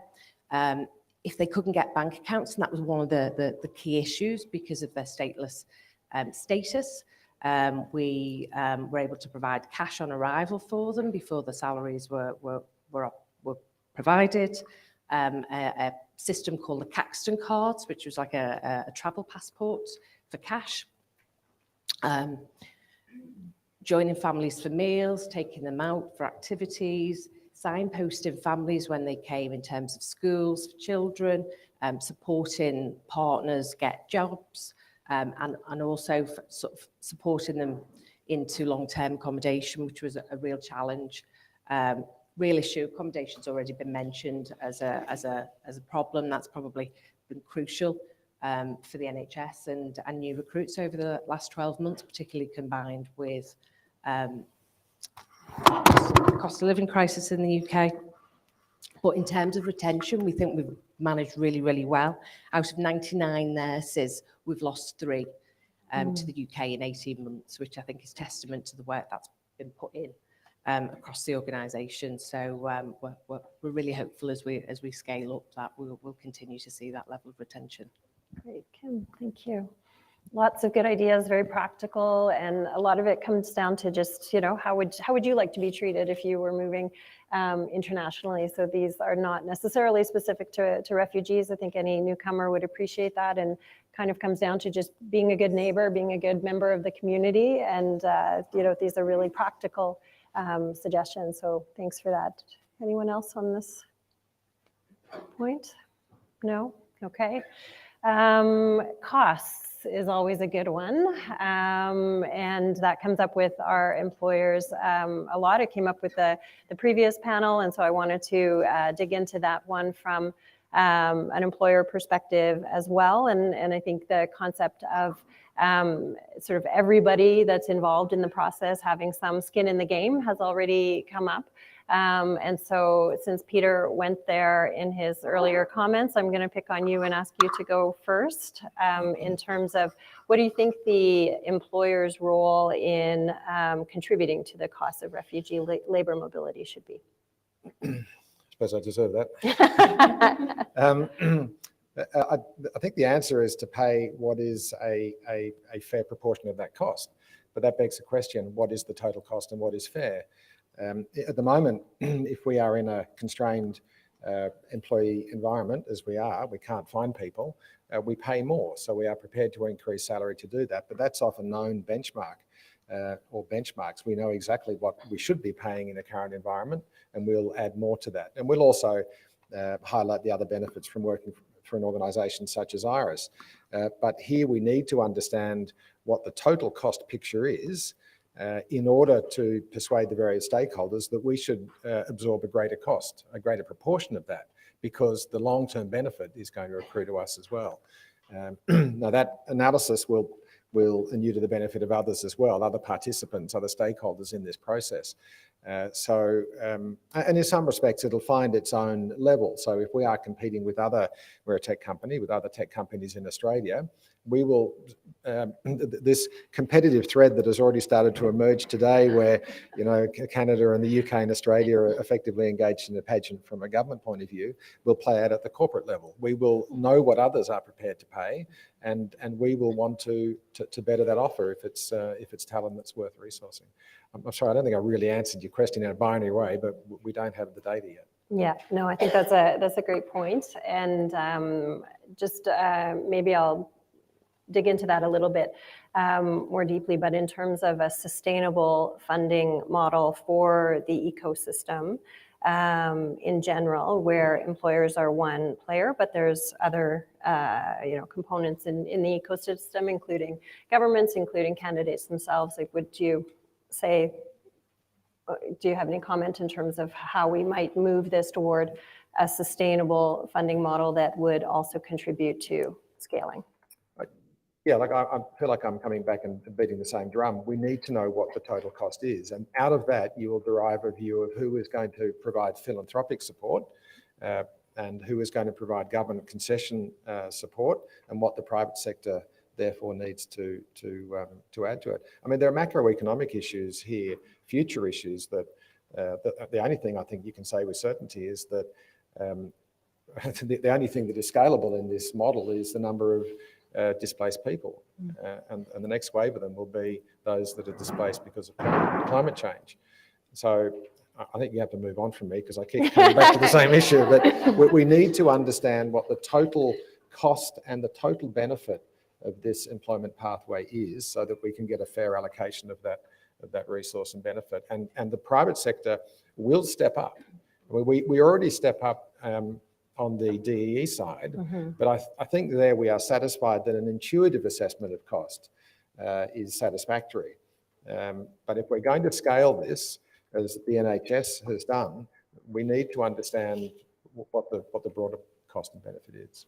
Wonderful. The fact they use the word macroeconomic is music to my that's- ears, so that's great. But maybe just to comment on that is I also think we need better data in terms of the contribution of refugee labor mobility to things like GDP and those sort of very broad economic markers in order to be able to support governments and all of the employers in the ecosystem, industry associations in knowing what the value is and therefore being willing to. That's not a cost that the private sector is going to help with. I understand completely that it's necessary. We are going to be answering, in effect, the question from the board. So you want to recruit 200 people through TBB. What is the cost?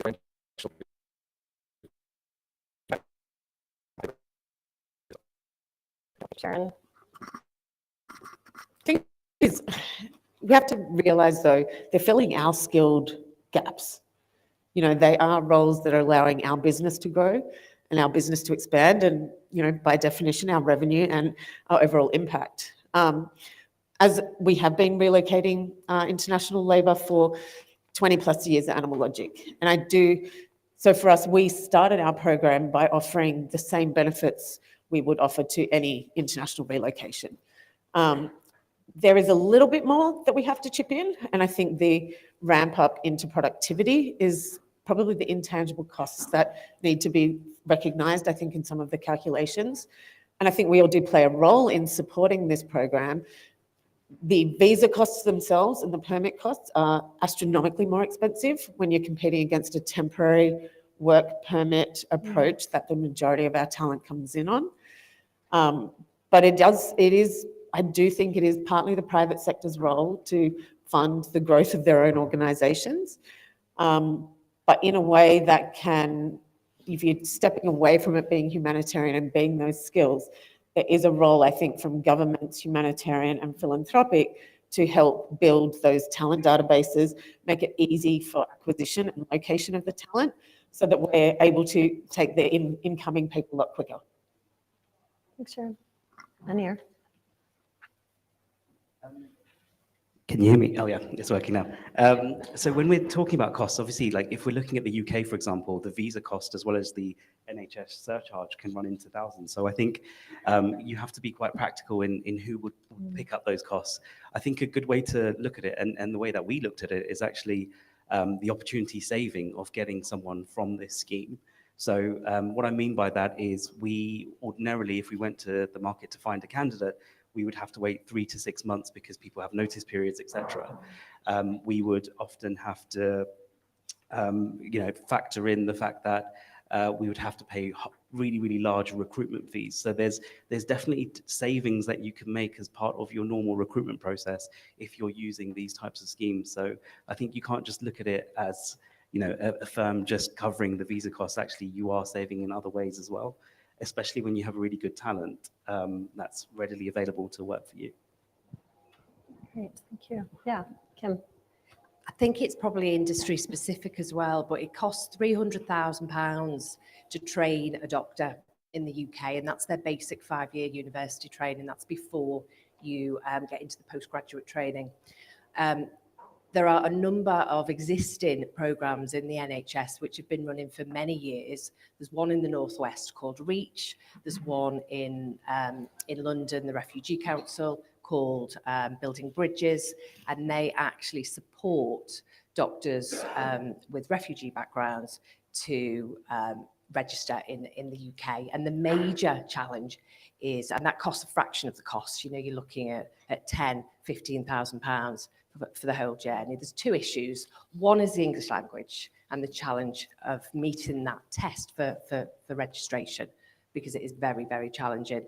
And the second is the professional regulation perspective, particularly from a GMC perspective, in terms of the different steps you need to take and the cost if you're outside of the UK to actually undertake that training programme. But it can be done, and but it is a postcode lottery at the moment, depending on where you live in the UK. So the NHS is looking to develop a standard, consistent offer for any refugee and displaced talent. So we watch this space, but hopefully it will be coming here soon. Great, Kim, thanks. And Doug.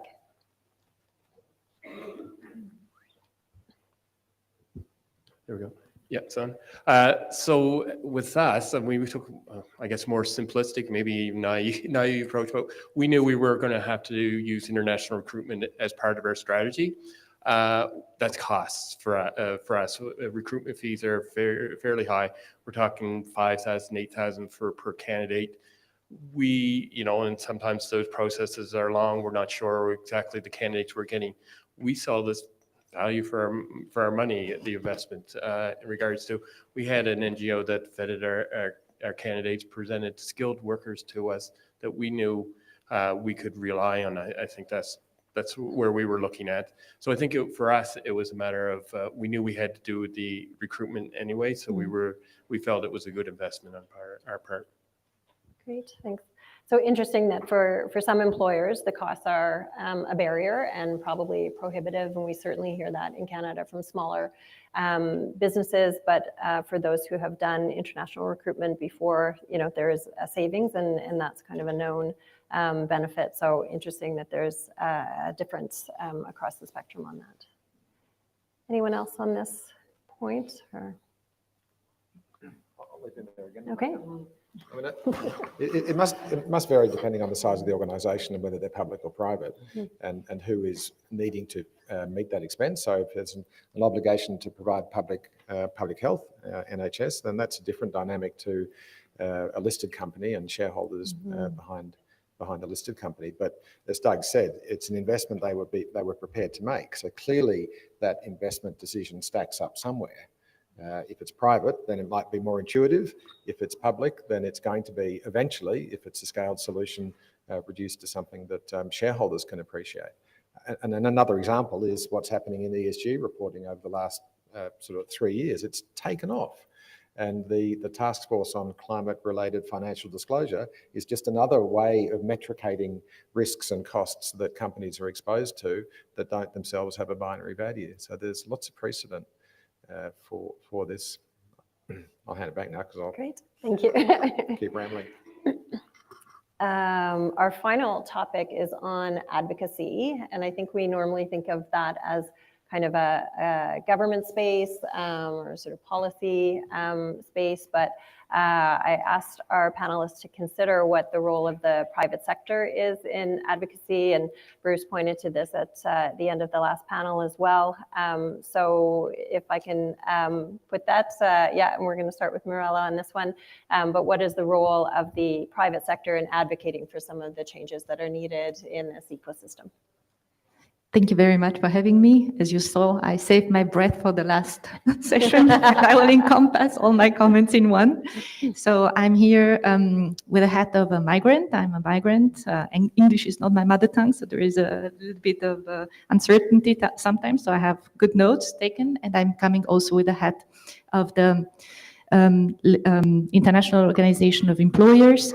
I will want to give you 2-3 minutes of background of what this organization is all about. So, and then I will get back to answering your question.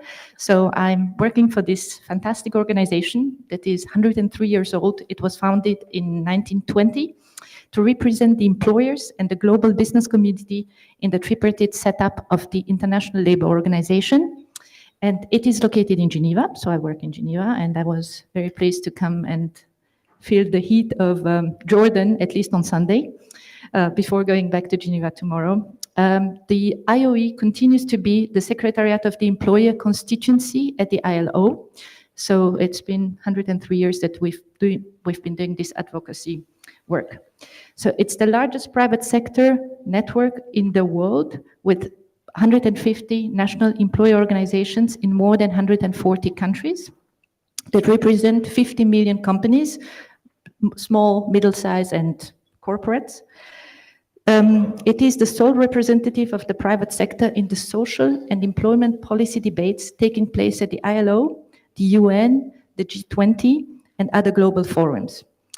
The policy advocacy is at the core of what the IOE is doing, and the current focus, to give you just a few examples, is international labor standards, human rights and responsible business conduct, employment skills and digitalization, labor migration, and this is why I'm here, climate change and just transition. So why is the labor migration topic of such great interest to the IOE? We represent employers, and employers need talents, and all employers nowadays suffer from a lack of talents, as we have heard all morning long. So we view migration as a vehicle to fulfill personal aspirations, balancing labor supply and demand, for sparking innovation, and for transferring and spreading skills. So back in 2015-2016, the IOE set up a business advisory group on migration with the purpose of policy advocacy, with one single coherent voice, and in particular on the following topics: legal pathways for labor migration, skills development and matching, positive narratives, and I think this rings a bell with the Canadians in particular, fair recruitment, and evolving nature of work, among others. So where and how do we engage in the labor migration debate? So first of all, some of you might know about the Global Forum for Migration and Development. It is a quite big forum where the private sector engages on migration talks with governments and civil society, and we are the business mechanism that represent the private sector voice in this important forum. We are also part of the advisory committee of the ILO Fair Recruitment Initiative. We also collaborate, of course, with many other international organizations, but also with the IOM on the skills mobility partnerships.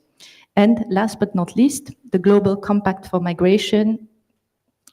It's now the Global Compact for Migration, but it could have been the Global Compact for Migration and Refugees back in the day. So we were very actively contributing in the lead up and all the negotiations, as well as the implementation of the GCM. Much of the wording of the GCM comes from inputs from our business advisory group on migration. And my last point, why are we here today? So since 2015, we have closely followed the development of TBB, thanks to Austin Fragomen, who is the chair of the executive committee of the business advisory group on migration, and to Gary Slayman, who is here with us today and who has been a great advocate for TBB, but also for the business advisory group on migration.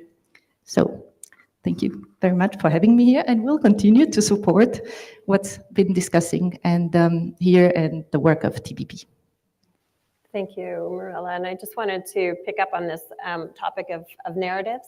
And certainly part of the early Canadian thinking was around changing the narrative. So talking about refugees, not just in terms of vulnerability and need for protection, but also obviously in terms of skills and the contribution that refugees can make economically to a country, also socially in terms of building communities and digging in and becoming active, vibrant members of those communities. So I think that idea continues to be a good one, and one that I hope will continue to persist in the work that we're doing together. Thank you for that. So the legal pathways are very important to us. Yes, indeed. Yeah. Thank you. Anyone else on advocacy and the role of employers? Sharon? Go ahead. I think I'm going to say it's less about advocacy and more about partnerships. You know, when you're trying to break new ground, pushing a government to make change because it works for you as a business it's not going to get you anywhere. But between the partnerships with TBB and helping to establish what does industry need from a successful talent profile, a successful candidate, partnering with TBB, who now will become your recruiting arm of your organisation, not your humanitarian arm. But the same goes for government, having a dialogue about the challenges that we're facing. How do we get refugees working faster when it may take a year to get somebody to land in Australia? What are the avenues for us to be able to employ them earlier while we wait for processing, while we wait for a woman to have a child in Islamabad to be able to come to Australia? How can we get them feeling as productive and contributing to society and to our organisations as quickly as possible? And to do that, I think it needs to be not just advocacy, it has to be a back and forth two-way dialogue or three-way dialogue with everybody involved, because everybody just wants success, and it shouldn't be a fight. Thank you. I think that one of the critical issues in advocacy is challenging in some jurisdictions the existing requirements. I think that licensing and degrees, for instance, can often be arbitrary barriers for not just skilled migrants, but all throughout the immigration system, and that often licensing and degrees have been part of an immigration system sometimes for decades. They're ensconced in the law. They no longer reflect what the skills and experience that the economy needs, but it takes a long time to change law. And often it's the employer who can jump in and be an advocate by pursuing aggressive, filing test cases, challenging whether is a degree really needed. And in the US, for instance, sometimes the degree that is required is a 4-year degree, and we have tons of Canadian and Indian immigrants that have 3-year university degrees. And so sometimes what we do is we argue that the 3-year degree is essentially the same as the 4-year. That's one example on degrees. Another with licensing, and it can be widely applied, is, let's say, architects and lawyers need to be licensed in order to practice, but you can hire people at a more junior level, like an architectural assistant or a lawyer as a law clerk while they're waiting to study where they're studying for the bar. They're working under the license of an attorney like myself.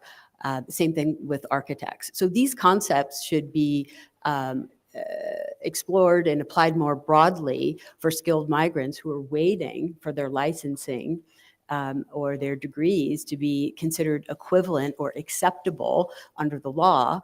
And while that is happening on one front, employers should be challenging those requirements by filing matters, trying to get approvals to secure people's entry into multiple jurisdictions, including the US, on one front, and then using their government strategies, muscle with governments to say, this is an important issue to us. We are employers like Animal Logic / Netflix, like Iris, and when you come forward with with examples of dozens of test cases and you match it up with the data that shows that those skills and licensing are no longer reflective of what the economy needs, those are powerful statements to convince the government to act. So my message is it's a call to action to employers to challenge the existing immigration systems when they just simply aren't giving you the answers you need to recruit the talent that you need. Thank you. I think Peter wants to get on this one, and Doug as well, and then I'm giving everyone notice that we will go to the floor next. So please, if you have questions or comments to make, get those ready and we'll come to you next. Thanks, Lara. I see this as a very simple question of communication, and that is that Iris and Animal Logic, we should be roadshowing what we now have learned about TBB and the process in our experience today. Now, there's clearly a reason it hasn't happened already, because we haven't been at the point that we are at now. David encouraged us this morning to regard ourselves as the new network for the promotion of this pathway. I think practically we should be out there in Australia visiting the capital cities and arranging forums where we can speak to people about it. That's quite a simple opportunity for us to undertake. Thanks, Peter. Doug? I think in Canada, from our perspective, I'm in a different position now. We see ourselves as a partner into, Elizabeth spoke onto it from a federal perspective, Jennifer spoke from a provincial perspective. It's important topic for us right now, and the governments are both governments are interested in making this work. So I think we're trying to be a good employer by participating any way we can. We identify any barriers that we find. We're participating. Since I've started in this process, got calls from all over Canada in regards to talking with other employers, talking with other government agencies, looking at how we can better the system. So I think we're trying to be a partner in the system and advocate that way. Thanks for that, Doug. Kim, very briefly, and then over to the floor. Yeah, thank you. Go ahead, please. Yeah. One last point. The NHS is the biggest employer in the UK by a stretch, and therefore we really wanted to be a role model in terms of demonstrating our commitment to the programme. But it's changed the participants in terms of the employers as much as it's changed the nurses in terms of their lives. People have said to me, you know, that it's opened their eyes in terms of understanding the circumstances of the refugees and the displaced talent, but also really giving them agency in terms of changing perceptions of what a refugee is, because they've been able to come to the UK on a working visa and have been able to change their lives. So it has had a fundamental impact, and we clearly need to build that. Thank you, Kim. I will come back to the panel, so hold your thoughts too, but anyone in the audience, and I actually am going to just give the first point to Betsy Cisco, who is with a Canadian employer called Dora.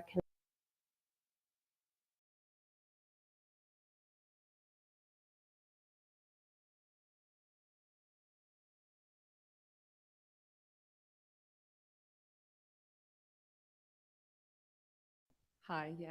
So I am with Dora Construction based in Halifax, Nova Scotia. Currently, Dora Construction is really looking to expand, as is pretty much every construction, I think, company within Canada, specifically in Nova Scotia. We are in a really, really desperate housing situation, so we're looking to expand and grow. Having used a number of programs for immigration in the past that, Elizabeth and Jennifer had mentioned are available to us in Canada, it was not only extremely time consuming from an employer standpoint, and like Doug had mentioned in terms of, the cost of trying to get somebody outside to recruit, you don't know what type of skilled individuals you're getting, all of this type of, information. For me to find one individual abroad to be able to recruit could take upwards of a week. As somebody from interviewing 30 or 40 people on Skype and screening them and making sure they're eligible for these pathways and programs. It wasn't very recently I got involved with Talent Beyond Boundaries. And already this week, I'll be interviewing upwards of 20 people with a commitment of another, by April 15th, another 10 to 15 available for interview as well. So what we're able to do with that, yes, it might be 6 months to a year before we have them in Canada, but what we're able to do as a construction company is look at, okay, what projects can we actually take on? Knowing the skill set of these individuals, it's not an idea that maybe we'll find these people that don't exist in Canada.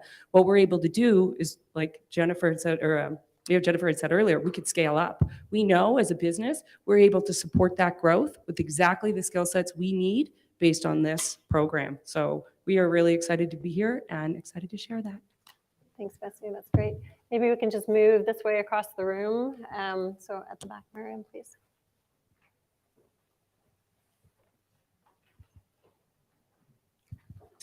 Thanks so much to each of you. I want to pick up on kind of two different distinct comments that Doug raised, and then kind of ask a question, I think in particular for Doug and Kim, but for everybody. Larry, do you mind just introducing yourself? Hey, I'm Larry Tobin. I'm from the US. So Doug, so there are two critical pieces. The last piece that Doug raised was really that so many of the bottlenecks have started to really become eliminated, right? Between the federal government in Canada, the provincial government, it's really quite remarkable, the red carpet that within a government context has been rolled out. And I think relatively similar with the NHS's ability to hire in the UK because of the uniqueness of the temporary permit there. In a prior comment, Doug, you really referenced I can't recall if it was your word or not, but like the curation, right, that Refuge Point really brought to you of the candidates that enabled you to both interview a lot at once, and the yield on the offers you made was remarkably high. And I believe the exact same with NHS and TBB over the past year, right? So I'm nearly certain the two of you at that end represent perhaps more than half of all offers that have even gone out. It's really remarkable. And so I want to understand from my perspective, the the curation of talent that we can show to employers is the biggest bottleneck right now in this industry, right? There's certainly not a limit on talent. That's why we're all sitting here. And thank God there's not a limit on employers' willingness. But it seems that somehow kind of getting that funnel down to something that's really interviewable for you at scale is our current bottleneck. And we're blessed to have other players here that are now excited to join TBB, who's been leading for a long time alongside Refuge Point and others. So I'm really curious, like, what is the 1 or 2 or 3 pieces that really worked that Refuge Point brought to you and the candidates, and same with TBB over time to you at the NHS?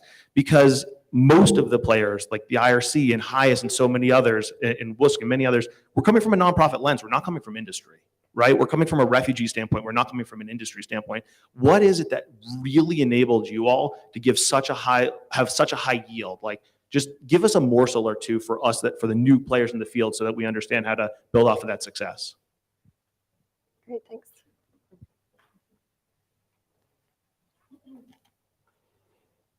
Bear with me. I think I heard your conversation. I was swimming the other day in the Red Sea, and I can't hear this here, so I'm turning this way so I can.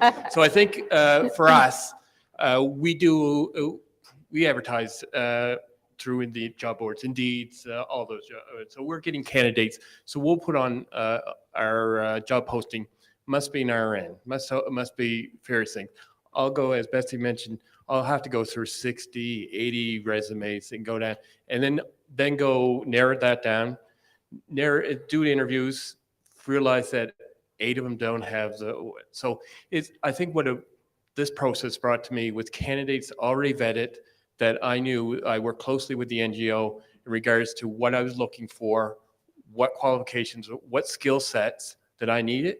So when the candidates that I received and interviewed were perfect matches. I mean, where I'm doing interviews here this week, and I had 19 candidates, I think, presented to me. I probably would have interviewed, or I think I would have interviewed all 19 of them if I had time. That doesn't mean I'm not going to interview them, because we're going to maybe consider doing virtual when we return. I had a day and a half here, so I set up as many interviews because the quality candidates that were presented to me were quality candidates that I was looking for. So I think that was, when we talk about costs, there's a lot of costs, and I think Betsy was alluding to that. There's a lot of costs for an employer to vet candidates, do interviews, hold a full week of interviews, and realize that you don't have the candidates in front of you that you thought you did when you started the process. Thanks, Doug. Kim, did you want to speak on that one as well? For Kim? Yeah, that's good. Just to add that, thanks to TBB in terms of preparing the candidates through the talent catalogue, and we sort of refined their CVs in terms of what we knew we were looking for. What has also helped, of course, is the fundamental large-scale international recruitment programme. So employers were much more culturally aware of candidates coming from overseas, and have been through, support and awareness and training in terms of the differences and the nuances in terms of training and culture, and the differences and how that can be accommodated in terms of their integration to the NHS. So I think that has helped. I think if we'd have started the programme 3 years ago, we might have had much less success than we've had. That would be the key. Great. Sharon? Yeah. I think I'd add an animation studio is not the easiest company to recruit for. We have all digital artists, we have traditional artists, we have editors, we have software engineers in every coding language you could imagine. And I think this is the call to action I would make for employers, particularly in the tech and creative industries, is to help come together to prepare TBB to help us. And whether or not that's tech testing that we can help with intake of coding languages for as talent is presenting to them, being very clear on what the different profiles are. And there is a lot. I think when we first spoke, I was like, well, there's like 40 job ads on my website. Take a look. And we understand the nuance because we are industry. We understand what we're looking for. And in the same ways, if we were expanding our internal recruitment company, team, or going to an external recruitment company, you brief them in the way to achieve what you want. And as much as we can do as industry, coming together to provide those platforms or that guidance, that expertise is the way to, I think, making the whole process come together. Great, thanks. Sharon, I saw some other hands over here. Maybe just introduce yourself, please. Sure. My name is Dima Hassouni, and I work with Sawiya, with refugees, marginalized refugees due to largely color. And I see from my experience with these refugees that many opportunities for they come with great educational skills, but either due to local laws or flat out discrimination, improving their skills or vocational training is not they're flat out denied these opportunities. So how do you as employers try to ensure equal opportunity is given to refugees who have been given unfair advantage, including to tweak acceptance requirements for jobs to make up for the unfair advantage that these people have had. Especially as we have seen that many times refugees will work harder and strive more to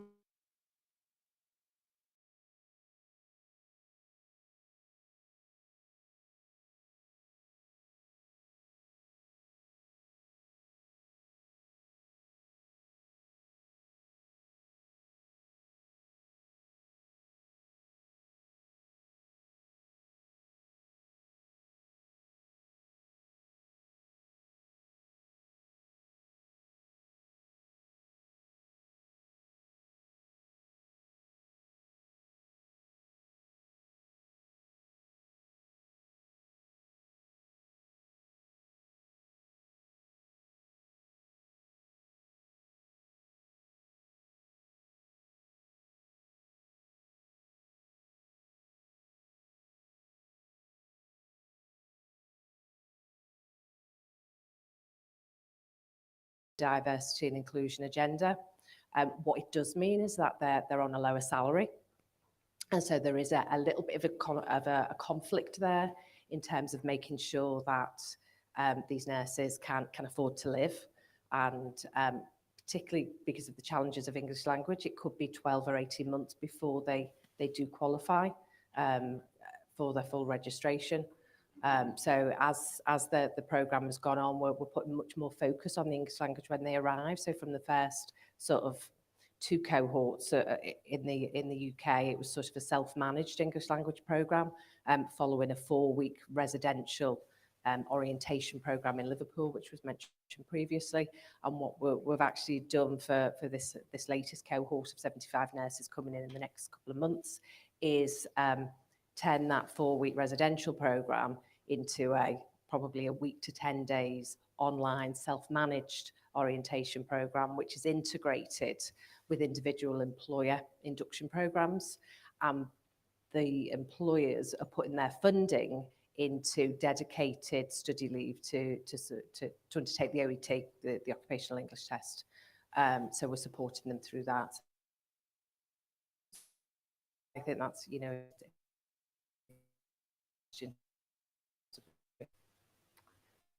always a difficult position to be in. So I did see 2 other hands. I'm just wondering if you can state your comment or question, and then we'll throw it back to the panel for concluding comment that takes those into account. So just be thinking about your call to action or kind of concluding comment as we take the other 2.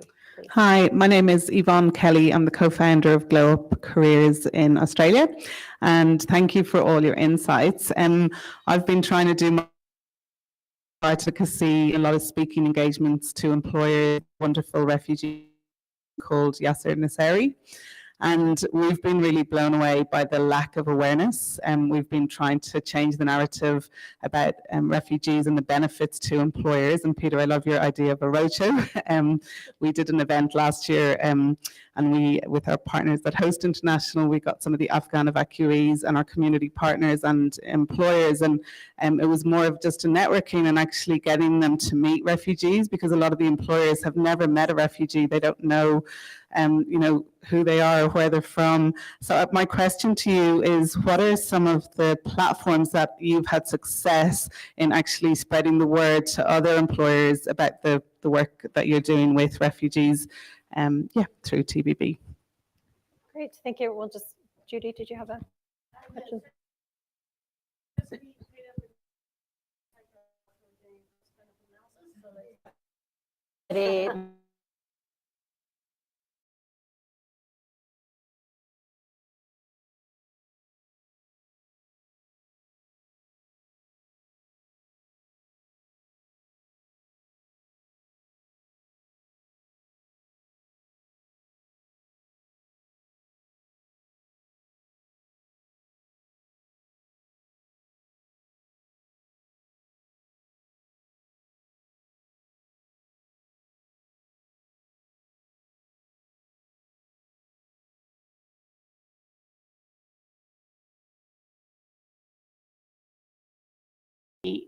I'd love to do this cost benefit analysis in a way that can unlock the listed sector or the listed companies. Great, thank you. Panelists, last word to you. Call to action, last thoughts, speaking to the recent questions, whatever you'd like. I mean, I can answer the questions about how to sort of spread the word through employers. That's what the X-Files program was. It was hustling on the phone, on the emails. And even now I often say to the team, if there's an employer, particularly in a related field to us, that is struggling, send them my details. Have a conversation about the things that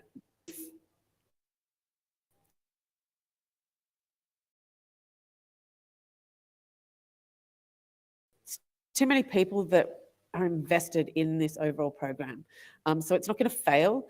I think our challenge is how do we scale it quickly and make sure that ultimately people are safe and contributing to their own lives. Thank you. Doug, you have the other. Just for last, I guess, two things for me. I'm pretty humbled to be here on the stage if you know, well, not too many people know me, but 3 years ago, we were probably looking at doing recruitment within our province, and I'm sitting here now talking about recruitment that we're doing globally. So I think I would echo to any employer to jump in, take a chance, and it's rewarding for the organization, rewarding for the NGO that we're partnering with, and rewarding for the candidates. And I guess to tie into that, I think I would echo to any employer to find partnerships. I know I heard it mentioned earlier, a partnership. We've looked at many partnerships that's come to the table, not just our NGOs, but we partner with our communities. We partner with provincial organizations. We partner with educational facilities. We wouldn't have done this, or I wouldn't be sitting here if we didn't have help of partners. So I do look for partners and be open to develop partnerships that work and to support each other. Thanks for that. Kim, want to go next? No, you're good. Any last? I'll say that I think everyone in this room has a responsibility to kind of take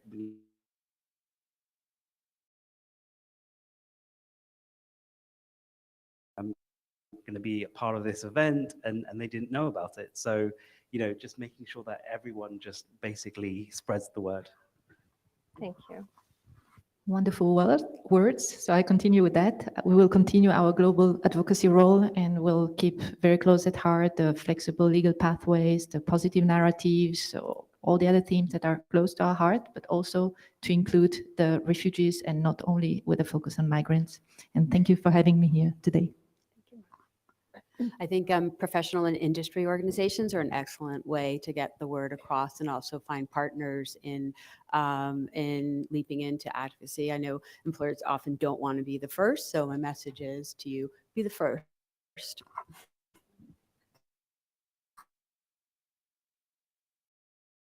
Let's do a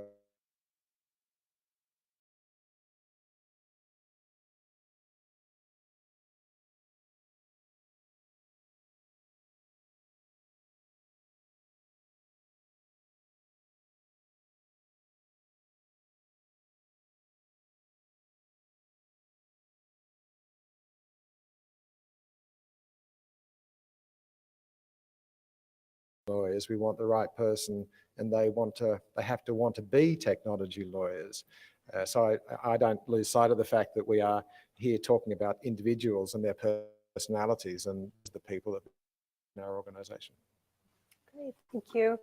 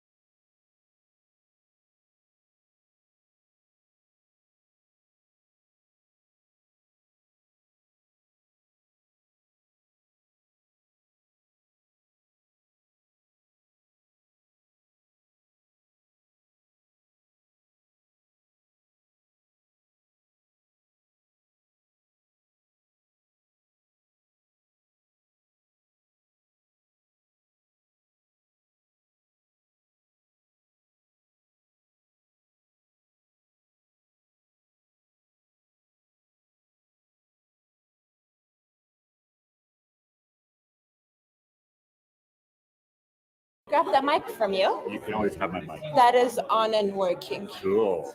Yeah. Okay. I just went and introduced myself to hi. I haven't seen you for ages. Yeah. Monica is online. Oh my goodness, I didn't need this many. She might have a little bit of a hard stop at 2:30. Okay. Okay. So we might need to. Yeah, let's get going. Yeah. And then once we do it, then we'll do the power. Like, let's leave it for high, and then yeah.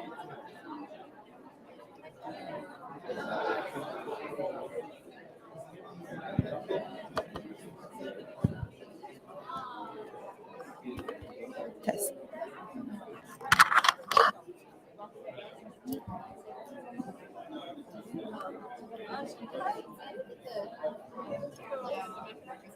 Okay, I think we're gonna get started.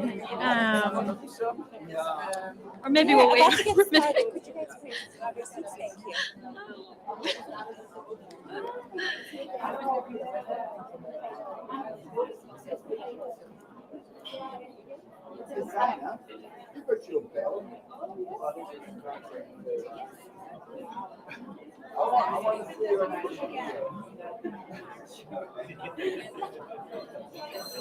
Oh, there you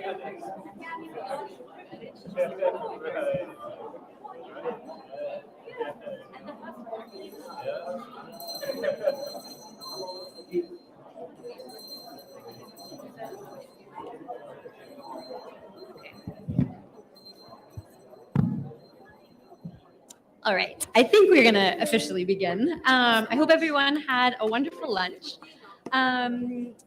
Before we get started with our next speaker, I did just want to make one note again about the bazaar. So they will be here. Oh, thank you. They will all still be here until 6:30 p.m. And there's actually, it's cash only, but there is an ATM in the lobby in case you would like to grab some cash.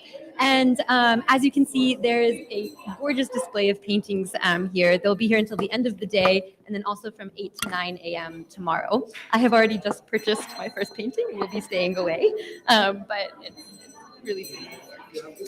But it's now my great pleasure to welcome a distinguished speaker from our key ally, UNHCR, which is of course also a strategic supporter of this summit. And truly, we wouldn't have been able to be here without them, both from planning these wonderful sessions and also from referring amazing candidates for the job fair. It's my distinct pleasure to introduce Mr. Hai Shilo, who is the head of Protection Service for the MENA region, and he will deliver our next keynote address.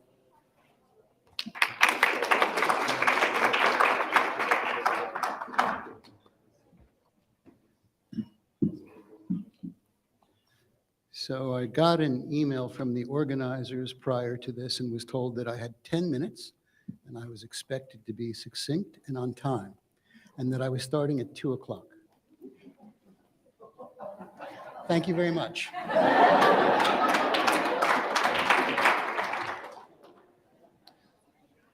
Sorry, but there's more. Appreciation and thanks to Talent Beyond Borders and Fragment for hosting the global,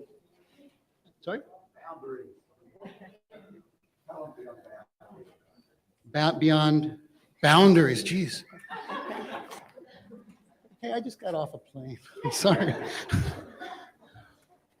See if I get this one right. For hosting the Global Refugee Labour Mobility Summit and for bringing together the global community to collectively work on expanding employment pathways for refugees.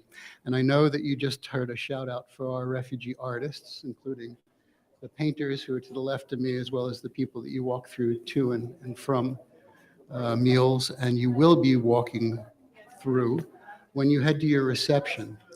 So I understand you have a reception at 5. This ends at 5:30 today, and then there's a reception at 6:30. So we hoped to catch you after you'd been drinking, because then you'd buy more. But please take full advantage of the opportunity, because the money's going directly to our persons of concern, and it's an immediate infusion of cash into families that really need it. So please take a look. I also wish to thank all of you for expressing your interest in protection and solution of refugees through application of these emerging paths that we're discussing here. I want to emphasize the need, as we move ahead, for sustainable opportunities. Opportunities like these harness refugees' existing capacities and skills and provide them with pathways to learn new skills and acquire more knowledge, enabling them to better contribute to their own future solutions. And one of my favorite bits of working in this area is the reality that it's not in any way a charitable engagement. You're providing people with opportunities to expand on their own.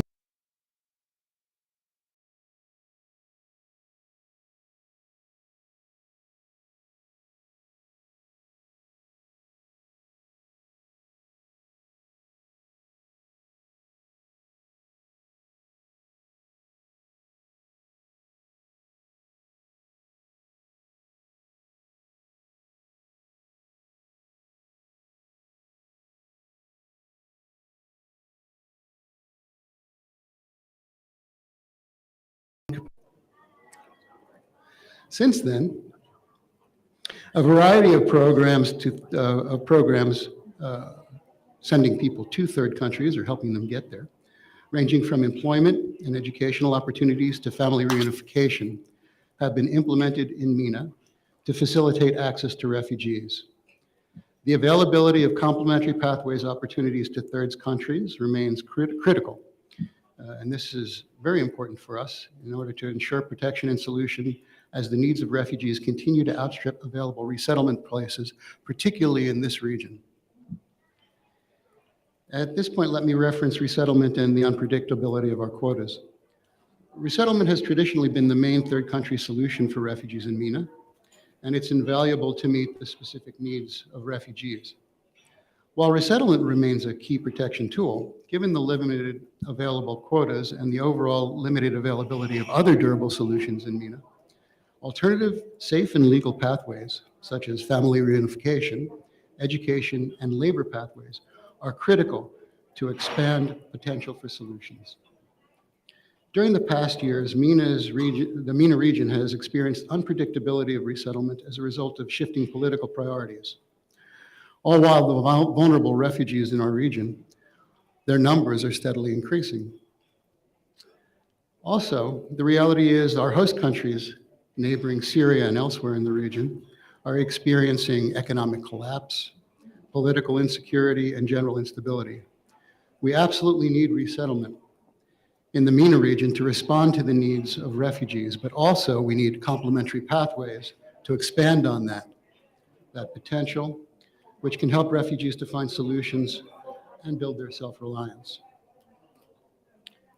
It's important to highlight the need for coordination structures, and here another shout out. Thank you very much. Complementary pathways, including labor mobility, remain a collaboration with different states, partners, and other stakeholders. Partnership engagement and the creation of coordination structures are therefore key to expand complementary pathways in the region. And these processes cannot and should not be driven by UNHCR or other UN entities on our own.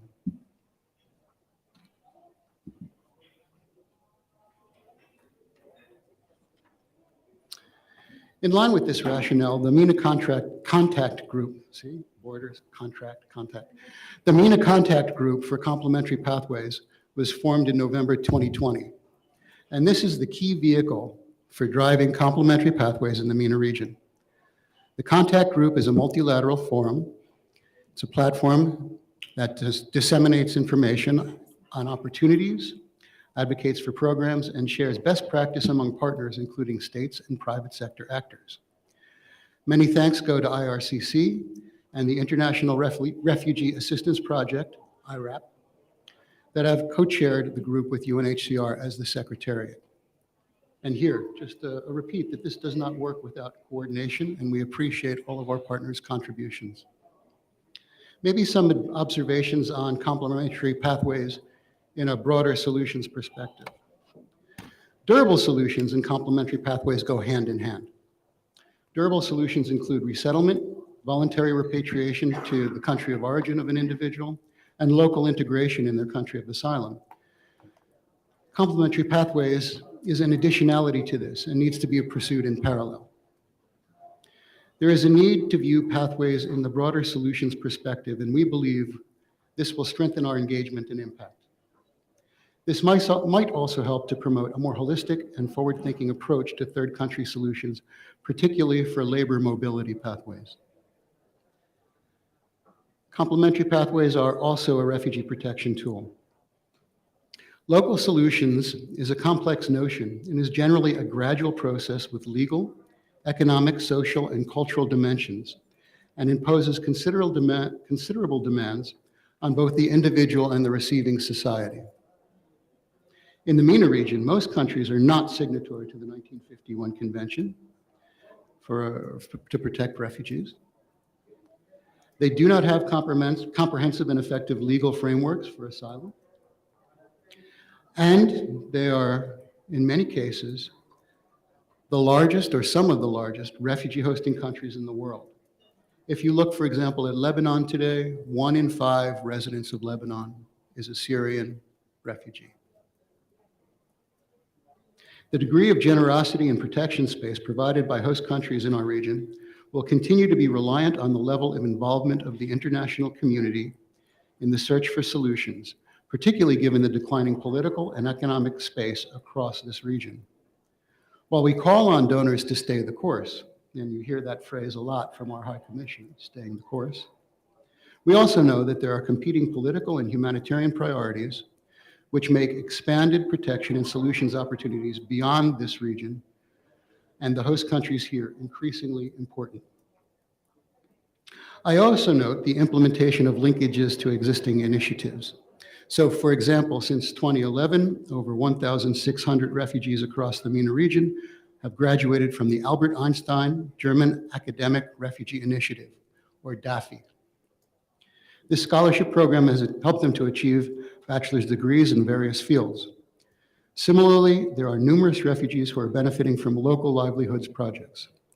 While these are welcomed local initiatives to educate and capacitate refugees, they are frequently viewed separately to third country solutions, as they often leave those who are educated on and or undergoing livelihoods training without the possibility to work and to utilize their education in the country of asylum due to local restrictions on employment. Third country solutions, and particularly labor mobility, need to be linked to investments in livelihood and educational programs in the countries of asylum, which will maximize impact for refugees, can utilize experience and skills through long-term economic and livelihood opportunities, all this with a goal to achieving self-reliance.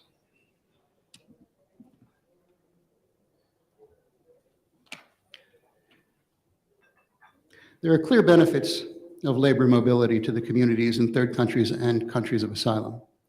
In addition to building the skills of refugees, labor mobility programs can also help receiving countries meet labor or skills shortfalls and strengthen prospects for sustainable post-conflict reconstruction in the refugee's country of origin. Moreover, benefits including remittance transfers to the refugees' wider families and community networks in countries of first asylum, as well as in country of origin, are fundamental to those countries, as well as to our populations of concern. As an example, over 80% of the candidates that have traveled on labor mobility through Talent Beyond Boundaries are sending remittances to their relatives abroad after only 1 year of employment. Looking at the volume of remittances globally, it seems that transfers can potentially surpass international aid in some displacement response situations. Regarding the need for more equitable access, there are barriers to access and linkages to understanding the needs of refugees. While there is an increasing understanding of the barriers that refugees from the MENA region face when it comes to accessing labor mobility pathways, it is important to further understand the perceptions and needs of refugee communities. This includes improving access to information and understanding the communication channels that most effectively are reaching refugees. UNHCR recognizes the importance of community engagement in complementary pathways and is determined to improve refugee engagement to scale up labor mobility activities in a sustainable manner. And here it is crucial to highlight the need to create sustainable programs. While labor mobility pathways provide opportunities for already skilled refugees, it is crucial to ensure that skilled development opportunities are provided to a wider pool of refugees to ensure equity of access to pathways. This approach will not only expand access to labor mobility, but also help to ensure that there is no lost generation. With over 700 displaced persons having access to labor mobility from MENA, the concept has been proven successful and is gaining traction. And for that, we need to say thank you to all of you. UNHCR and MENA believes that attention should now be focused on upscaling or reskilling displaced talent to meet the needs of already proven and highly promising employer uptake. And a part of that process is also engaging the employers, not only to demonstrate what they need, but make sure that they have a pool of talented people to meet that need. This approach enhances access to pathways by providing skills development opportunities to a wider pool of refugees, particularly in protracted conflict situations such as Syria, but I could also highlight other places like Yemen or Iraq, and the list goes on. I believe we have made a good start, but let me end here by noting that without additionality, through infusion of resources to expand these processes, they are likely to stagnate. We appreciate the collective contributions to date and really encourage expansion of them. And at this point, once again, I pass my words of thanks to both Talent Beyond Boundaries and Fragomen, and to all of you who are here today, committed to expanding labor mobility opportunities for refugees. Thank you very much.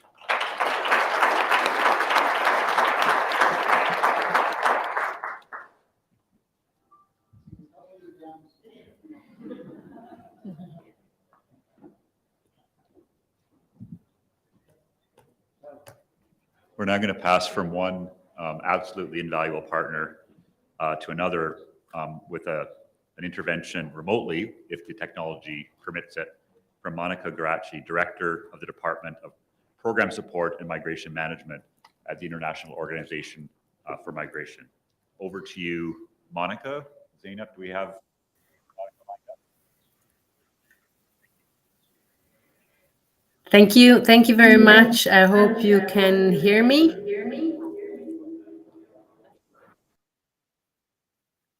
I can hear myself in an echo. I hope that's fine. Okay. So I'm very sorry not to be there in person, but I would like to thank Talent Beyond Boundaries and Fragomen for organizing this Global Refugee Labour Mobility Summit.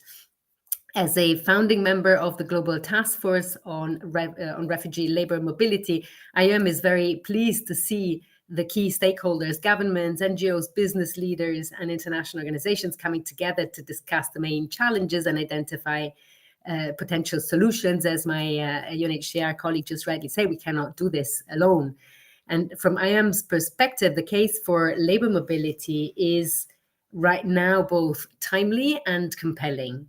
Research by the Boston Consulting Group and IOM shows that global shortages of workers were at an all-time high in 2022, with 30 million open jobs across the world's 30 largest economies, and particularly in the US, China, and Germany, and Canada. And these structural labor shortages across skill types are costing countries $1.3 trillion a year. Now, certainly higher wages, automation, education, and reskilling are all needed to address this challenge, but businesses must also embrace the strategic opportunity presented by migration and work to transform this opportunity into reality will require policies and programs for regular migration to ensure the inclusion of the most vulnerable mobile populations, such as forcibly displaced people and migrants in protracted, vulnerable situations. And today, I would like to flag a few specific issues, if you allow me. Firstly, migrants' skills and work experience are persistently undervalued in developed economies. And migrants, especially those from more developing countries, and especially those who have been admitted to host countries on humanitarian grounds, often fill jobs position for which they are overqualified. They're also more likely to work in low-paid jobs than native workers with equivalent qualifications. And this is not just a wasted opportunity for host countries, but also diminishes clearly returns for migrants and their families. As part of its skills mobility partnership concept, IOM integrates the creation of human capital into the design and development of skills-based regular migration programs. For example, providing opportunities for migrant workers to upgrade existing skills and develop new ones with help that will help prevent underemployment in host countries and contribute to their personal empowerment. And this includes on-site skills profiling, matching, and supports for skills recognition. And in addition to these longer-term measures, we will have to pursue also a more intermediate approach by addressing bias in recruitment. Because conventional hiring practices are generally qualification and competence based, and employers may therefore not consider talent within vulnerable groups, such as forcibly displaced persons, due to the perception that members lack needed skills. So I would like to commend, in this sense, TBB's pioneering Displaced Talent catalog, aiming at promoting the skills of displaced people and make them more accessible to employers. IOM and TBB are using this catalog in the Displaced Talent for Europe initiative to connect employers in Belgium, Ireland, Portugal, and the UK with displaced people in Jordan and Lebanon, for instance. And we could also take better advantage of remote recruitment and working opportunities, such as by using global freelance platforms as talent sourcing and screening tools for more permanent hires. IOM is partnering with such a platform, Upwork, to facilitate easier access by displaced job seekers within and outside Ukraine to global remote freelance opportunities. And as a result, people have been really able to access a great range of opportunities, both as an interim solution and for more permanent employment. A second challenge that I wanted to highlight is the lack of gender sensitivity and intersectional approaches within regular labor migration pathways.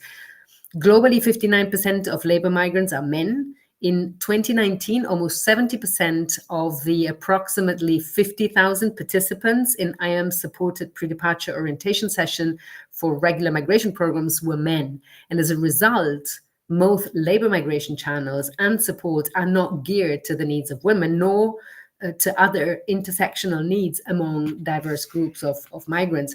However, 41% of labor migrants and around half of participants in IOM pre-departure orientation sessions for humanitarian programs are women.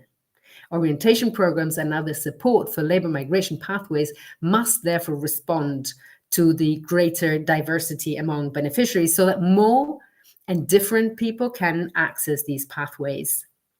IOM and UN Women are, in this respect, currently working on developing guidelines for IOM's program on comprehensive information and orientation program for labor migration pathways. It has been piloted here in the Middle East under the auspices of the Abu Dhabi Dialogue and is being now currently replicated in Africa and Southeast Asia.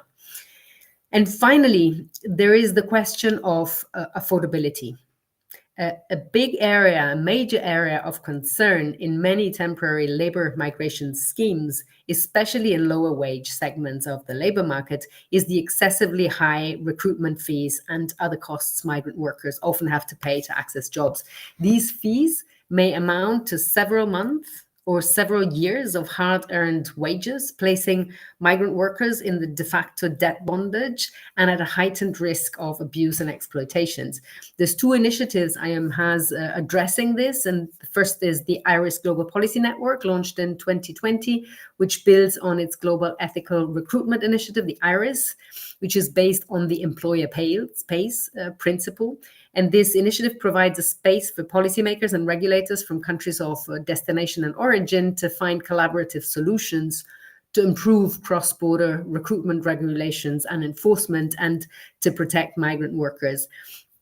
And the other initiative, the IOM CREST initiatives, looks at working closely with businesses to review and analyze risk factors, develop risk mitigation plans, recruitment monitoring tools, and migrant worker feedback mechanisms. And both initiatives would also contribute to making labour mobility pathways safer and more affordable to displaced populations. I hope that these reflections and these examples will be helpful as we discuss expanding the access of displaced populations to labour migration pathways. IOM is looking forward to working with the Global Task Force and other stakeholders present at this forum to find collaborative solutions. And I thank you all very much for your attention. Thank you.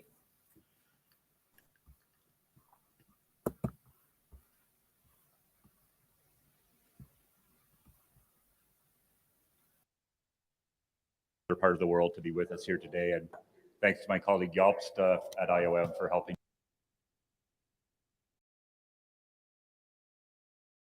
Into the afternoon.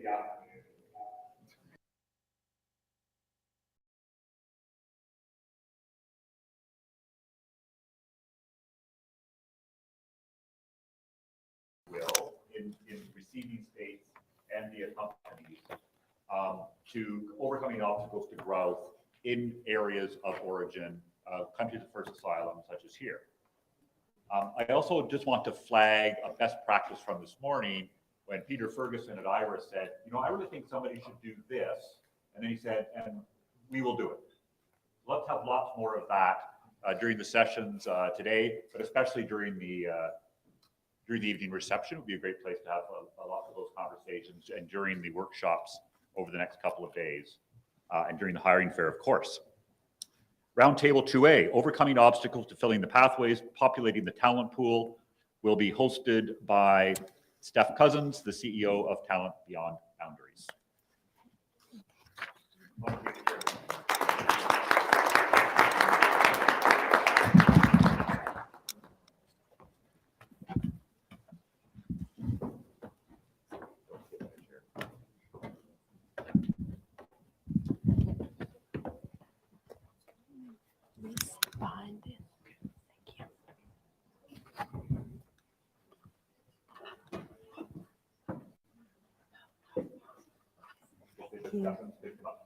Okay, panelists want to come and join me? Yeah.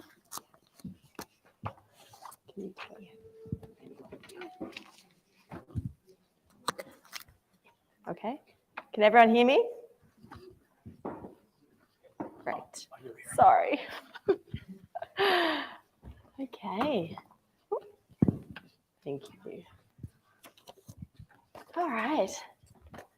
Thanks, everyone. I feel like we need to get up and jump or something post-lunch. Maybe everyone just stand up, shake it out. Come on, bit of energy. We've got hours to go, people. Come on. All right. Very good. Okay, you can sit down. So,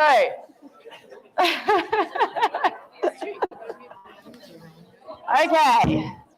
So this morning, we really have focused on how do we open the pathways and how do we build the employer demand and employer systems to enable refugees to move through the pathways. That's really the demand side factors. Right now, this afternoon, the two panels for the afternoon is really about the supply side. It's how do we help refugees to fill the pathways. So that is, yeah, our first roundtable is on what we call populating the talent pool. We've spent over the last 5 years really building out the talent catalogue, so which I think a few people have mentioned already today. The Talent Beyond Boundaries has created the talent catalogue, which is an open source technology platform. It's not just used by Talent Beyond Boundaries, it's used by many partner organisations now, many of the organisations in this room, which is very exciting. There's now more than 60,000 refugees on that talent catalogue. And that's really a growing number. I mean, I think someone said this morning that it was 50,000 just a couple of months ago, and that's absolutely true. It's growing every day. A large proportion of the talent catalogue registrants do come from this region, but it is growing in other regions because of the role of partners. And I would particularly like to shout out UNHCR, who have done a terrific job doing outreach in many regions to try and get more refugees onto the talent catalogue, which is absolutely vital. And as we work with more partners in more locations, that talent pool will grow. That's just the tip of the iceberg though. We know that about half of the world's refugees and displaced people are working age. This is a huge talent pool.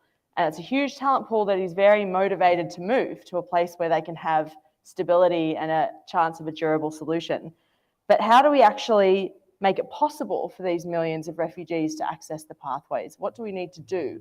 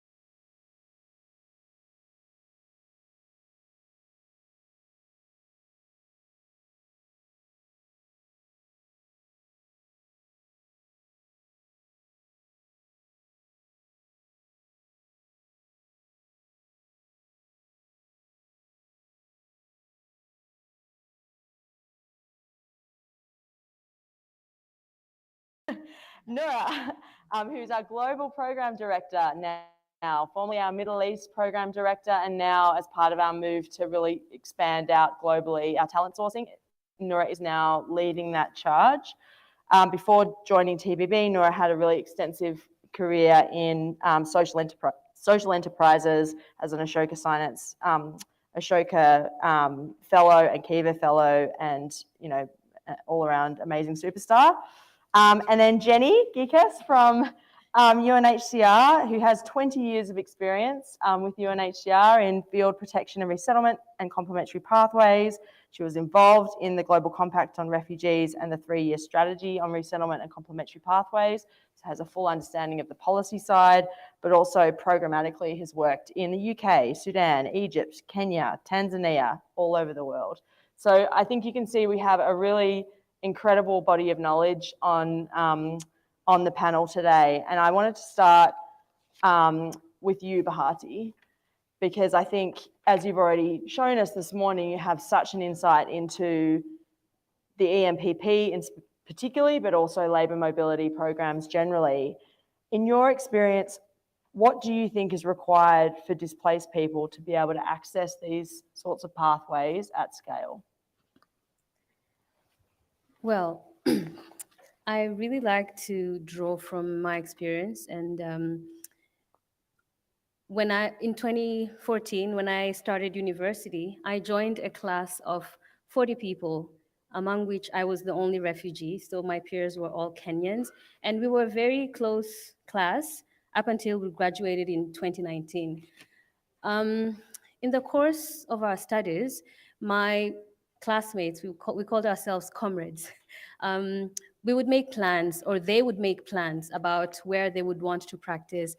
And I was happy to hear that there was someone, the UK NHS, because out of the 40, about 15 of my classmates are in the UK as nurses. And so I could never really plan for post-graduation because I didn't know what I was going to do really. If at that time I was going to be able to practice in Kenya, there were no pathways beyond that. And so Refuge Point started talking about EMPP around 2018. That was a year before I graduated. And at that time, when I looked at the qualifications, I did not quite meet all of them because I had not graduated, and there was a 1-year paid internship or work experience that I was trying to figure out as a refugee in that kind of space. How was I going to make that work? However, having had that information and, as my classmates were planning for their futures, I was able to kind of sit down and strategize and say, okay, I want to get there. What do I need to do now to make it happen? Do I need to be aggressive and go to the UNHCR, go to the government of Kenya, have them work out a way for me to do my paid internship so that I'm able to meet that requirement and be able to qualify for this experience? And so I was able.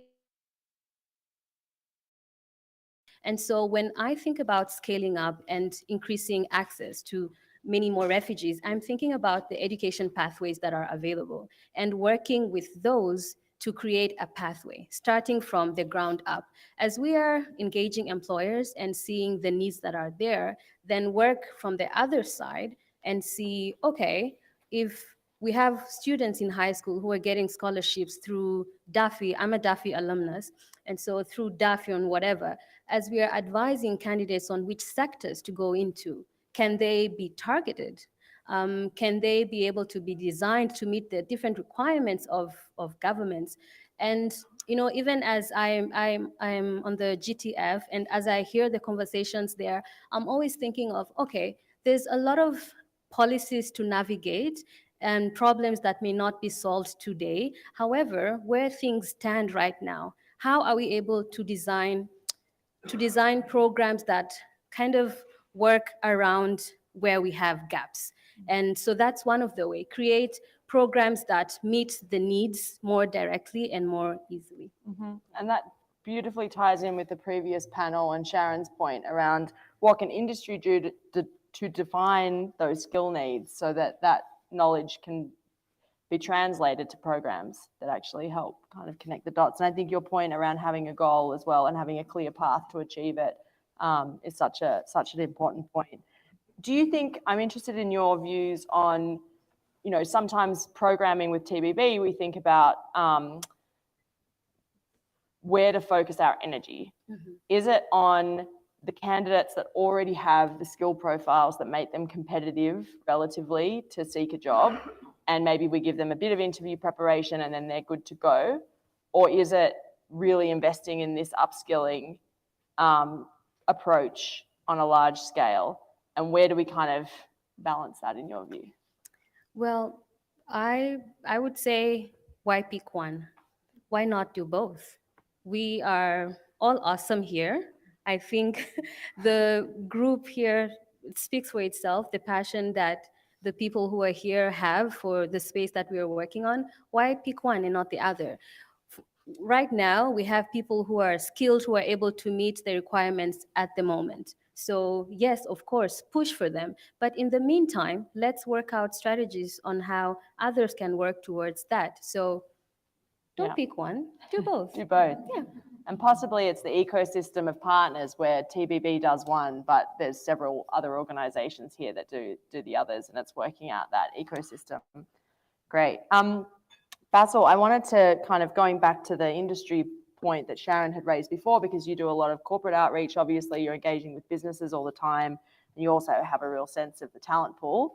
What is your view on, how much should we be working with the talent that we have now and finding employers for them, versus focusing on the areas where we know we've got strong industry demand and building up the talent capabilities to meet that demand. Elizabeth, and we had the IRCC announcement where we're going to be bringing in 2,000 principal applicants. But with that, we have to be very methodical in trying to balance what employers are looking for, what the talent that we're working with has. So over time, we got to test a bunch of strategies, learn what works, what doesn't work, and it's much easier to know what doesn't work. So what doesn't work is necessarily starting just with the employer side, asking employers, hey, just send us job descriptions, roles that you're looking to fill, and going back, that works partially. We're able to fill certain roles, but we can have something like forestry professionals, something that we've had. Yeah. We look back into our talent pool, we see that's not well represented in our talent pool. But also we can't just start on the candidate side. If you come to me and say, hey, I have 1,000 amazing real estate agents, well, there's not much we can do because in Canada, I think there are maybe 2 real estate agents for every Canadian. So it's not going to be an area that we can really focus on. So ultimately what we narrowed it down is we have to look at 3 factors. We have to look at the demand side and its potential represented by employers.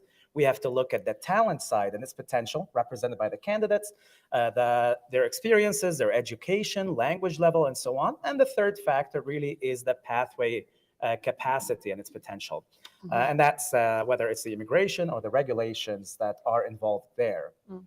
And to look for ways to balance it. So we've really, to learn more about the labor or the demand side, we've created our own regional task force. We've engaged with a number of strategic stakeholders, including chambers of commerce, business councils, municipal, provincial offices that work with tens of thousands of employers across the country. And we've identified areas that are priority for us now.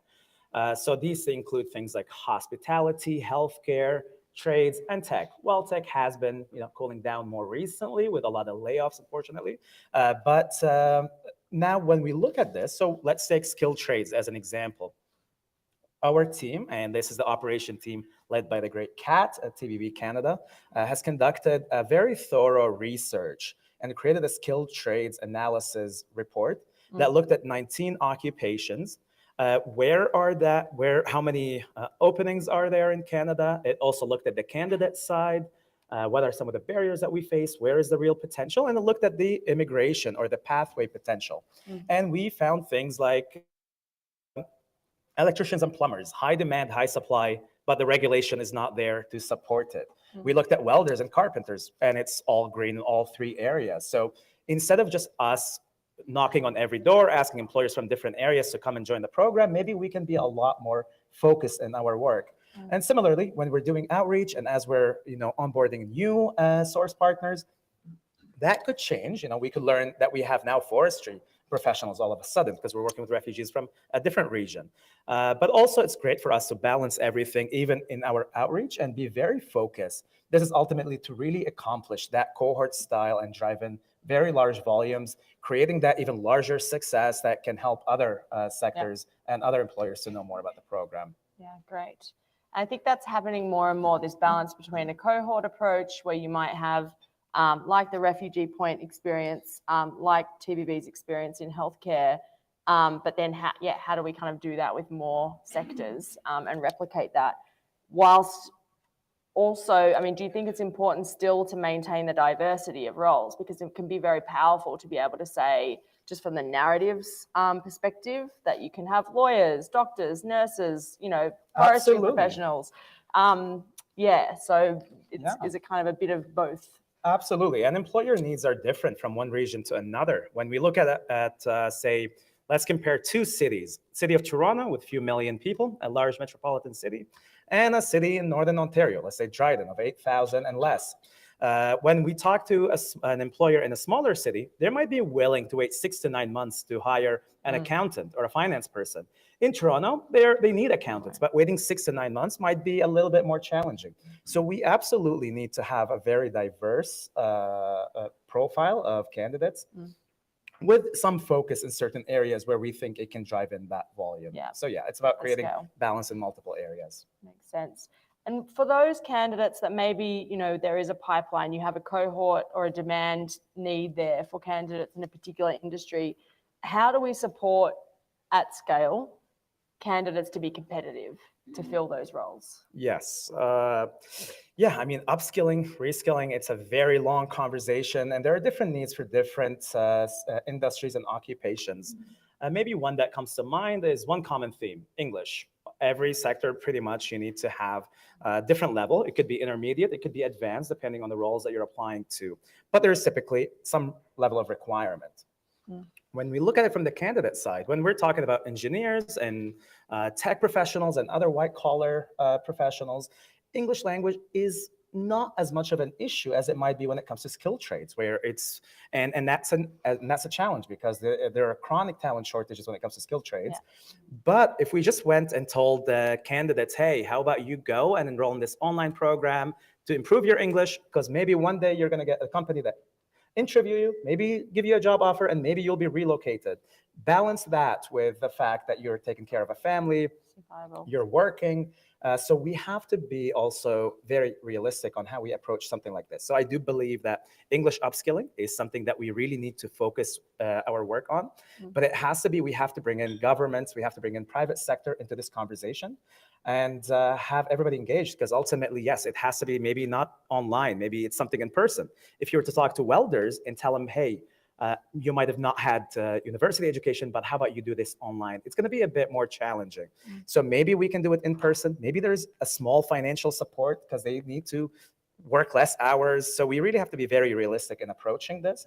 But I think the ROI is absolutely there, especially if we focus it on, again, on those sectors that we know. Let's say we know we need 200 welders. Well, let's find 200 welders in these places and just upskill their English and just bring them here. Yeah, absolutely. I mean, I think an example, a real-time example of that is TBB recruitment of butchers into Australia. We could literally have all of the refugee butchers that we can take. We can't find enough that speak English to meet the business demand. And that's a perfect example of where we could address that immediately. And it really speaks to what you were saying, Bahati, about goals and motivation. Like, we can't assume they're not sitting around doing nothing, waiting to upskill for something that might happen in the future. Like, people have got lives that they're leading. How do we actually give them certainty that taking this education path or language path is going to result in getting to the next step?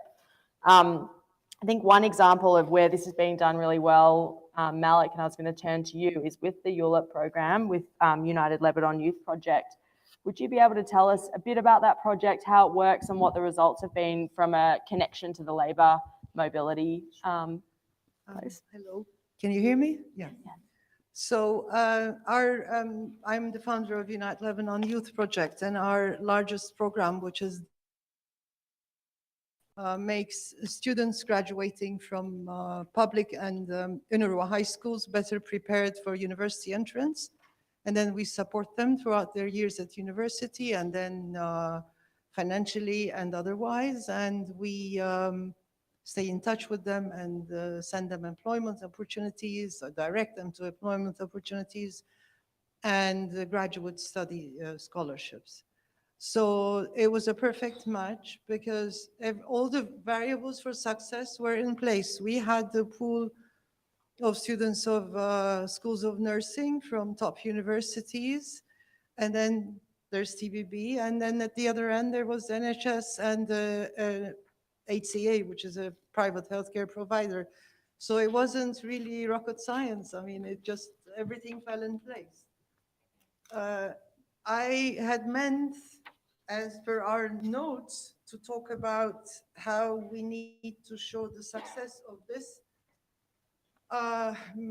make it happen in other sectors, since it has been so successful with the nurses going to the UK, thanks to the partnership TBB has with the NHS, and that we should demonstrate this in other sectors to make the refugees understand that this is a realistic opportunity. But having listened to all the conversation in the morning, I think we have to look at it from a different point of view, because there are 60,000 profiles that have been uploaded on the TBB platform, and then there is 1,100 jobs that have been matched.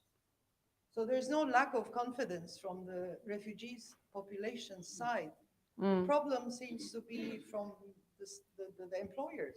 I think we have to work, as you were saying, more on the employers. because trust is there. I mean, as far as I'm concerned, and the population I work with, these are our students. I mean, and so I really think that, and I don't know how that could be done, but it's the employers that need to be convinced, need the trust of the employers. And I mean, pool of talent, pool of refugees, there's no shortage of that. And another thing I couldn't understand from all the conversation this morning was, from what I heard, Canada needs thousands of people, right? Australia seems to be in the same situation, but then you have the 60,000 profiles sitting on the TBB platform. And again, we have 1,100 that got jobs. So something is missing. And then also, unfortunately, I found out today that Palestinians are being excluded from the path to Canada. That's another thing. I mean, but let's not go there. So yeah, that's a can of worms we don't want to open. So yeah, I mean, just so to going back that to point though, Matt, I mean, it's a good point because that goes to Basil's point about the pathway. The pathway does significantly affect the candidates that can come through. So you might have a very large candidate pool, but because of the requirements of the pathway, it shrinks that pool quite significantly, and that has effects because we know that, you know, the more profiles we have, the easier it is to work out. You know, there's no point almost having two nurses in one location. I mean, of course there is, you can help two nurses, but like you need some level of volume on an occupation level to be able to do these cohorts. So the more we can keep the pool large, the more opportunities we have to do these cohorts. So, I mean, I think it's maybe it's a controversial discussion point specifically on that one, but I think it just, the bigger point is that the pathways do matter. They really significantly affect how big our talent pool can be for these programs. But sorry, continue. No, I mean, I just to show you how successful the partnership has been. Last year, we had 13 graduates of schools of nursing, and 10 of them are already in the UK. So that says it all. Yeah. I'll behave. Thank you. So, Jenny, I think maybe we'll turn to you now, just because obviously UNHCR has been so instrumental in promoting complementary pathways generally, getting people onto the talent catalogue, and also you have this network of livelihoods partners running programs that support education and livelihoods across the board. I know that Shalot just before said, you know, we should be orienting these programs towards labour mobility, but how should we, I guess, be doing that in your opinion?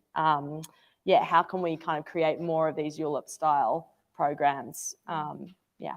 Thank you so much. And I think, yeah, Hai alluded to it. And I think also the colleagues here on the panel have also mentioned how these existing initiatives are taking place in countries of origin, in countries of asylum, sorry. And we absolutely should and can direct them to engage in preparedness and skills building as part of preparing for labour mobility.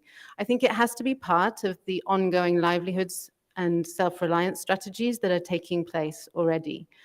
So as one part of that, not you know, solely focused on labour mobility, but looking at the whole strategy. And that's part of ensuring that we have the fairness of access. Yeah. Right, and the fairness in the development as well for refugees. I do really appreciate what Malik said about the targeting, because I think that's also important as we're engaging these livelihood and education programs. And I think one of the key ways that we can see these programs be more focused is to really look at skills mapping, skills, experience, but also aspirations of refugees as part of our regular population profiling that is taking place. So it's about the shift that we heard about this morning in the narrative from humanitarian to skills-based. We need to actually feature that at the time when we're doing our population planning and profiling, and use that then as a basis for being more targeted. A more targeted approach then will help us with targeted outreach to those high potential candidates. So we can't ensure labour mobility for the vast majority of refugees. We know that, but how can we manage expectations well by reaching out and giving information to those of high potential? How can we use also this skills base to design and refer into upskilling programs? So it has to all be connected with the strategy, and it has to be on the basis of data and information about the main employability profiles available, right? And the fairness aspect is a really strong one that comes through there, because when you start having a more systematic way of identifying potential profiles, then you make sure that you access all corners of the refugee population in all different locations, but also different genders and ages as well. So I think once you have that foundation, and then you combine it with what we're saying in terms of the labour market gaps and the areas we want to target, then you can really engage the livelihood and education partners and direct them and support them to focus on those areas. Great. Yeah. I have other questions for you, but I wanted to quickly jump to John on this point about skills mapping, because I guess there's a demand element to that and a supply. So it's like mapping what skills are in demand that, you know, like Basil said, we can focus our outreach on those that have a high likelihood of having lots of job matches, but also the skills mapping of the supply. So understanding what skills we have on the talent catalogue, you know, where the good profiles are. I mean, you've dedicated the last 5 or 6 years to figuring out how technology can help us with this. I'd be interested in your reflections on that and how it currently works with the talent catalogue, and yeah, how we can leverage technology to make this, you know, we call it skills mapping, it could be called lots of different things, but knowing what the skills are, I guess, knowing what the profiles are. Yeah, look, I think it's less about the technology than the data. So it's what we do is we gather data and the type of how we do it, through what technology we do it, as long as it's accessible to refugees and employers, that's the main thing. Unfortunate thing about the talent catalogue, and it goes to Malik's point, is with the Talent Beyond Boundaries model, we can only help a relatively small number of people. So maybe we gather the data. We've gathered the data for 60,000 valuable data on 60,000 refugees, and maybe the Talent Beyond Boundaries model or labour mobility can maybe help 10% of them, maybe. You know, that's just the way it is. But let's not forget the value of the data. When I, was thinking in the beginning of Talent Beyond Boundaries, I thought, maybe this is not going to work, employers won't be interested, won't be able to get governments to buy, so many stakeholders. But I thought, you know what, even if that doesn't work, which it has worked, but I thought if it doesn't work, worst case scenario, the data that we've gathered is valuable. And it still is, and we shouldn't forget that when we're talking about labour mobility, and it goes to your point, Jenny. And I think having good, let's just talk about humanitarian resettlement. So these are the most vulnerable we're getting out, and that always has to be done in parallel with what we're doing in the labour skills-based sector. But that data that we have on the talent catalogue that we gather is valuable, it's valuable for humanitarian resettlement too, because data improves settlement outcomes. I see Jobs nodding because we had this conversation the other day. So let's, I'll get back to your point, but I think the data, just gathering skills, qualifications and experience data is valuable, not just for labour mobility, it's valuable for improving outcomes in humanitarian resettlement. So that's what, I guess that's one point, and I've forgotten the original question. So, well, I think is it also valuable for it's also valuable for determining what profiles we can put in front of employers today. And Jenny was talking about skills mapping. I guess we're currently kind of doing that in real time, right, through the talent catalogue. But what's the vision for that? Yeah, I think the problem with skills mapping and doing anything that's, you know, trying to get into kind of social engineering. I'm a bit of a let's go as broad as we can, bring as many skills as we can, employ a database as we can. So, and then go from there. If you start trying to target too much, and what Basil's doing makes a lot of sense when you're on the ground in a particular location, you know, you need to target to focus your resources. But if in terms of the technology, we just need to go broad, and efforts to kind of social engineer, if you like, by, for example, I think, you know, shortage lists that governments love. And someone else on an earlier panel pointed out how quickly they go out of date. And actually business moves very quickly and business needs move very quickly. And as soon as you try and say, oh, we're gonna decide exactly these are the skills we're looking for and we're gonna focus on those skills, then all of a sudden business changes, business demands change, and business can't get things because they're not on the jobs list, right? And we see that problem, those things in real every day, really. Yeah.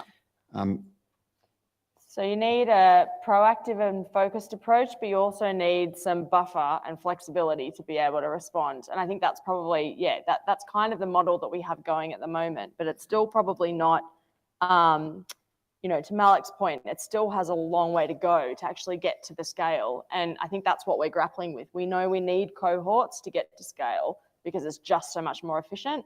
But there's another phenomenon that is happening that I want you to talk about, Noura. Because basically, I mean, traditionally we've had this model that is, you know, we're facilitating recruitments, and this is the refuge point is the same as Jumpstart, same as us, same as Talent Lift. Like, we're kind of acting a bit like a recruiter in that sense. And there is a model that could exist where you just have lots more recruiters, including private sector recruiters that crowd in, and they're doing that matching process. But what we're seeing is a bit of an organic version of that. So do you want to tell us, Noura, a bit about some of the what we're calling autonomous access cases that are starting to come to TBB? Yeah, absolutely. So exactly. So this is what we refer to as autonomous access, where the candidates themselves go and obtain the job offer independently, and then they come to us when they need assistance with the visa process. And I will just say, kind of on behalf of our recruitment team, there's nothing we love more than these types of cases.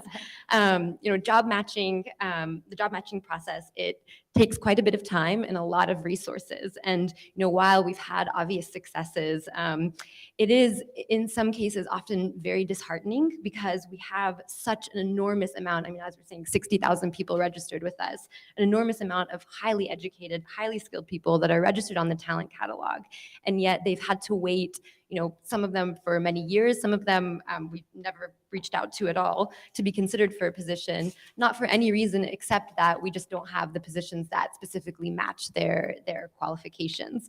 You know, we have archaeologists, and I know we haven't received any opportunities for archaeologists, but I know there's a job for them somewhere. So when they can take initiative and find these positions on their own, they get to bypass the entire process. They no longer have to be reliant on us and be matched.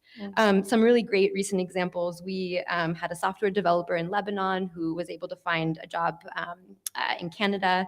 We have a doctor in Jordan who was able to find a position in the UK. And then very recently, a special education teacher in Australia. But we've had them happening, honestly, for the last several years. But really, in the last year specifically, we've seen a really big uptake. And I think that partly has to do with just more awareness about pathways.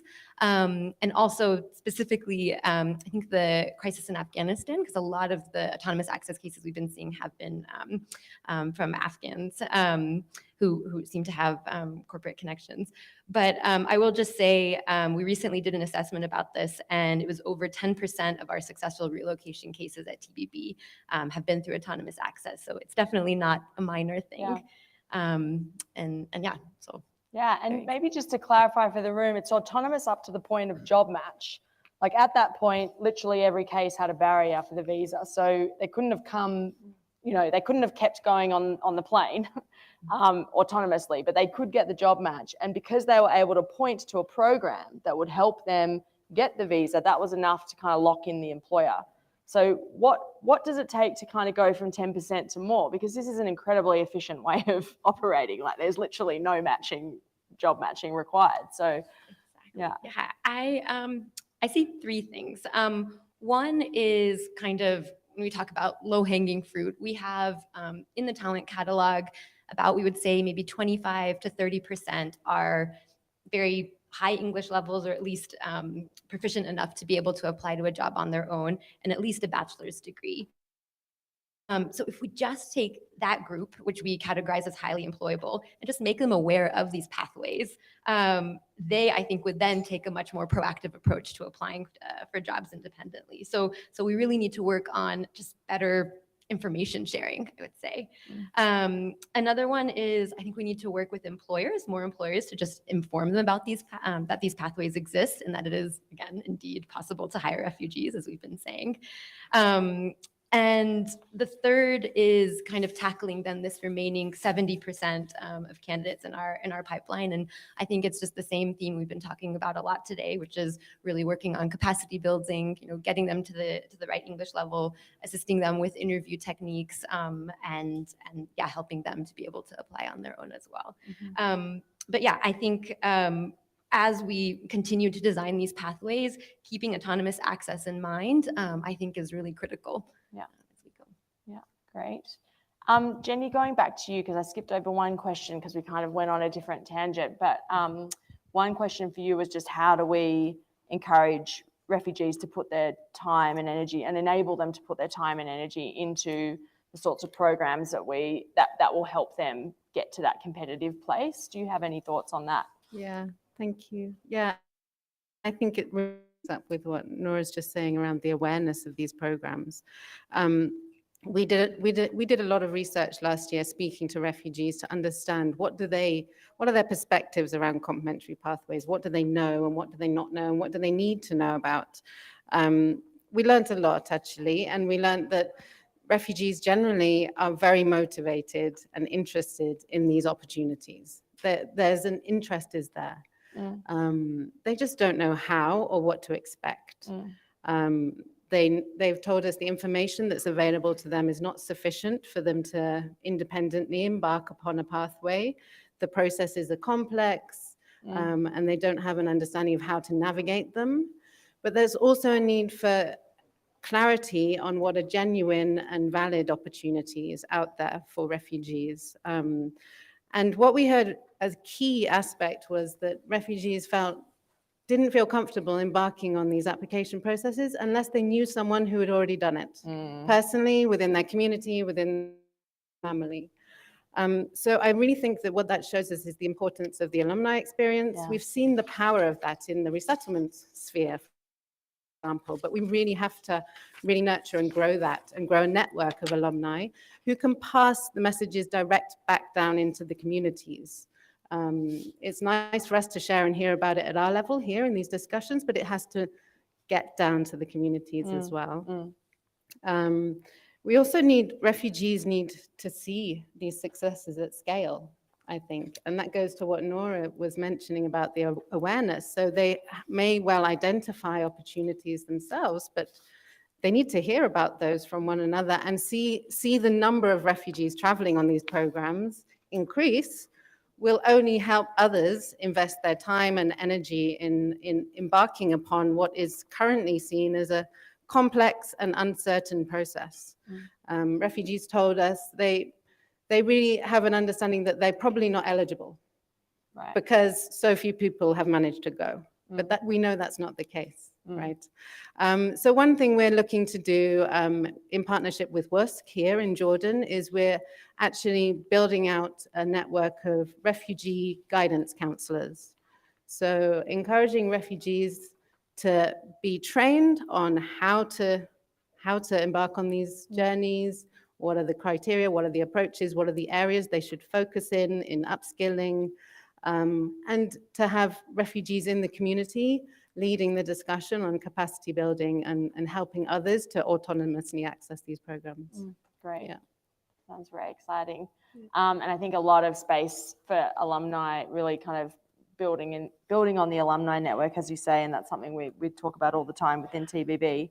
So we've discussed a lot of strategies. So strategies for increasing motivation and access to programs, strategies for building trust, like utilizing alumni networks, ensuring that candidates have better access to information, which I think is really good feedback for everyone in this room. Just how do we actually get this information out? The fact that the data itself is incredibly valuable and should be driving our program interventions across the board, and making sure that our corporate outreach is targeted, looking at the demand and supply side factors and also the pathways. So it can't be, we can't do everything all at once. That's like a completely impossible scenario. So out of those strategies, what do you think is the one thing, and I'll go kind of through the panel, what is the one thing that you think we should be doing right now that we can do today to actually put these strategies into practice? Because I think these are all great ideas, but we have to bed it down to what are we going to do. So yeah, maybe I'll kind of open to any of you really to share what you think we can do today, either within your own organization or as a partnership between more than one organization to put these strategies into practice. Can I just say something? Thank you. I think one thing we need to do going forward is we're lumping them all as refugees. It's a large pool of people that are very, very different. I mean, you have third generation refugees, somebody who might have a PhD in biochemistry, and then you might have an unskilled worker who has just arrived from a war zone. We're lumping them all together. I think we should serve all of them, but I think it has to be tailored to the not individual needs, but the needs of each different group, right? Yeah. Yeah. I can say something, a couple of points. I think what we want, what is the most effective way to help refugees? And I've got a couple of technical or technology suggestions there. I think a single database helps refugees, and it also helps employers. Now, TBB created the talent catalogue, but we no longer own the talent catalogue. It's open to anybody and free to anyone to use. I think the reason we did that, the alternative is lots of little databases pop up around the world. That doesn't benefit refugees. Refugees, then they need to register with all the different databases around the world in order to maximise their chances. That's not good. It also means for employers, they've got to register with lots of places and post their jobs. That doesn't help the mo. So we don't own, nobody owns the talent catalogue, or if anyone owns it, it's the refugees own it. And the best way I can think of the talent catalogue, the best analogy I can think of is Wikipedia. So do we want 10 different Wikipedias? No, we don't. With the power of Wikipedia. And who owns Wikipedia? Nobody owns Wikipedia. Who owns Wikipedia are the people who contribute to Wikipedia. Who owns the talent catalogue is the refugees who put their data there. Every refugee who puts their data on the talent catalogue gets an account on their talent catalogue, and they can go in anytime, change their data, update their data, delete their data. They own the data, they own the catalogue. So that's what's best for the refugees, is a single database. The last thing I would, second thing I would say, which I think is most benefits for refugees, is we need to get away from restricting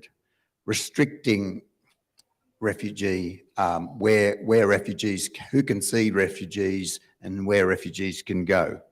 A refugee is on the talent catalogue. Potentially that refugee should be able to relocate to any job anywhere. Equally well, an employer looking at the candidates from anywhere. Now, we are already seeing some restricted access, and it really, going through the talent catalogue, and it really hurts me to see it, where we have things where employers are only allowed to hire people who are located in Jordan and Lebanon. Why? You know, why? We actually have to go out of our way to filter out, because when we're told that, maybe it's because that's something that a government pathway has mandated, a way to filter out candidates who might be perfectly good candidates an employer would love to see, but they can't see it. Makes no sense. Similarly, where in source countries, we have some initiatives where the candidates in that source country can only go to a particular destination. Why is that? That's not in the best interests of the refugee. The more opportunities the refugee's got, the more potential destinations, the better their chances. So I just want to make that pitch for a single database, and let's not put restrictions around what employers can see or where candidates can go. Let's try and make it a global, a truly global and globally accessible resource. Thanks, John. Okay, who else has a what we can do today? Yeah, so I would say, I mean, we have here a lot of great partners on source side, destination, we have government officials, and we have employers. So aside from getting as many candidates hired later on in this week through the recruitment event that we have, I would love to see something, concrete, actionable items that this results from. And I would say maybe one thing I'd love to see, maybe we can launch one cohort for English upskilling program that focuses on one occupation in one region. We test how that really works, capitalize on the fact that we have everybody here in the same room. We can have this conversation at a later time this week and just see how that really works. I'm confident that that is going to yield great results, and then we can scale it from there. Can I suggest, so there's going to be a session on English language and capacity building on, I think it's now Thursday? No, it's now Wednesday, tomorrow. Anyone who wants to be part of that idea, please go to that session, because I think that is an excellent idea and it's so actionable today, and we have the right people in the room for it. Does anyone else have a? Sure. I wanted to actually add on to what Jenny said about creating awareness. Last year in October, we were in Kenya, and we went to several refugee camps where employers did interviews. And one of the things that came up was the issue of legitimacy. We're all here, so many organizations, so many employers who know about the programs on labor mobility, but the community still do not have a lot of confidence in the pathways. We had people say that they thought it was a scam, that maybe this is fraudulent activity. And so we actually had two sisters who say that their parents were worried about them applying for this because they were young women who may be traveling alone. And when I was there and I would introduce myself and say that I was a candidate who is coming back at a different capacity, you would see their heads turn and say, oh, it's actually real that you went and came back. And so just building that confidence, even in the eyes of the candidates themselves, is also a great motivation for them. So one thing that we can do right now is share. We have social media, we have networks of our own, we know people. Put the word out there that these programs are real, these programs are impactful, they're working. As employers, share with other employers, organizations share with other organizations. We need more partners. And then as we're sharing knowledge, I would love to see us have conversations about what parts of the processes we can take responsibilities of.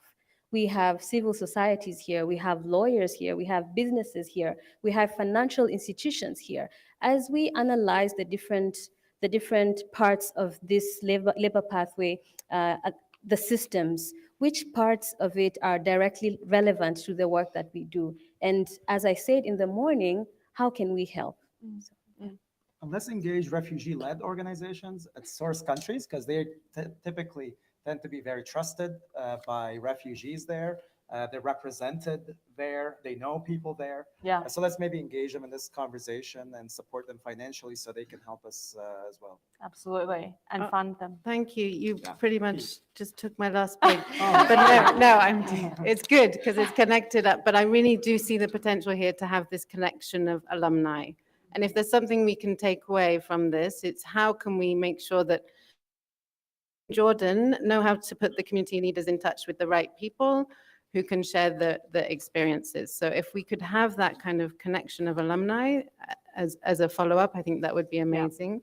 But also, I just think the momentum from here today, I think we need to take that forward and use that to build the trust, not only of refugees, but also of partners, that labor mobility is a reality so that we can direct those programs in the future. Absolutely. Yeah. I think that probably links to an action from this morning around the Refugee Labour Mobility Network, because all these stories, the trust building exercise, I mean, that's the network. It's not just any one organisation on this panel. Have the last word, Nora, and then we're going to go to questions. Sure. No, I actually have just one very quick point. I agree with everything that's been said. Just in terms of information access, I'm sure there's so much that we could be doing at TBB to enhance that. But one very practical thing, not throwing any shade to our amazing government partners, but the websites that describe these pathways, they either have 3 lines on them or they are like 10 pages. And it's very, very challenging. If I'm, 5 years working in this and can't understand them, there's no way that our candidates are going to. So if we can just work on those, I think that could potentially make a bit of a difference. Yeah. Here. Okay, we might open up to questions. I think we've got about 10 minutes. Karen. I don't have a question, but a commitment from us is that yes, we'll be enhancing. We can definitely enhance the website. Also inspired by all the comments around alumni. I think there's an opportunity there for us to feature alumni. We've got a new, I'm from the skilled side, we've got a new skilled website to attract people to Australia. There's a perfect spot there for some vignettes on alumni, and I think that'll be really inspirational for employers and also potential candidates. Other candidates. Brilliant. Andrew, and then good. What about a job board for the employers to post their jobs specifically for the refugees to have access to, where we can profile the candidates that we have hired, but also be able to say, this is a job that we will hire through this stream as direct access. Leaning into the autonomous, they can find us as well. They can pursue their own dreams. Yeah, we certainly considered that, and it's I guess it's an opt-in thing. We could do it. I think you have to be sensitive to employers and also sensitive to the desperation of candidates. The danger is that employers get frightened off by influx of. So that's the reason we do it the way we do now. We actually, employers see candidates, but candidates don't see employers. And that was a conscious decision, and we know we're missing out there, particularly for supporting the autonomous. But you understand the problem, right? I mean, is there a way to work around that? Well, I think what Noura was suggesting with that low-hanging fruit, where we know the ones who are the likely ones, and then we reach out. So it puts us or our partners in a sort of an intermediary situation, which is not as direct, but we can sort of moderate, if you like, right? Yeah. Okay, great.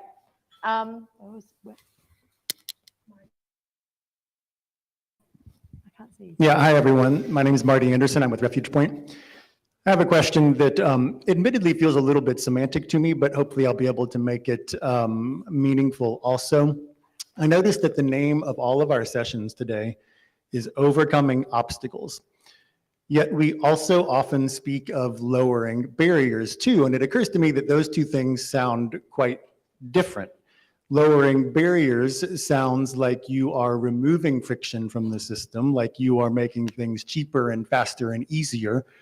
Overcoming obstacles sounds a little bit like you're injecting resources into the system in order to in order to overcome a barrier that has not been removed, in fact, but that needs additional resources and time and effort to overcome. And so I'm just curious if that distinction resonates in any way to the panelists, and if so, do you feel like one of those terms is more accurate than the other for the way in which we're actually proceeding? And if there's any lesson in the distinction for the way that we should be conceiving of our work to come? Thanks. Does anyone want to, Bahati?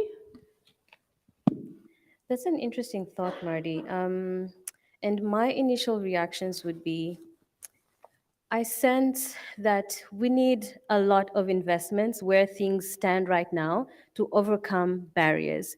Clearly from, for example, the example of Canada through the EMPP, when we were the first cohort from Africa, for example, there were a lot of barriers that we had to overcome. And this meant a lot of resources had to be put in at all stages, from the source countries up to when we were in Canada, and up to now when at the province we are talking about them sponsoring us to get our credentials to be able to practice as nurses in Canada. So at the moment, we can say we're in the process of overcoming the barriers. However, what we are working towards is lowering those barriers, acknowledging that it's not something that is going to be done in a day. Rome wasn't built in a day, though I am very confident that if all of us here were very, very motivated after Friday and went and sat in our desks for one whole week, those barriers would come down. That is me being very, very optimistic. But at the moment, we are overcoming those barriers, but the goal is not to overcome, but to actually lower them. Could I say our experience is certainly an advocacy point of view, and the work of Marina and Stefan and our advocacy elsewhere is we are removing obstacles. That is what we attempt to do, or walk around them. But yeah, I think that's the alternative is too difficult. So I think our focus has been removing barriers, usually by simply pointing out that most of the barriers that are there just don't make any sense. And when you actually draw that to the attention of the powers that be, quite often they say, oh no, right, okay, we don't need that. Or we can walk around the barrier by doing something else. Sorry, if I could make another quick comment. You just reminded me of something that was mentioned by a candidate in Kenya, where one of the barriers they had was in a document that was required, that they said this meant me going to work for one day, which meant a loss of income for my family. And so what was then the goal is to find a way around that so that they get an alternative that was much simpler, that would not mean a day without food for the family. Absolutely. I think Andrew and then Joseph, and yeah. And can I, just before you, can I have another 10? Because we started very late, or 5. 7, okay, Andrew. I'll be quick because I'm not asking a deep question like Marty. Mine's a very simple question. You made reference to autonomous access cases, and if I understood correctly, that's the candidate obtaining a job offer autonomously, but do you have illustrations of autonomous access the other way around, where the employer finds the candidate autonomously and then comes to you? We do. Yeah, we do in Australia, and the design of the Australia, sorry, just to jump in there, but the design of the Australia program, I would say, enables it the most, because essentially, as long as that employer gets the endorsement from TBB, they can access. It's quite straightforward. But yes, we have had that case. We've had cases where employers tried to get a candidate through the normal skilled migration program and failed, and then came to us kind of exasperated, being like, can you help? Because this person happens to be a refugee.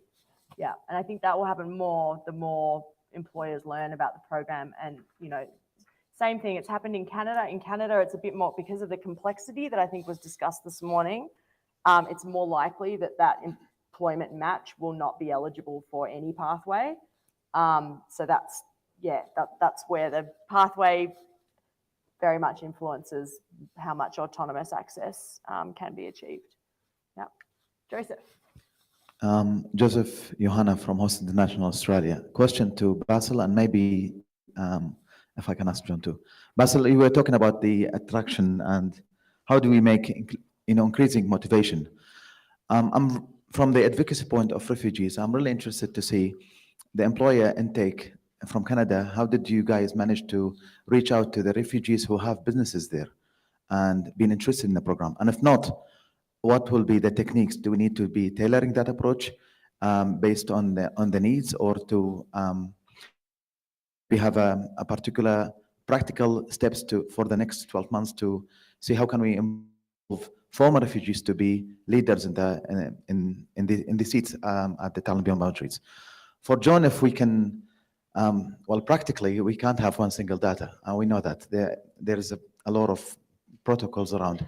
Are we considering at least to try to see one single country, one single region, one single small scale to partner with, let's say, the huge database of UNHCR or other big NGOs, and if we can collaborate to bring one data and then we show to the world that this is happening, this is better, maybe we can do that in the next 10 years probably.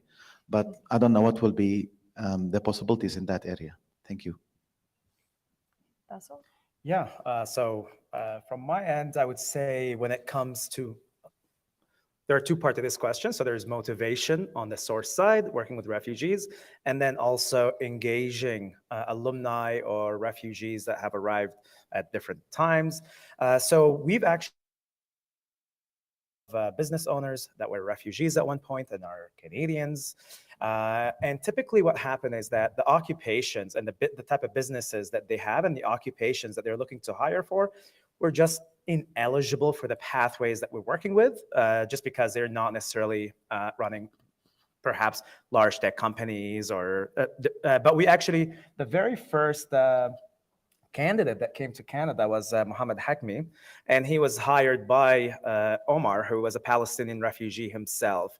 So there is some success there, but it really is going to have to depend on the kind of businesses that they represent, but also keeping them motivated. I think this is very important because ultimately, yes, it's one thing to tell everybody, hey, you know, there is a chance where you can get this job offer and you can get an interview, and that's not enough.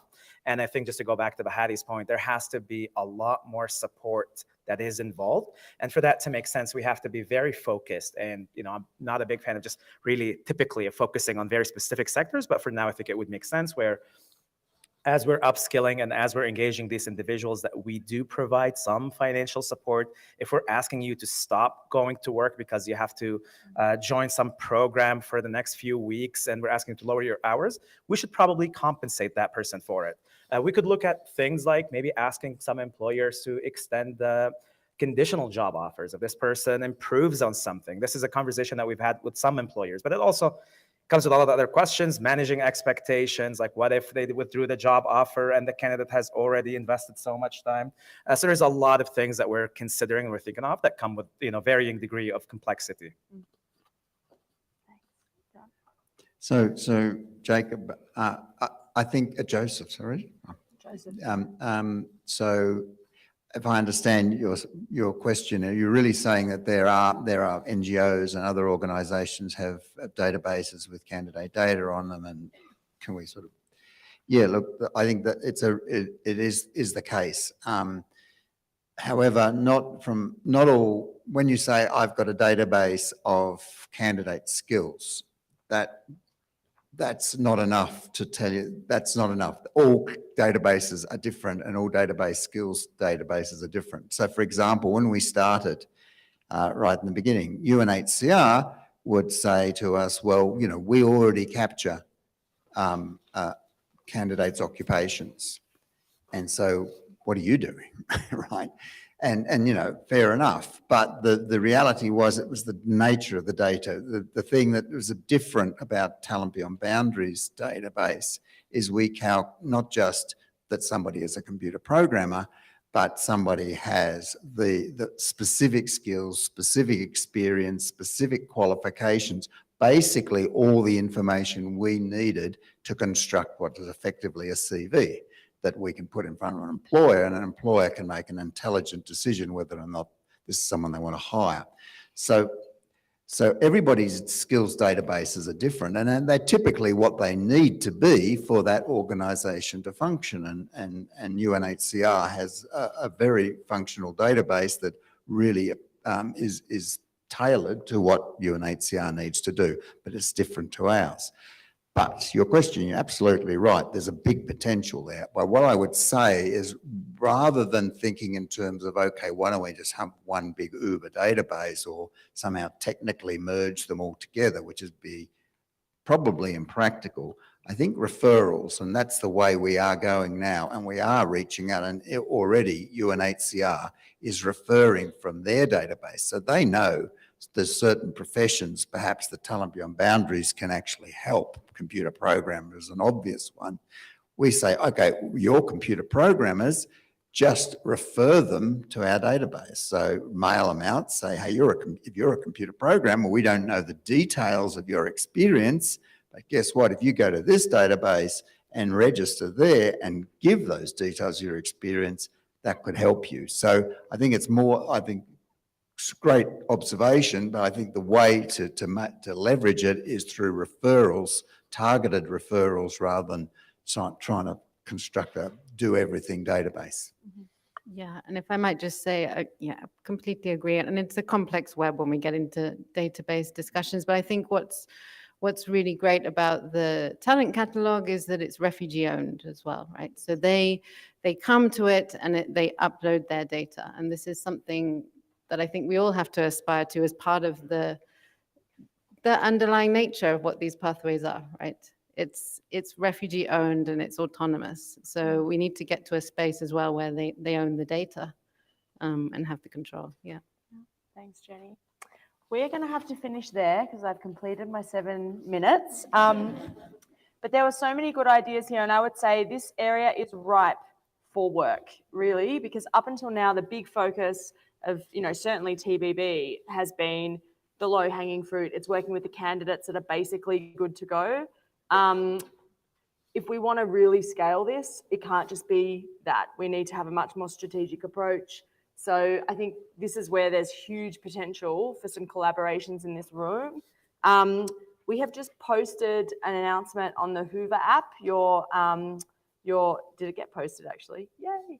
On the Hoover app, which is where basically you can go and share what you think you as an organization or individual could be doing to take an action or implement a solution based on this conference, and invite other members to join you to discuss it. So it could be an English language train-up program in a particular region. Who else here could work with you on that? Because we're basically all here and we should do that before we leave. Otherwise it will probably not happen in any timely manner. So use the Hoover app, the announcement's there, you click on the link, put up your idea, invite people to discuss it with you. And then what we'll do is collate all of those kind of actions and use that to hold ourselves accountable at the end of this conference. So that's a plug for please be action oriented. We will note down the fact that Australia is updating their website. That's one basic thing, which is great. But yeah, thank you so much everybody for this fantastic discussion, questions. To my very esteemed panel of experts, thank you so much for your time and sharing your knowledge today. And on to the next roundtable. Thanks so much.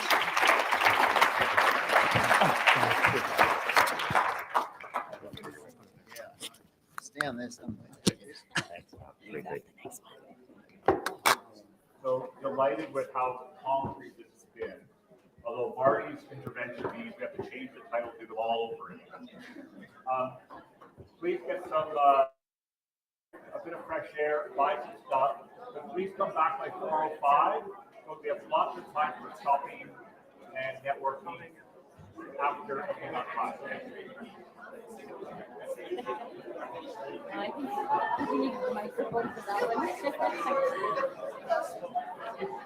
Good stuff.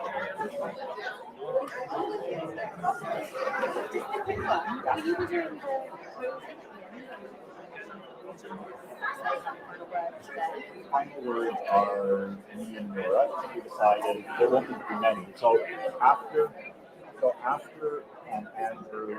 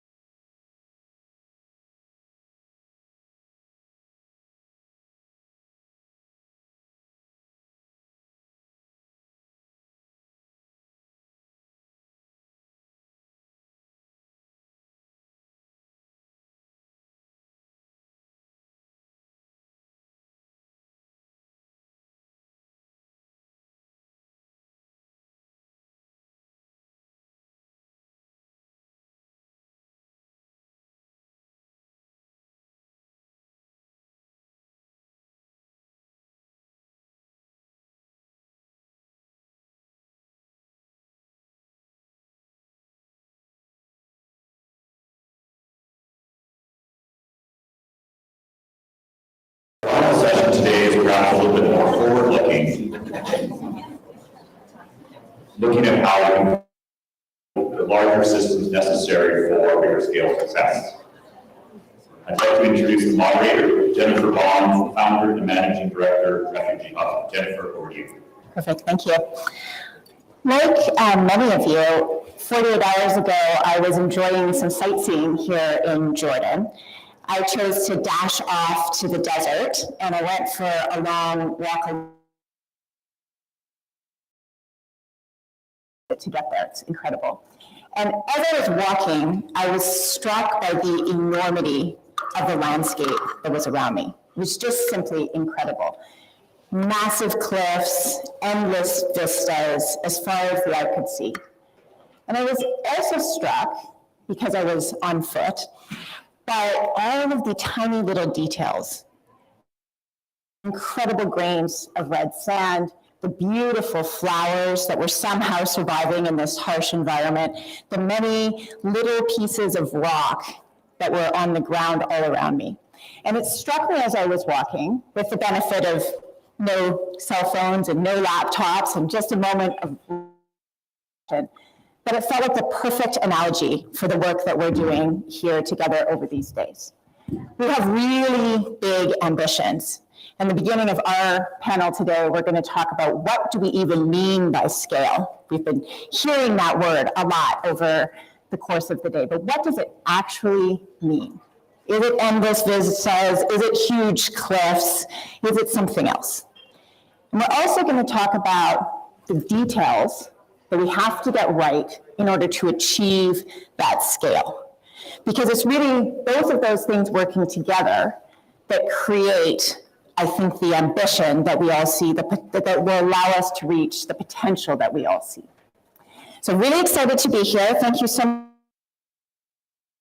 As David said, my name is Jennifer Bond, and some of you will know the work that my organization has done on sponsorship. We actually do a lot of other things, and I just want to start by talking about two of those very briefly because they really directly impact the conversation we're going to have here today. The first is a project called EU Passworlds, and I want to acknowledge some of our incredible partners who are here in the room, including the UNHCR and from Ireland. We work also with the UNHCR in Italy, and of course at headquarters. But also ICMC, Caritas, Refuge Point, a number of others. And we're working on introducing labor pathways and education pathways into 3 European countries, working closely with the sister project that's already been described here. We also convened together with our friends at Refuge Point a network of organizations who do identification, support, the language used earlier today, curation of the front end of these pathways. And I've already had the privilege of meeting some new organizations here over the last two days. If you do that kind of work, that front end work in the field, please feel free to approach Marty or I. We convene monthly meetings of other actors who do that work to try to learn together, learn from each other what that part of the system looks like. Today, my job is not to talk at all about the work that we do at the Refugee Hub, but instead to benefit from the tremendous expertise, not only from this panel, but also from all of you. And it is the last session of a tremendously rich day. We're going to try to keep it very conversational. We're going to proceed in 2 parts. The first is those questions about scale. What do we mean? And how do we get there?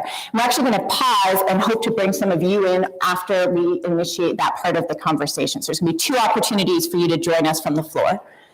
Then we're going to reconvene up here with this incredible set of experts to talk about what the obstacles are, how we get over them, what are our next steps. And I'm so grateful for the last panel to really kick us off heading in that direction. We're going to continue that conversation from the stage here today, and again with all of you. What are the obstacles? How do we overcome them? What are the practical things that we need to do together to reach that beautiful ambition that we can all feel and taste and that is so palpable in this room? So that's where we're heading. And I'm going to kick things off by turning to Megan Benton, who is the Director of International Programs with MPI, and Jackie Keegan, who of course many of you know, the Deputy Director of Resettlement and Complementary Pathways at UNHCR. I've given them the easy question in 2 minutes or less. What do we mean by operating sustainable scaled systems. Megan, over to you. Thank you. And my name is Megan. I like to talk about the future, or the cliffs, as Jennifer put it. So I was thinking a little bit about what the system could look like in 2030, and I think we want three things. First, a system that offers a pathway to protection and opportunity for hundreds of thousands displaced. Second, a system that creates positive spillover effects for countries of origin and transit. And third, one that makes a dent in the seismic economic and demographic. Megan, I'm going to stop you just with one moment and ask if the audience can hear. I'm not sure the mic is on. Great answer. We can all pack up and go for a drink. Let's pause and make sure we can hear it. I'm Megan Benson. I like to think about the future, and I cannot operate a mic. Do I say that again? Yes. I'm so sorry, everyone. You now have 1 minute. All of those ideas. All right. Okay, so I was thinking about what the system would look like in 2030. I think we want three things. First, a system that offers a pathway to protection and opportunity for hundreds of thousands displaced. Second, a system that creates positive spillover effects for countries of origin and transit. And third, one that makes a sizable dent in the economic and demographic needs of advanced economies. You know, we talked today a lot about current growing labour shortages in ICT and health and social care.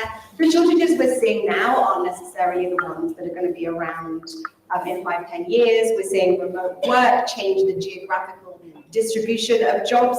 I think that displaced talent needs to be part of comprehensive and forward-looking discussions that are going on right now in advanced economies about building the labour force of the future.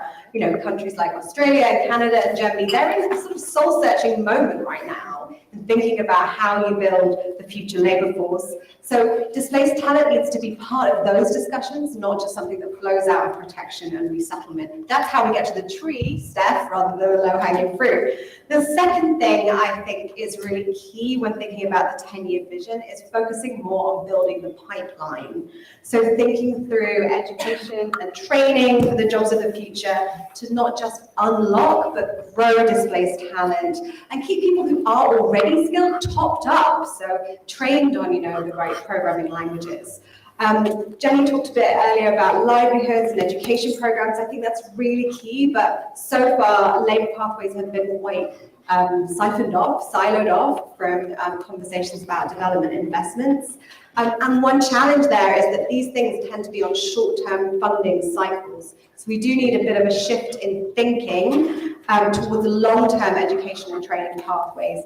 A realism that sometimes these situations are protracted and that money needs to be more long-term, and some smart thinking about how we prepare people in displacement situations for in-demand occupations, not just in higher income countries, but those that will also support them if they stay in the region.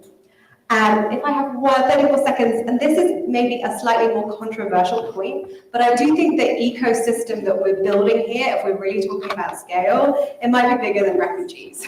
So expanding pathways for vulnerable populations, whether that's kind of Venezuelans, people with temporary protection, people without individual refugee status determination, people whose lives and livelihoods have been affected by climate but don't fall into the definition of refugees.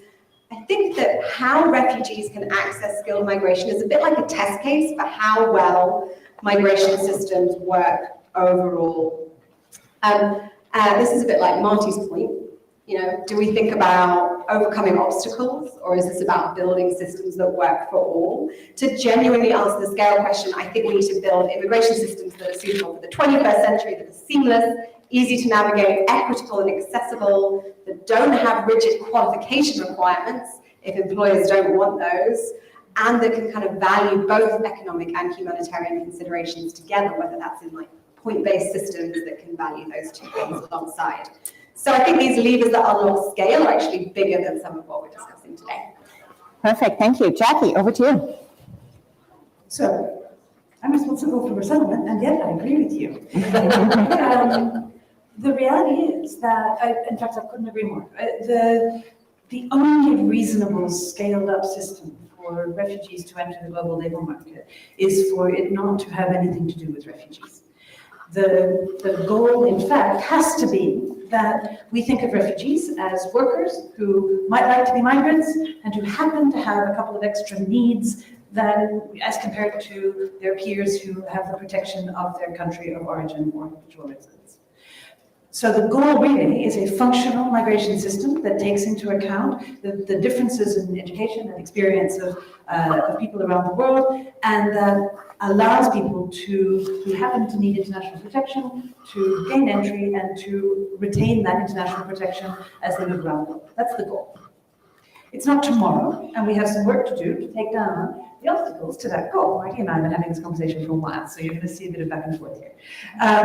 What do we do to get to that point? I think there are lots of things, but key among them are the review and the adjustment of the law and policy systems in every country on the planet, so that those countries can both receive and support the departure of people who are in need of international protection, of refugees, as they leave on lawful, safe migration pathways.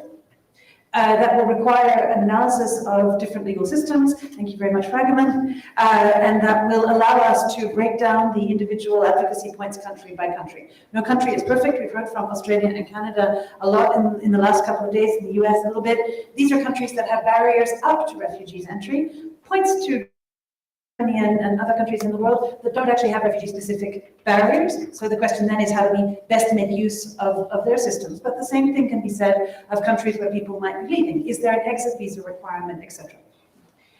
The next thing, and maybe the most fundamental single thing that we can do, is to make sure that refugees are able to access and then use to apply for visas with a travel document that ensures protection against return, forced return, refoulement, return to a place where their life or freedom may be threatened, a travel document that can be renewed at a consulate from their country of origin, or country of asylum, a travel document that allows them to return to the country of asylum, because people need to visit their mothers, a travel document that is able to be used for multiple journeys, so that people are able to craft their own futures. The government of Ghana has a representative here today. Ghana issues such a travel document, machine readable, renewable, able to be used around the world, and absolutely the first step for a refugee to travel safely without a fear of being sent home if something happens, that is sent back to their country of origin. They get tied to Ghana, and that is a gift that Ghana is giving that every country on the planet needs to give. And every country on the planet needs to accept such a travel document when considering visas.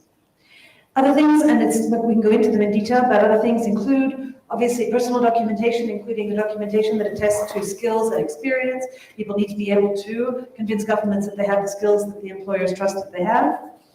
We might need some help for refugees to get started, some casework. We might need to work with refugees so that they can do their own casework, or refugee communities, so that they can do their own file preparing, photograph taking, etc. We certainly need money so that refugees can buy a passport, can apply for visas, can take the photographs, etc. And we have some of these things in place. We need more, until such a time as we don't need them at all. We need welcoming communities, the work that we do on community sponsorship, but really beyond that, we need to think about what communities will need in order to see refugees differently, in order to approach refugees as humans who just have one extra special need. And we certainly need the data. And that data is going to be important for development. It's going to be important, developing of skills and so on. It's going to be important for understanding what the barriers are, because every layer of barrier brings another one. And we need the data so that refugees are able to make informed decisions. Thank you so much. And we've already started to move a little bit into what are the things we need to be in place to reach our vision of scale. Before we go too much further down that path, I'm going to us back to this question of what do we mean by scale by asking Rachel to reflect on her experiences working with employers. We've heard from employers today. We're going to come back to that employer perspective here. Rachel is the Global Partnerships Director at TBB, and I'd love to turn it over to you. What do employers need from a scaled system? Thank you. Thank you, Patrick. I think employers and candidates and everybody else in this system probably need the same thing, and that is clear and transparent information. That's a theme that's come up a lot today. It's been echoed in a number of different presentations. We know that for commercial purposes, employers need transparency on the process. How long is it going to take my new hire to get here? I think, Sharon, you said you need immediate gratification. If we can't deliver that, we can at least show you what to expect, milestone that for you. and recognize that everything looks scarier in the dark. So we're here to shed light, and I think that's the most important piece of the puzzle that applies across the board. I would just add to that that the same is true for candidates.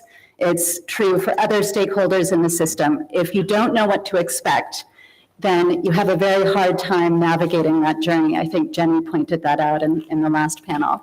And we also heard from Bahati on how people think this opportunity can be a scam. So to fight that perception and really bring that sunshine in, I think information on the process is critical. Whether it's complicated or not, we must recognize that it will seem complicated if we don't explain it. And that, to me, is the most important theme. Great, thank you. And I am sorry to say that one of our panelists is not here. He was one of the people implicated by some of the visa challenges, Ahmed Taibek.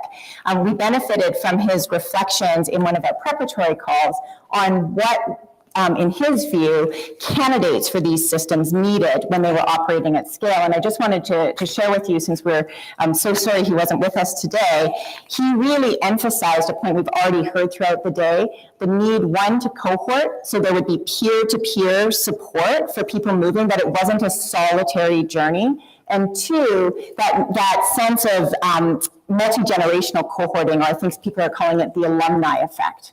Right? And he reflected a lot on some of the things that he learned the hard way that they're now able to pass along to new cohorts arriving into the UK. So very sorry that he wasn't able to be with us, and I wanted to just layer in that perspective. Of course, we'll look forward to hearing from others in the room, those of you who have experienced these pathways, to give us your thoughts. What do candidates need as we think about scale?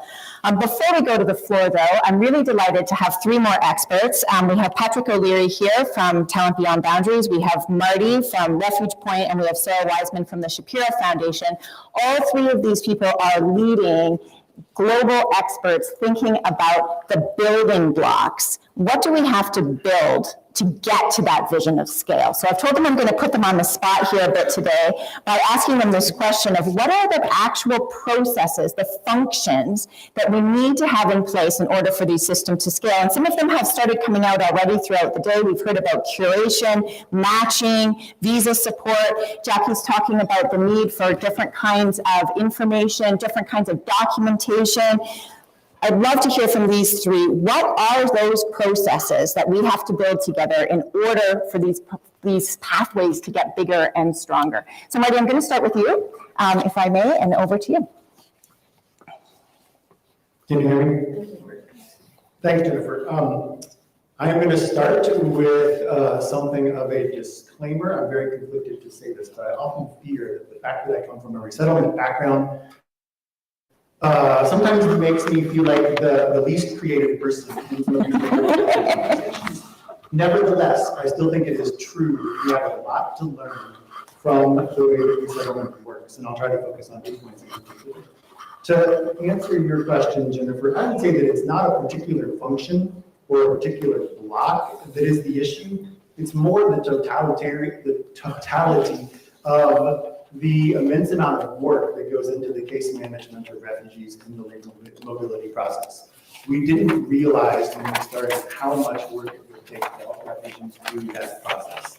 And that is not because of any lack of ability on their part, not because of any lack of initiative or lack of effort.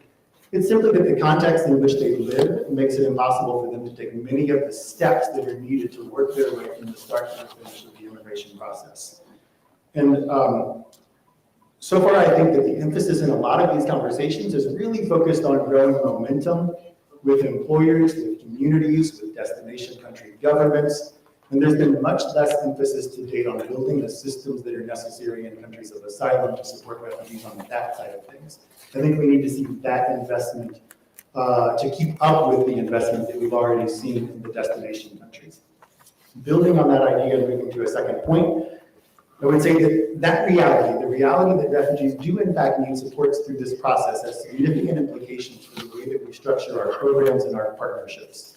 In resettlement, there is a highly coordinated sequence of partnerships that work together to support a refugee through each stage of that resettlement process.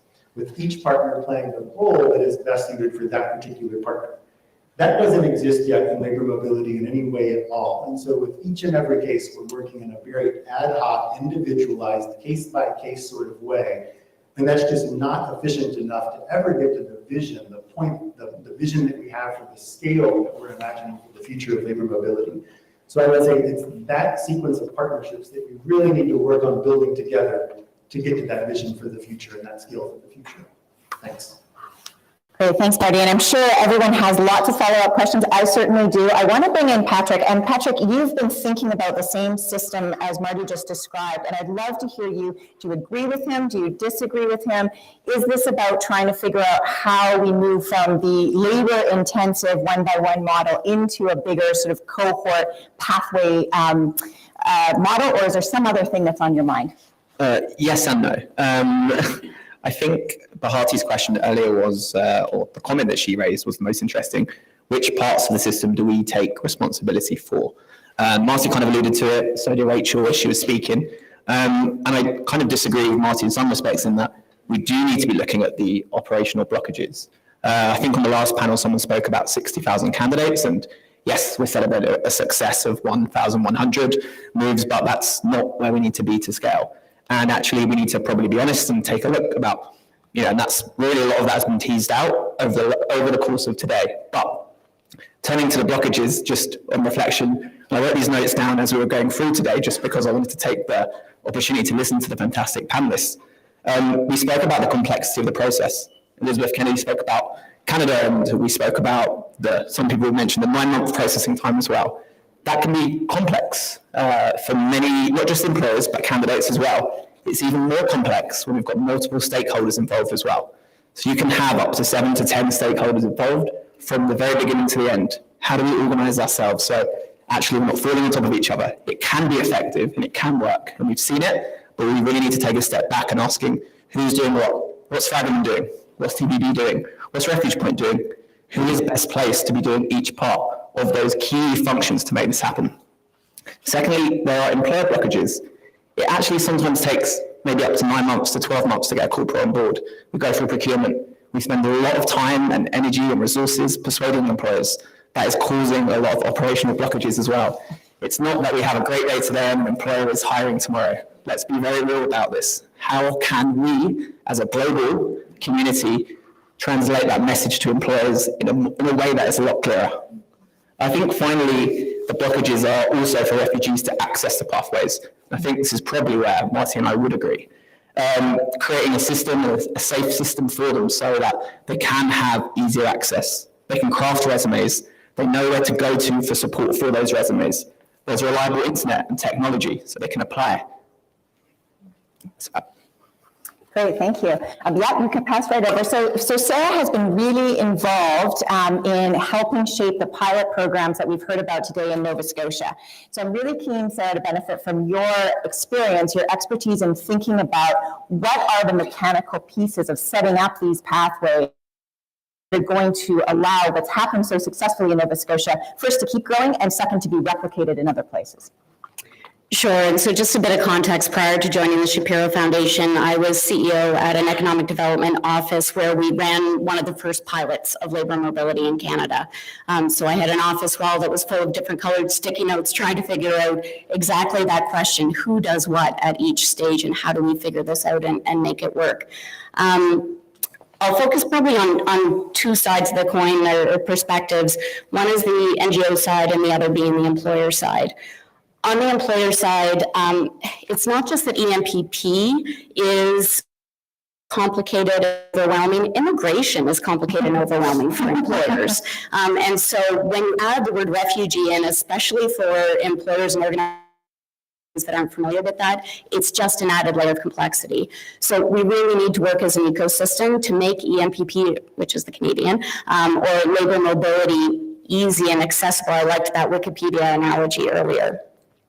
One of the things that, many of you have heard my Nova Scotia bias, although I will also note that Marina, today you mentioned Alexander Graham Bell, who is a Nova Scotian, who invented the telephone. So all roads do lead to Nova Scotia. And the work and the scale that has happened in Nova Scotia, where 122 of the 145 job offers that have been issued in Canada to date are in Nova Scotia. And that's because they've looked at switching the system, and I've likened it almost from a switch to a retail to a wholesale approach. So one of the really key things they did, our province is here, but they also heavily subsidize in supporting the employer ecosystem and immigration. As Jen mentioned earlier, they know who the employers are. So rather than asking the NGO partners and everyone in this room to try and do the door knocking alone, look at what existing networks already exist. There are times where if we want to see this scale, we do also have to look for the low-hanging fruit. And so what Nova Scotia did with our trip to Kenya this past fall was they sent a hiring team, kind of what I've called a representative employer, over to Kenya, who did all of the screening of those 100 candidates and then put everything together in a neat little package and brought it back to Nova Scotia, and then they're taking care of the employer matching. And so that's what allowed for those 65 conditional offers to be issued on the spot in Kenya. On the NGO side, as Marty and I, who happily disagree on many of our Monday morning calls, but also have a lot of shared perspectives. And one of them is that on the NGO side, the model is not sustainable as it has been to date. It's been incredibly labor intensive. We do need to figure out who does what best, and not try to ask any partners to be all things to all people at every step of the process. One good example, which is small but not small, is even the fact we are here preaching to the converted in this room. Those in the humanitarian space speak a very different language from those in the economic and employer space. So we need to find those right ways to phrase the opportunity here. Great, thank you so much. Okay, we are going to open up for a time-limited moment to talk about what we mean by scale, and then I'm going to come back to the panelists. I'm going to push them on some of the ideas that they've offered on how we get there. What are the concrete things we need to do to overcome these obstacles that we sense are still percolating? But I'd like to open the floor first to see, what does scale mean to other people here? What are we actually trying to get to when we talk about building to scale? Because without understanding that destination, it's difficult to figure out what's the roadmap. So I'd love to open to the floor, and I think I've got a hand right here. Thank you. Thank you. So from a corporate profit point of view, scale means doing more with the same resources. But I've been sitting here thinking about, what is the more? So is it more skilled refugees that are recruited into a country? Or from a domestic economic point of view, is it more productivity in that country? So there's an Australian experience post-war, 25 years, 100,000 immigrant refugees came and built our first hydro-scale hydroelectric generation system. So I'm interested to see what the panel thinks. Whose scale are we talking about? There may be that these are two different points along this pathway's journey, but what are we aiming for first? Is it number of refugee candidates, or do we have a bigger picture in mind? And in fact, is there a connection eventually between those two where we can find a project of that scale? I think, Judy, this is what you were talking about earlier this morning. We can find a project of that scale and recruit to that, as Australia did very successfully. Great, thank you. I'm going to take a few more questions, thoughts, ideas from the floor, and then we'll come back to the panelists. Does anyone else want to come in on this idea of what is the destination? 10 years from now, what does it look like? Here at the back, thank you. Thank you. This is Silvia Matsukin from GS Jordan, Jesuit Refugee Service. So we are a refugee service organization working in the field of education and livelihoods. So my question is related to the role of NGOs serving refugees in this field, in this sector, in Muslim countries. So how can NGOs serving refugees maybe get more engaged in this conversation and play a better role in directing our programs towards providing the skills that are needed in the global market? And upscaling, as we were talking about, the talents, the displaced talents that are really. Thank you. Great, thank you. And thank you so much for such an important question. I think it brings me to the other aspect we heard our panelists speak to, and again, I will take any final thoughts from the floor before we come back here, which is what do we have to do to build towards our vision? And we heard this concept of partnership. We need to sequence, we need to figure out who's doing what, we need to build the pathways, and I think you're asking a really important question. How do we engage new, different, critical partners in this conversation and actually to help us run, operationalize the system that doesn't yet exist? So thank you for flagging it. I want to come back to our panelists. Any other questions from the floor, comments on this? What do we need to do? And then we're going to come back and talk about the obstacles. I see 3 comments. We'll go 1, 2, 3, and then we'll come back to the panel. Thanks. So I think we often think about scale in terms of numbers of people moved. And I mean, even Talent Beyond Boundaries in our strategy, we have numbers. But I actually think, if I really think about what scale means for this solution, it's having a critical mass of these pathways being open sufficiently that refugees can move through those pathways with always some facilitation, because the point about migration being complicated anyway. So anyone that moves on an immigration pathway has some facilitation assistance at some point in that journey. But for refugees to be able to access that facilitation in a fairly kind of streamlined way, of the pathways fundamentally to be open. So some of those very fundamental things around passports, police waivers, all of these bureaucratic hurdles that just literally stop people from moving. That to me, I think we need to think about scale as a systems change, because the numbers will go up, like the numbers will change depending on circumstances. I mean, we see with the Ukraine crisis, you can have like this, and with Afghanistan crisis, you have this massive uptick in displacement. And if the pathways are open and you have that systems change, you could be moving serious numbers through that pathway, you know? But yeah, I think we should maybe avoid the pitfall of it being a number, is my... Great, thank you. I'll ask our final 2 comments to keep them brief so that we have an opportunity to come back in from the panel. I think I've got one here and one over here. Thank you.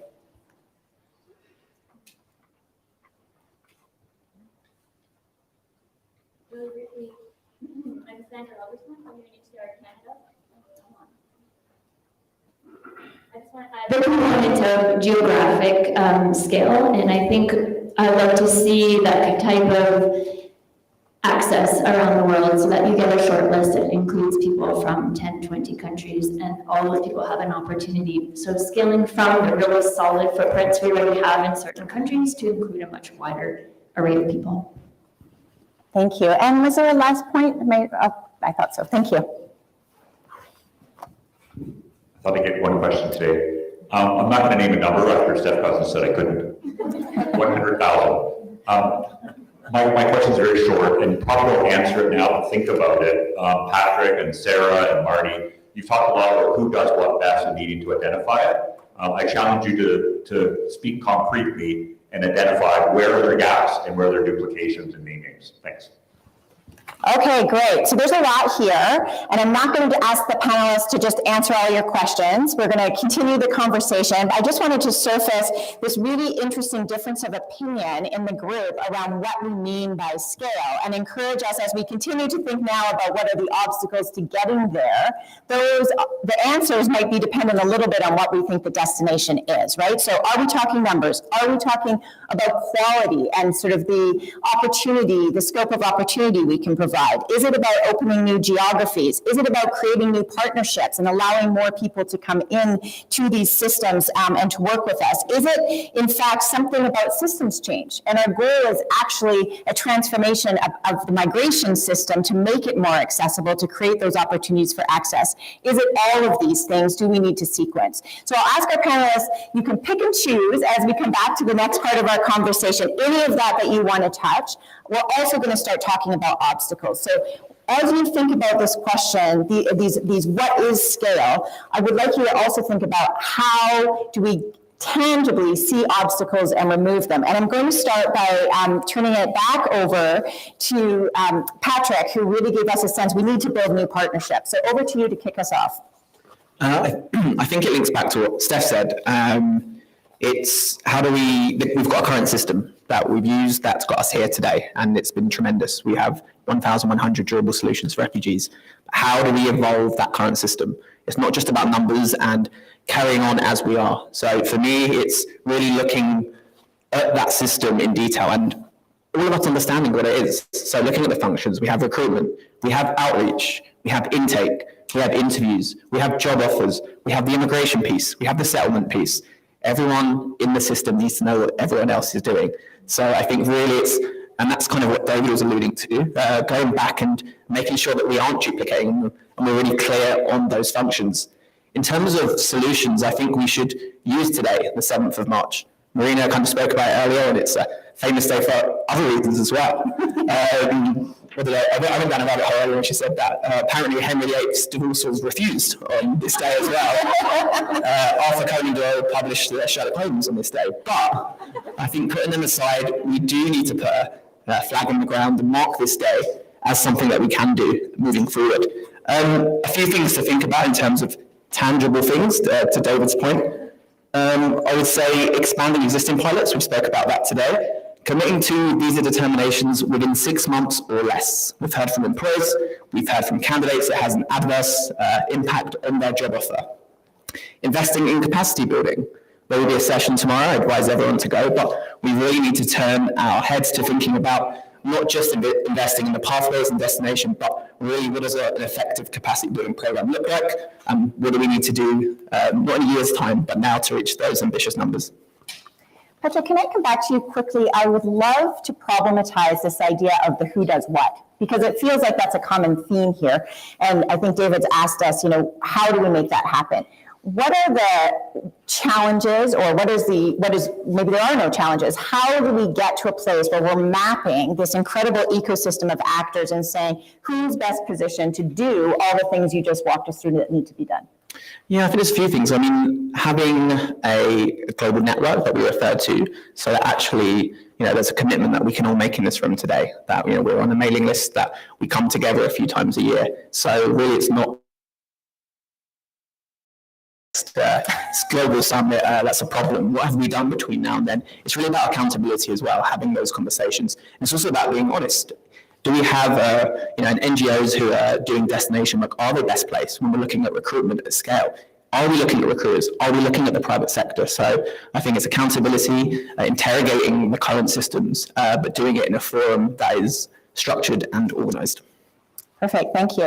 So I'd love to bring you back in, and you spoke about this amazing work that's happening in Nova Scotia and also the multiple hats you've played in that work.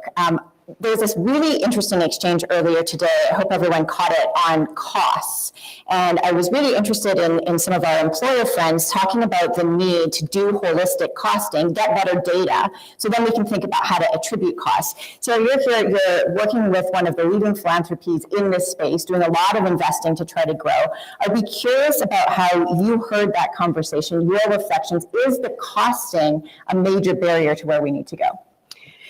Everything in the labor mobility ecosystem seems to vary by immigration path. Even if we look at within Canada, it varies by province, not only in the pathway, but also in the costing model. So for example, in some provinces, it's very typical and expected that employers will pay relatively high recruitment fees.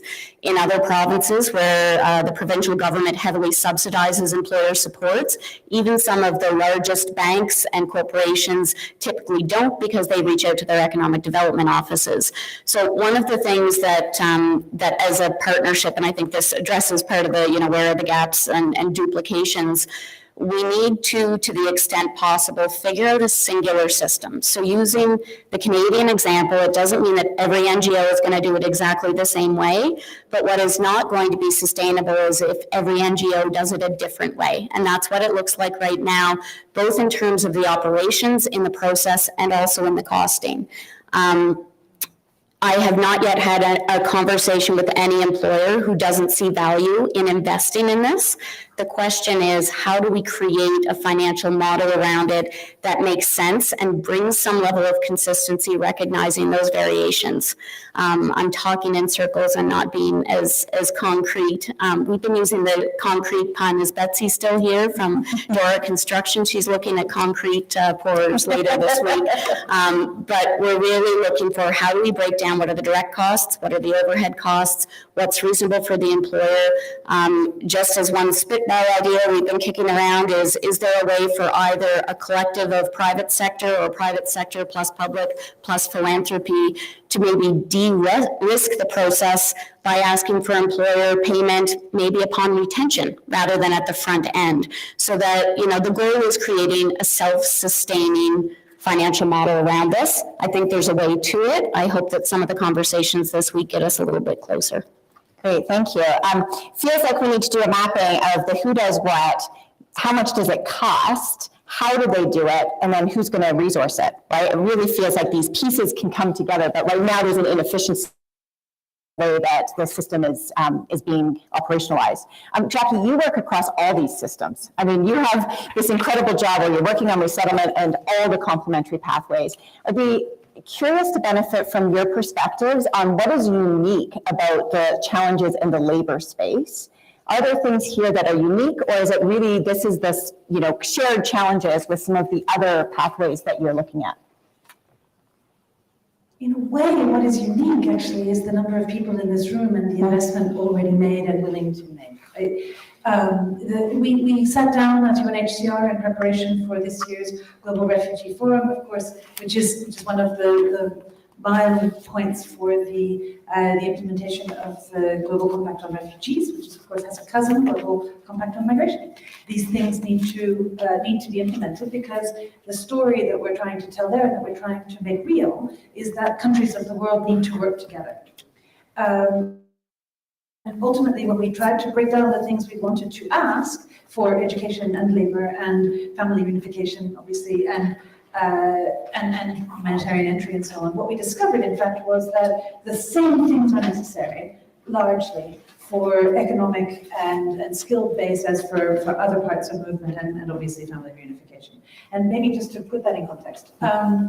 The first thing to say, I think, is that, you know, where is the scale? I think it should be everything, right? It should certainly be big projects that see lots of refugees and a lot of visibility, because that helps with the political will. It helps with changing the narrative around who refugees are, not necessitous, not, quite frankly, my experience is that the people who carry their children across 3 countries tend to be a little bit more resilient and already pretty well prepared to adapt to a new place. And much better than I am, by the way. 2, I think we absolutely need to think about numbers, but honestly, it's not so much numbers of people, because if we succeed, then we won't even know how to count the people moving. What we should be looking at is the numbers of pathways, right? And that should be pathways to and from. Ghana system, as does Kenya, as does South Africa. There's no reason that countries that might have a need for jobs can't be a recipient pathway for education. And I think if we think about the world like an airplane map in the old days, and we think about, you know, the safe pathways versus the unsafe pathways and the kind of orange ones in the middle, then we see what our job is to unpick, to move from the red lines to the orange lines and eventually to green lines. Speaking about that, I disagree with Patrick now. I don't think we need to grow the pilots. I think we need to learn from the pilots and move beyond them. I think we need to do ourselves out of a job. I think success here is us not needing to be in this room, because in fact there's a safe migration system that is 100% inclusive of refugees. And if we are thinking along those lines, then we are looking at those systems. Bruce mentioned it this morning. We've got, you know, people all around the room here who have been talking about it. That is country by country, industry by industry systems. It's picking apart the detail in order to make something that is genuinely functional. I think, you know, and who's going to do it? Who does what where? We talk about the humanitarian. The rule of humanitarian stuff, in theory, is time-limited, task-specific. Get in, get out. We're not very good at it. We need the development actors to come along and give people training. But nonetheless, get in, get out. Time-limited, task-specific means what? It means that refugees need to be able to do their own casework. I love my resettlement friends, but the reality is that we shouldn't have a job here. Resettlement is a job that requires some extra input. This is a job that refugees could do themselves. Australia could accredit migration agents in camps all over the world, we're in refugee settings all over the world, then we skip out the middleman. I love meeting with you. Let's pick another battle as soon as we can get this one done.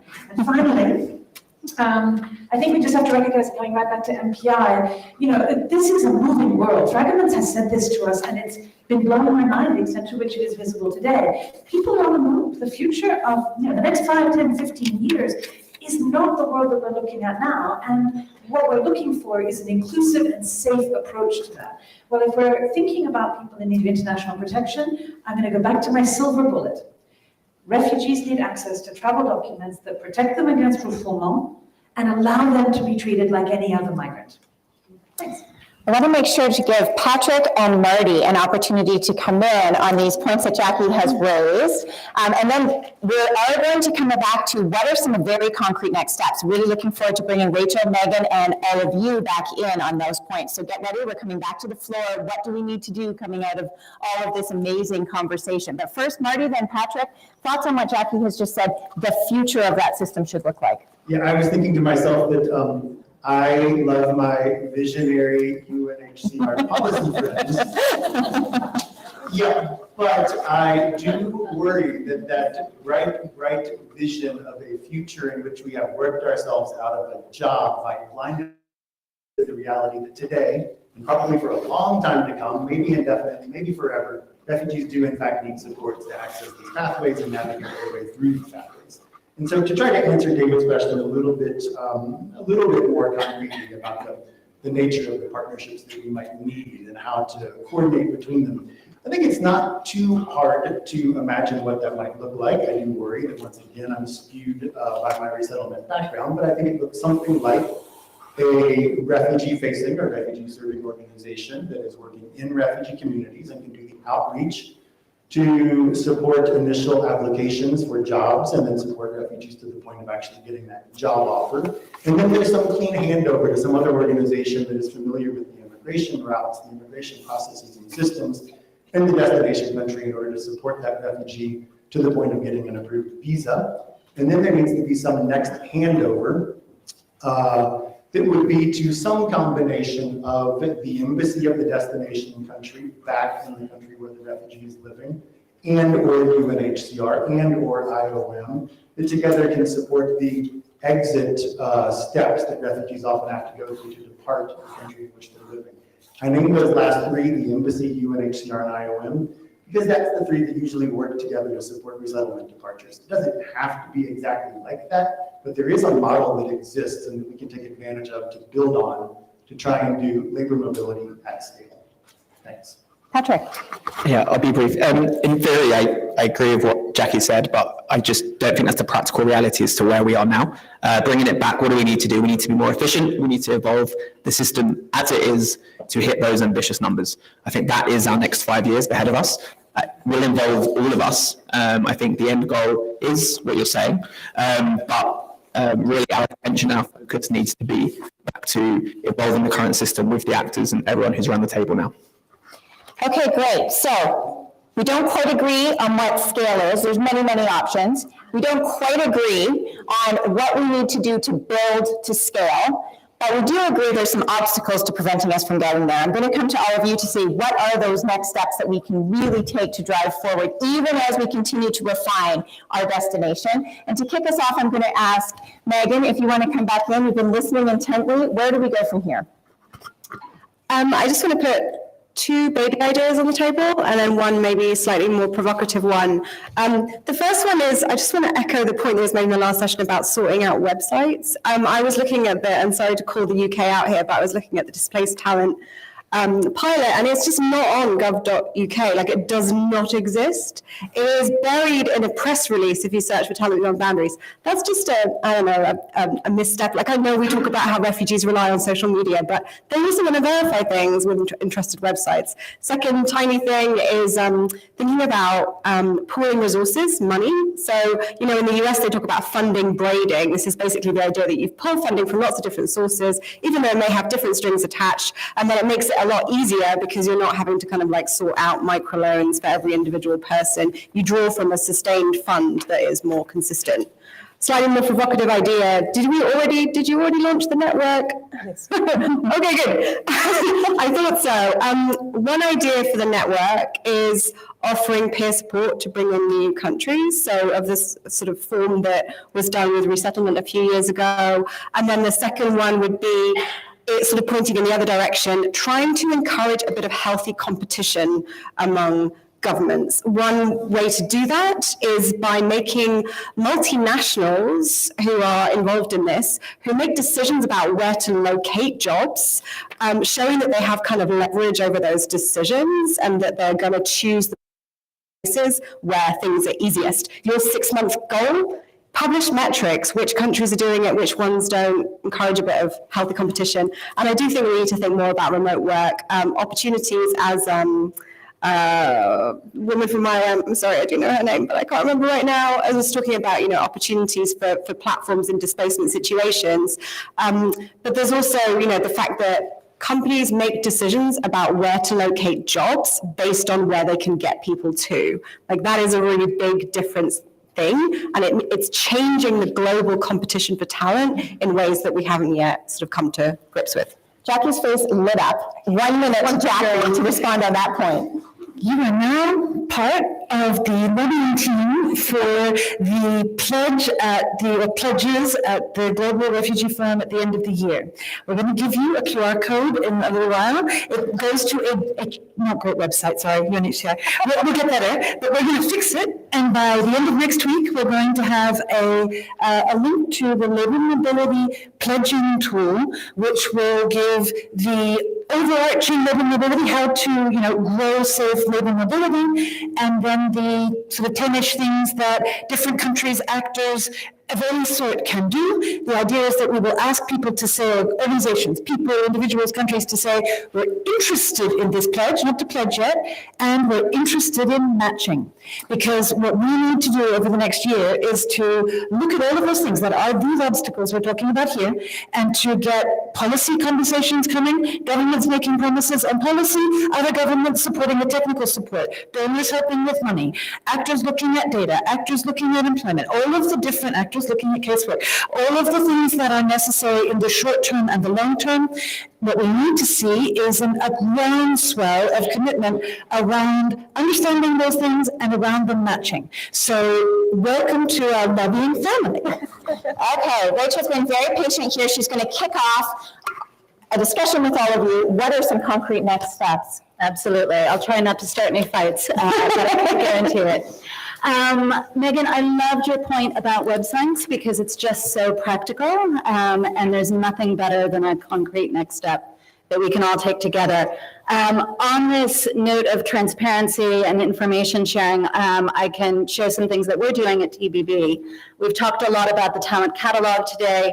I can say that a lot of our tech innovations are around increasing transparency so that employers, partners, anybody who's involved can see more easily where a process is at in terms of recruitment stages, what the talent pool might look like, and so forth. So that's really an animating force. Another thing we're doing is developing what you might call a portal or a platform of some kind. We call it the Displaced Talent Hub. I call it the thing internally because we haven't fully pinned down what it's going to look like. But it's basically walking through the process for all kinds of stakeholders externally. That's a huge gap that doesn't currently exist, and it's excruciating, I can tell you, because you have to unpack every bit of language that we use. What's labor mobility? What's a refugee? All of that has to be mapped out, and it feels incredibly important and also incredibly difficult. So I would challenge everybody here to think about those small and large projects that can take us to the next level, whether it's a massively complex undertaking or something that's quite frankly a quick fix. I think it would be good to get all these different eyes on those questions. And just to return to this idea of what is scale, I've been reflecting on that since Peter raised it. I think it's the most fundamental question, really. I would move us far away from numbers and say labor mobility pathways are not available to everybody. So it's not about universality. You might not have the language skills to move. You might not have skills that are in demand by an employer. But, you know, if I apply for a job and I think I'm well qualified, I have confidence that the system will support me. Until we're there for refugees, I don't think we've reached our destination. So it's about trust in the system more than any specific number about economic growth or even pathways. It's about the faith that the system will be there for you, regardless of who you are. All right, thank you so much. So we're going to turn over to the floor. I want to make sure we reserve some time for some last words from our panelists. I'm going to ask you to keep your intervention short. We'd love to hear from you. Do you agree? Do you disagree? Do you have different views on what we need to be building to help us get to our final destination? And do you have other thoughts on things we concretely should be doing before we meet again 12 months from now, when we look forward to being able to say we've taken some steps together as a community? So we'd love to hear from folks. I think I've got a hand right over here. Thank you. Thank you very much. I'm Angel Pello-Cortez. I'm a partner in Fragment. I look after the Amman office. So I'm also a migrant, so I'll try to put on my best Irish accent impression doing this. Look, I suppose just to give a bit of background, I've been with Fragment for 5 years. Before I joined Fragment, I was a lawyer for my sins, and I represented asylum seekers, declared refugees, migrants, stateless persons, and so on. And I suppose to Rachel's point, I mean, in terms of the practicalities, you know, the practical things, something that I see as a potential obstacle. I mean, if we are to make this a thing, if this is to develop, if this is to scale, it's the issue of travel documents. And thank you, Jackie, for raising it. Because I suppose, again, because of my career dealing with real cases, what I've seen is that, I suppose we're talking about, okay, opening the pathways, you know, concessions for the entry visas and this, that, and the other. What happens after the person arrives? What happens if the person has arrived on a travel document or a passport that for whatever reason can no longer be renewed? We're effectively trapping that individual in the country of destination. And again, going back to the practicalities, as an employer, I have hired someone through these pathways. I'm now unable to send my skilled worker to a conference in Amman because this person does not have a travel document or a passport. So again, what I suppose my suggestion is a very defined framework for this at the highest level. So I'm talking international organizations, I'm talking obviously the European Union in the context of the European Asylum Framework. I think relying on the goodwill and discretion of member states and parties to the Geneva Convention is not going to cut it if we are to get to scale this.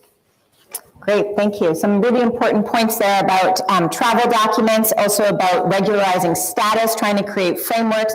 A theme that seems to be coming out is this very inconsistent approach, not only between countries, but within countries, may be an impediment to scale. How do we work around that? Other views, other thoughts from the floor? Thank you. Hi, I'm coming from a refugee-led organization in Cairo, and I heard some reiterations of sort of the same thing of refugee-led organizations. And I'm here to really strongly reiterate that I think this is a partner that needs to be taken seriously. I think refugee-led organizations, particularly community-based organizations, are probably the most sustainable partners in identifying, screening, and applying and helping supporting refugees in their application process.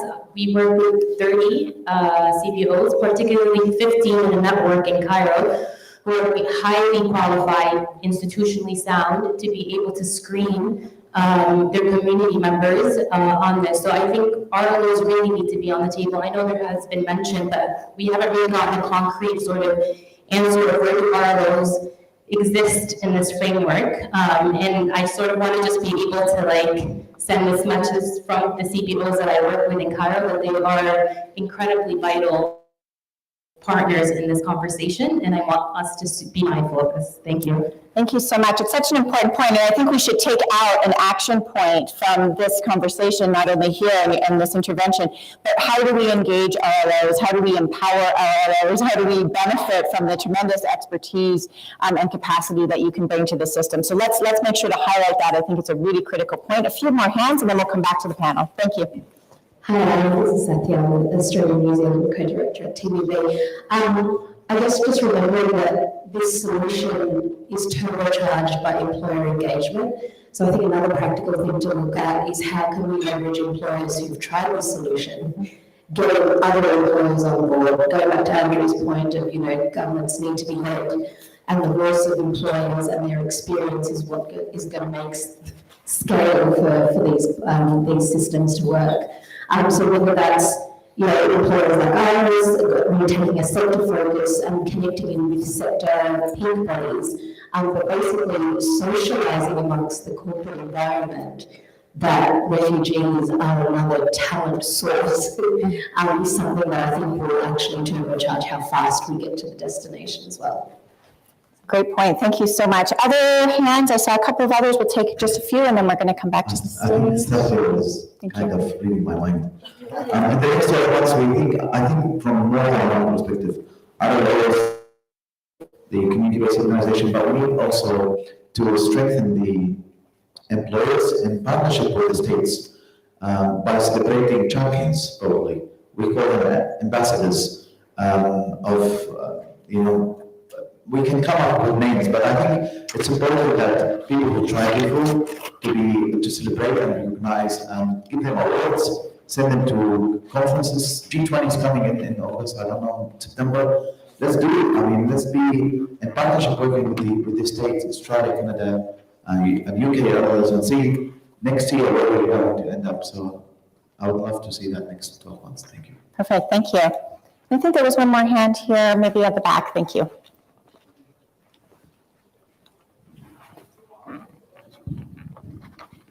I'm realizing I may be. Graham Tom from Amnesty International. I guess one thing that's sort of been missing in scale from the conversation is also what happens to people on arrival and the support they need.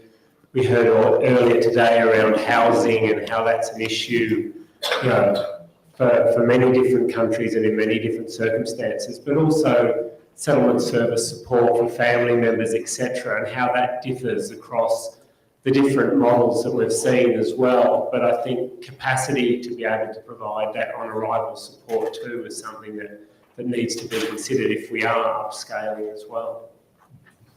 Great, thank you. I realize didn't mean to be ignoring this side of the room. If there's anyone here, I'll take a quick sweep. No hands on this side. Okay, great, thanks.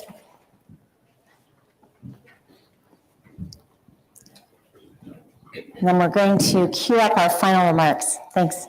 Thank you.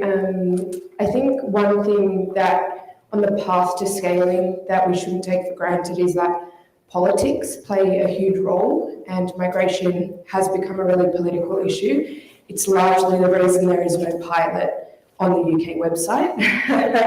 And we'd kind of prefer it that way, just because it becomes part of a discourse that can be really unhelpful, and then it's a process of justification, and the value of having that website is not worth the politics that come with it. And so looking at other ways in which to share information, if it is the thing, or if it is alumni, 400 people in the UK who trust each other and create groups, there are different ways of doing it. But then also to say that pilots mean that governments can pull the handbrake at any time before it becomes permanent programming, right? And so a change of government in many cases, in Australia, for example, may have been a great thing. In other countries, it might go the other way. And so just this acknowledgement that the road to scale can be really bumpy from a political perspective, and just to be really acute to that as you sort of in how you position the messaging and how involved you potentially want governments to be in the solution, and how public you want the governments to be in that solution. Again, a journey in Australia, a journey in the UK, perhaps different in Canada. We're exploring it with the EU and different member states. So.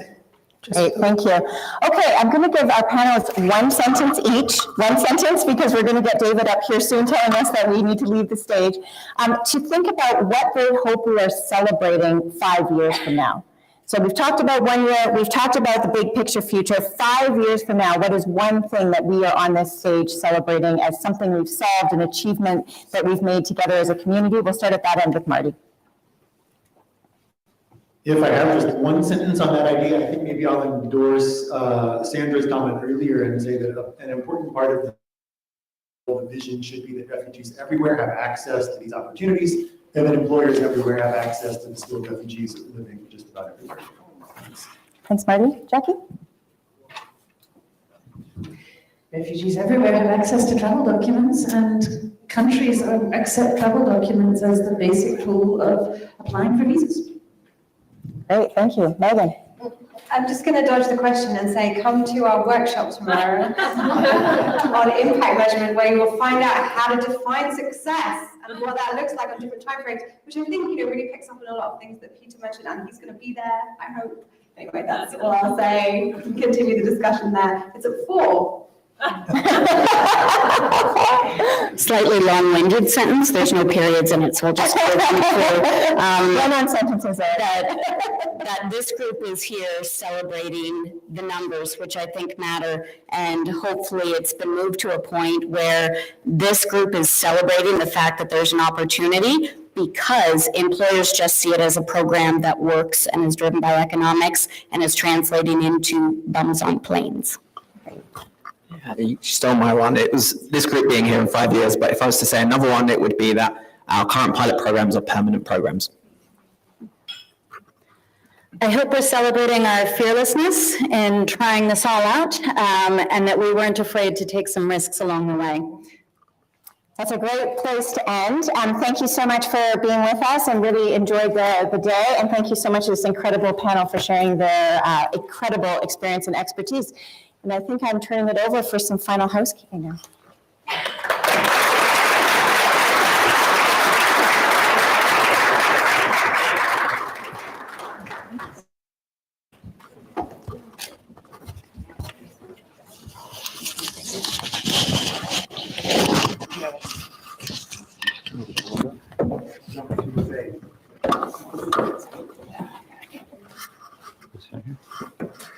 I hope this mic is working great. So we're into the wrap-up phase. I'm sure it's easy to summarize well what happened today in a couple of minutes, Andrew? It gives me great pleasure to introduce Andrew Seeley, the president of the Migration Policy Institute, to do some summary remarks. Thank you.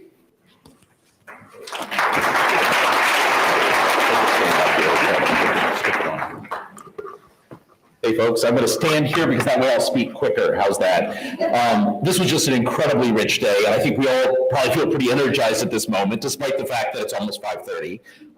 This is inspirational, thoughtful, insightful, and actually practical. And I'm going to completely butcher the summary here because there's no way to capture all of it. But let me start off with 4 observations of things that I think ran through the conversation throughout the day. We started with Bahati talking about respect. And it's the key, and then several people have said this in different ways, key to see refugees as valuable and an essential component for meeting needs in destination societies. This is not just about refugees as people in need. That's certainly true, but that's not the only thing. It's also about societies in need of refugees, right? And that's a key flip in the conversation. I think that was a huge central element here. 2, talking about, and David Crawford started off with this, talking about labor mobility pathways for refugees, breaking down the plane between migration and refugee conversations. These are often siloed conversations. And it looks at refugee agency and capabilities and their match to needs in destination societies. The 3rd thing that I think ran through here is, countries are competing for global talent, and they should be competing for refugee talent as part of this. And Bruce said that at one point on the panel. The country should be competing not just for global talent, but for refugee talent as part of that. And then Andrew Rose said that, others should outcompete Australia on this, try and get them off the stage. I thought that was good. And Megan said, create a scorecard. So that sense also is that there should be a competition. There should be a reason why countries want to do this.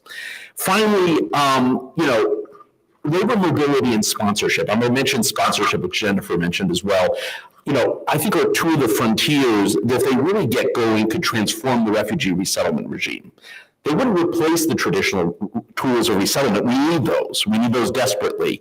And those are really important for questions of equity, among other things. But it would just transform the scale, the speed, and the possibilities, right? And we should keep thinking about this in those terms. But I also want to put in one note, which I'll come back to later, which is we should also remember a lot of refugees already do this, and they do it without us, right? I mean, if you think of the number of Syrians and Yemenis who live in the Gulf, the number of Venezuelans and Colombians who live in Spain or the United States on work visas, the number of people from Cameroon who moved to Cote d'Ivoire and other countries in West Africa on ECOWAS mobility agreement. We can sort of go down Haitians who moved to Canada on work visas. Even refugees are people who are about to be refugees, right? A lot of this happens. Refugees already do this, right? They often choose, instead of becoming refugees, to go on work pathways. So some of this is going on. The question is how we begin to institutionalize it, make it intentional, and give it some real scale. I'll come back to that in a minute. So there's a lot of advances so far. The proof of concept works, but there are also some real barriers to scaling. So this is the letdown part. When you say we talk about barriers a lot, so let me go to the barriers. No one disagrees with the idea. That doesn't sound like a barrier, but no one disagrees with the idea. But it's very easy. People are like, this is great, but they're not sure what to do with it, right? I mean, it's an intuitively smart thing. It's, everyone gets that it's good. But it's kind of like saying you want apple pie. That's a good American reference. But, it's like giving someone, you want more ice cream, right? Yeah, sure. But it doesn't necessarily always provoke thought, right? And so the question is getting people to actually engage with the idea. And for governments, it often falls into one of many competing priorities. Elizabeth said something about that earlier, not on the Canadian side. I mean, it's also not quite in the labor market side, it's not quite in the economic side, and it's not quite in the humanitarian side. Is this fish or fowl? What is this thing exactly? Who's responsible for it? And it's seen as a niche area, because right now it is a niche area, right? So it's seen as forever being a niche area. It's kind of nice, we'll do a little bit of it, but we're not quite sure where it fits in. Visa systems are clunky and slow moving, and so that discourages both employers and refugees. And that's been a key question. Probably the biggest question we've heard over and over again is the lack of awareness among employers. That's a huge barrier, right? If there were a huge demand from employers, this thing would be moving a lot faster. So the demand for employers is big, but there's also a lack of awareness among refugees, right? And we heard this several times. And then licensing, credential recognition, and skills requirements are also a huge barrier. And finally, creating the right level of wraparound services, not too much, not too little, but perhaps also varying depending on the groups. But there's some huge opportunities, and we talked about these as well. And I would use sort of Rachel's comment, everything looks scary in the dark, and we're here to shed light, which I thought was a great quote.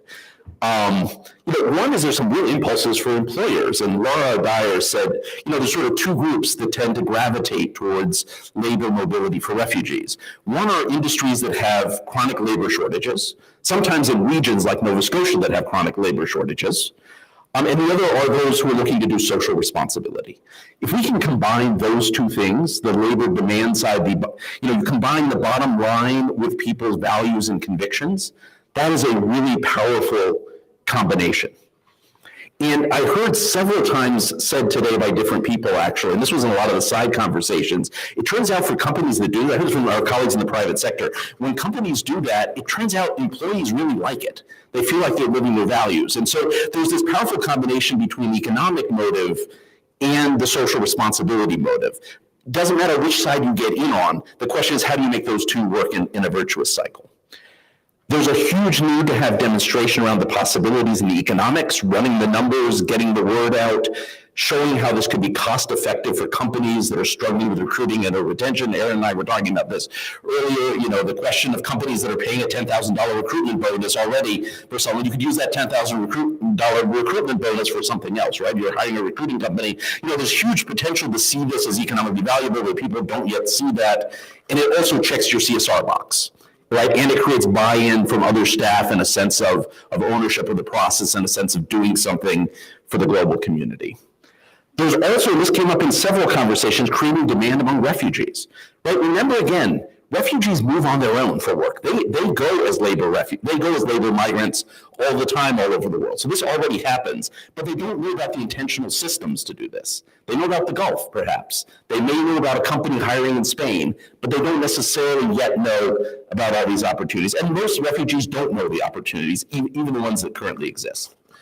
So we heard this from Noura, from Bahati, from others. How do you engage refugee-led organizations? Basil and Jenny talked about this. How do you post jobs to refugees, that Sharon said? And how do you create a talent pool with skills of the future? Megan is very big on this, and I think it's key. It's not just thinking, Bobby said, making sure we look at the education side and how people are getting the right skills. And as Megan added to that, how do we also think, what are the skills that are coming around the corner? right? So we're and maybe people are getting those skills that aren't actually in high supply yet in some of these countries. We talked a lot about the need to build an ecosystem for success. I love Sarah talked about that in particular, but lots of other people did. Peter Ferguson had a great quote, which I'm going to repeat because it was so good, which is, we hire people, not just workers. And the question of who else needs to be engaged in refugee recruitment to succeed. You know, welcoming workplace, a welcoming community, and this may vary depending on the context. Some workers may not need anything. Some refugees who are from the room may not need anything. Sometimes you may need to think, you know, how do we actually create the whole wraparound? Skills requirements and licensing is a huge issue, but there are at least two options that came up during the conversation on how to get around it. One is defining what skills people actually need before they arrive versus what they can obtain after arriving. Basil talked about that. And the other is, and I can't remember who said this, but it was a great observation, hiring for jobs that don't need licensing, let people get credentials. So hiring a paralegal rather than a lawyer, hiring a lawyer as a paralegal. Right? And this is personal to me because my mother was a nurse, an immigrant nurse. She didn't go through a refugee pathway, but she was an immigrant nurse who had to start off as a nurse's aide, right? And work her, and then get re-licensed over several years before she could work in the United States as a registered nurse, right? But thinking about how to get someone in the medical field, even if they're not a doctor or a nurse on day one, in the legal field, even if they're not a lawyer on day one. Then, of course, government processes are a barrier, but there's some huge advantages of using immigration pathways over refugee pathways. It expands options, and it's often, frankly, quicker. Even though we know immigration is not really quick in most of our societies. Andrew reminded us of this for Australia, and we're not even going to talk about the United States. You know, so, but it is an advantage nonetheless, and it certainly expands the options on the table, but simplifying immigration processes matter. And making sure we keep this conversation on labor mobility within the immigration space and not only the refugee. I mean, there's a huge danger on this gets picked up and pushed into the refugee requirements, and people have to meet both the immigration and the refugee requirements, right? We want to make sure people can do the immigration requirements, right? There are protections on non-refoulement, but they are going through the immigration side. Finally, we talked a lot about creating processes and institutions. Marty raised the importance that we should learn from the refugee system, from the traditional refugee resettlement system. I think there's a lot there. There's a mix between getting out of the way and creating sufficient support systems. And it's hard sometimes to know where we position ourselves on this, right? There's an element of trying to make this so much more agile, we don't need the whole wraparound because otherwise it becomes weighty and slow. But there's also an element of sometimes recognizing that some people do need support systems that are different than other labor migrants, right? And so those are things that have to be navigated. And I guess that costs money. I saw some indications back there, yes. Oh, snapping, yes, good. Agree, that's an agreement, okay, good. But I do think there is, you know, and Jackie talked about changing the system. So ultimately you don't have to worry about it, but we do have to navigate that, right? I mean, we don't want to make this another refugee resettlement system that has the entire same wraparounds, but at the same time, we don't want to get rid of everything that supports people, right? And that's a delicate balance. So let me just conclude by saying there's a lot of momentum already. There's an incredible amount of stakeholders, and you know, Talent Beyond Boundaries and Fragomen did an incredible job of bringing people together here. We have government, we have private sector, we have international organizations, migrant-led and refugee-led organizations, international organizations, experts. I mean, this is I'm sure I'm missing groups, but this is really an impressive, and David, kudos. I mean, I know this is a team effort, but I know you played a large role in all this. This is a really impressive group, but it tells you there's a lot of momentum, a lot of interest, a lot of passion around this. And if we seize the opportunities, we can go from some really exciting initiatives to some major scaling up that transforms both the refugee resettlement regime and addresses labor shortages at a key point in history. And that's a huge win-win. So thank you. Thanks so much, For some closing reflections, Marie-Louise Cohen, co-founder of Talent Beyond Boundaries.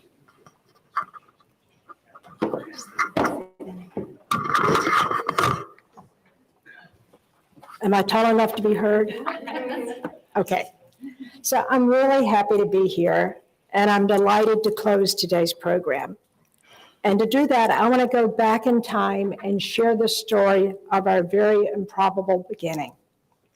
9 years ago, in the summer of 2014, my husband Bruce and I attended a UNICEF fundraiser in Washington, D.C. The subject was the Syrian refugee crisis, The speaker had just returned from Jordan, and she grabbed our attention when she observed that so many of the refugees she had met on the skilled professionals before they were forced to flee. Bruce and I turned to each other and said, well, if they're these skilled professionals, why isn't there a way for them to move using labor visas? We couldn't stop thinking about this, and so we started investigating. We learned that while the idea of opening labor pathways to refugees had been discussed, no organization had made it their mission. We weren't experts in refugee or migration issues, so before we jumped in, we flew to Beirut and spent a week and talked to as many people as we could. We met with refugees, with advocacy groups, with the UNHCR, IOM, IOL, and grassroots organizations. Everyone told us it would be hard, but no one said we were crazy. So we started Talent Beyond Boundaries. Our goal was to prove that labor mobility was a viable solution for refugees. Our hope was that once we did that, civil society, employers, governments, and the international community, the people in this room, would seize the opportunity. In 2015, we hired a very small staff and set up operations in our basement. While the concept was simple, the execution was complex. We had to overcome stereotypes about refugees, educate employers about this talent pool, and convince bulky bureaucracies to make changes. We succeeded because at each step, true visionaries joined the effort. Many of them are here today, and I'm so pleased to recognize them in person. John Cameron, our co-founder, half-world away in Australia, had the same idea we did, and had started to organize an effort there. John recognized the value of technology and created advocacy communities, first in Australia and then in the UK. Jackie Keegan was our first champion at UNHCR and guided us on protection issues, and Anna Gecht has been an invaluable partner at UNHCR headquarters. David Manicombe opened up our opportunities with the Canadian government and served as a passionate ally with the international community. Gary Sleeman traveled around the world advocating refugee labor mobility to business and government leaders at international forums.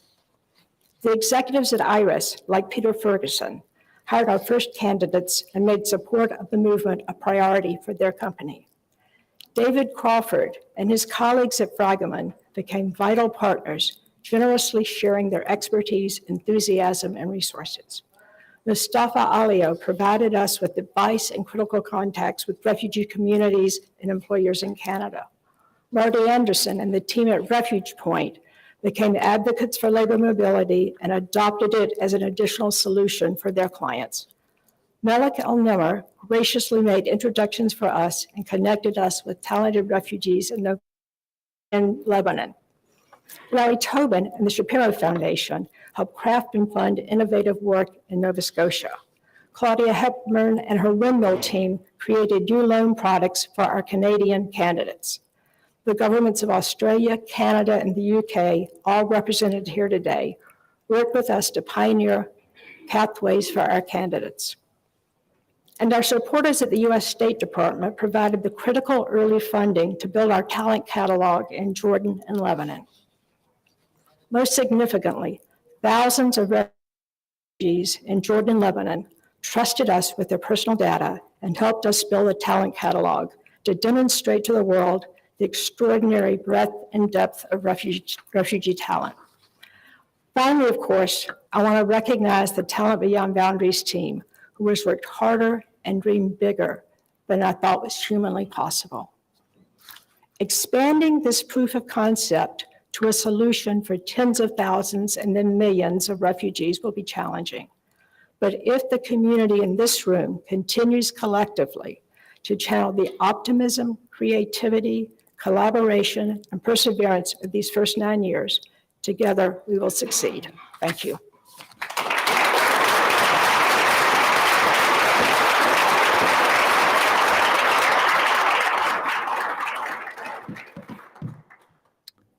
That's fabulous. We had a pretty good day. But this is not the summit. This is a unique program of talking and doing. So we've done a lot of talking. There's a reception at 6:30 at Copa Central offsite. But there's detailed work to be done in the workshops tomorrow and on the margins of them with the connections that you've made today, the stuff you've learned, the excitement we've generated, I hope, and then we're hiring. That's pretty cool. When we get refugees, we don't just get their talents though, right? We always talk about their talents. We get their drive. I had the wonderful experience of being disrespected by a whole room full of refugees when I got a VIP new job of assistant deputy minister during the Syrian crisis. And I went into a classroom where they were learning, on the chalkboard it said irregular English verbs. And the person who ran the center wanted to show off her VIP, so she interrupted the lesson and introduced me. 15 Syrian men and women looked up and looked back down at their books. That's what you get when you hire a refugee. Have a great evening. That's a wrap for today. We'll see you at the reception and onward towards tomorrow. Take care.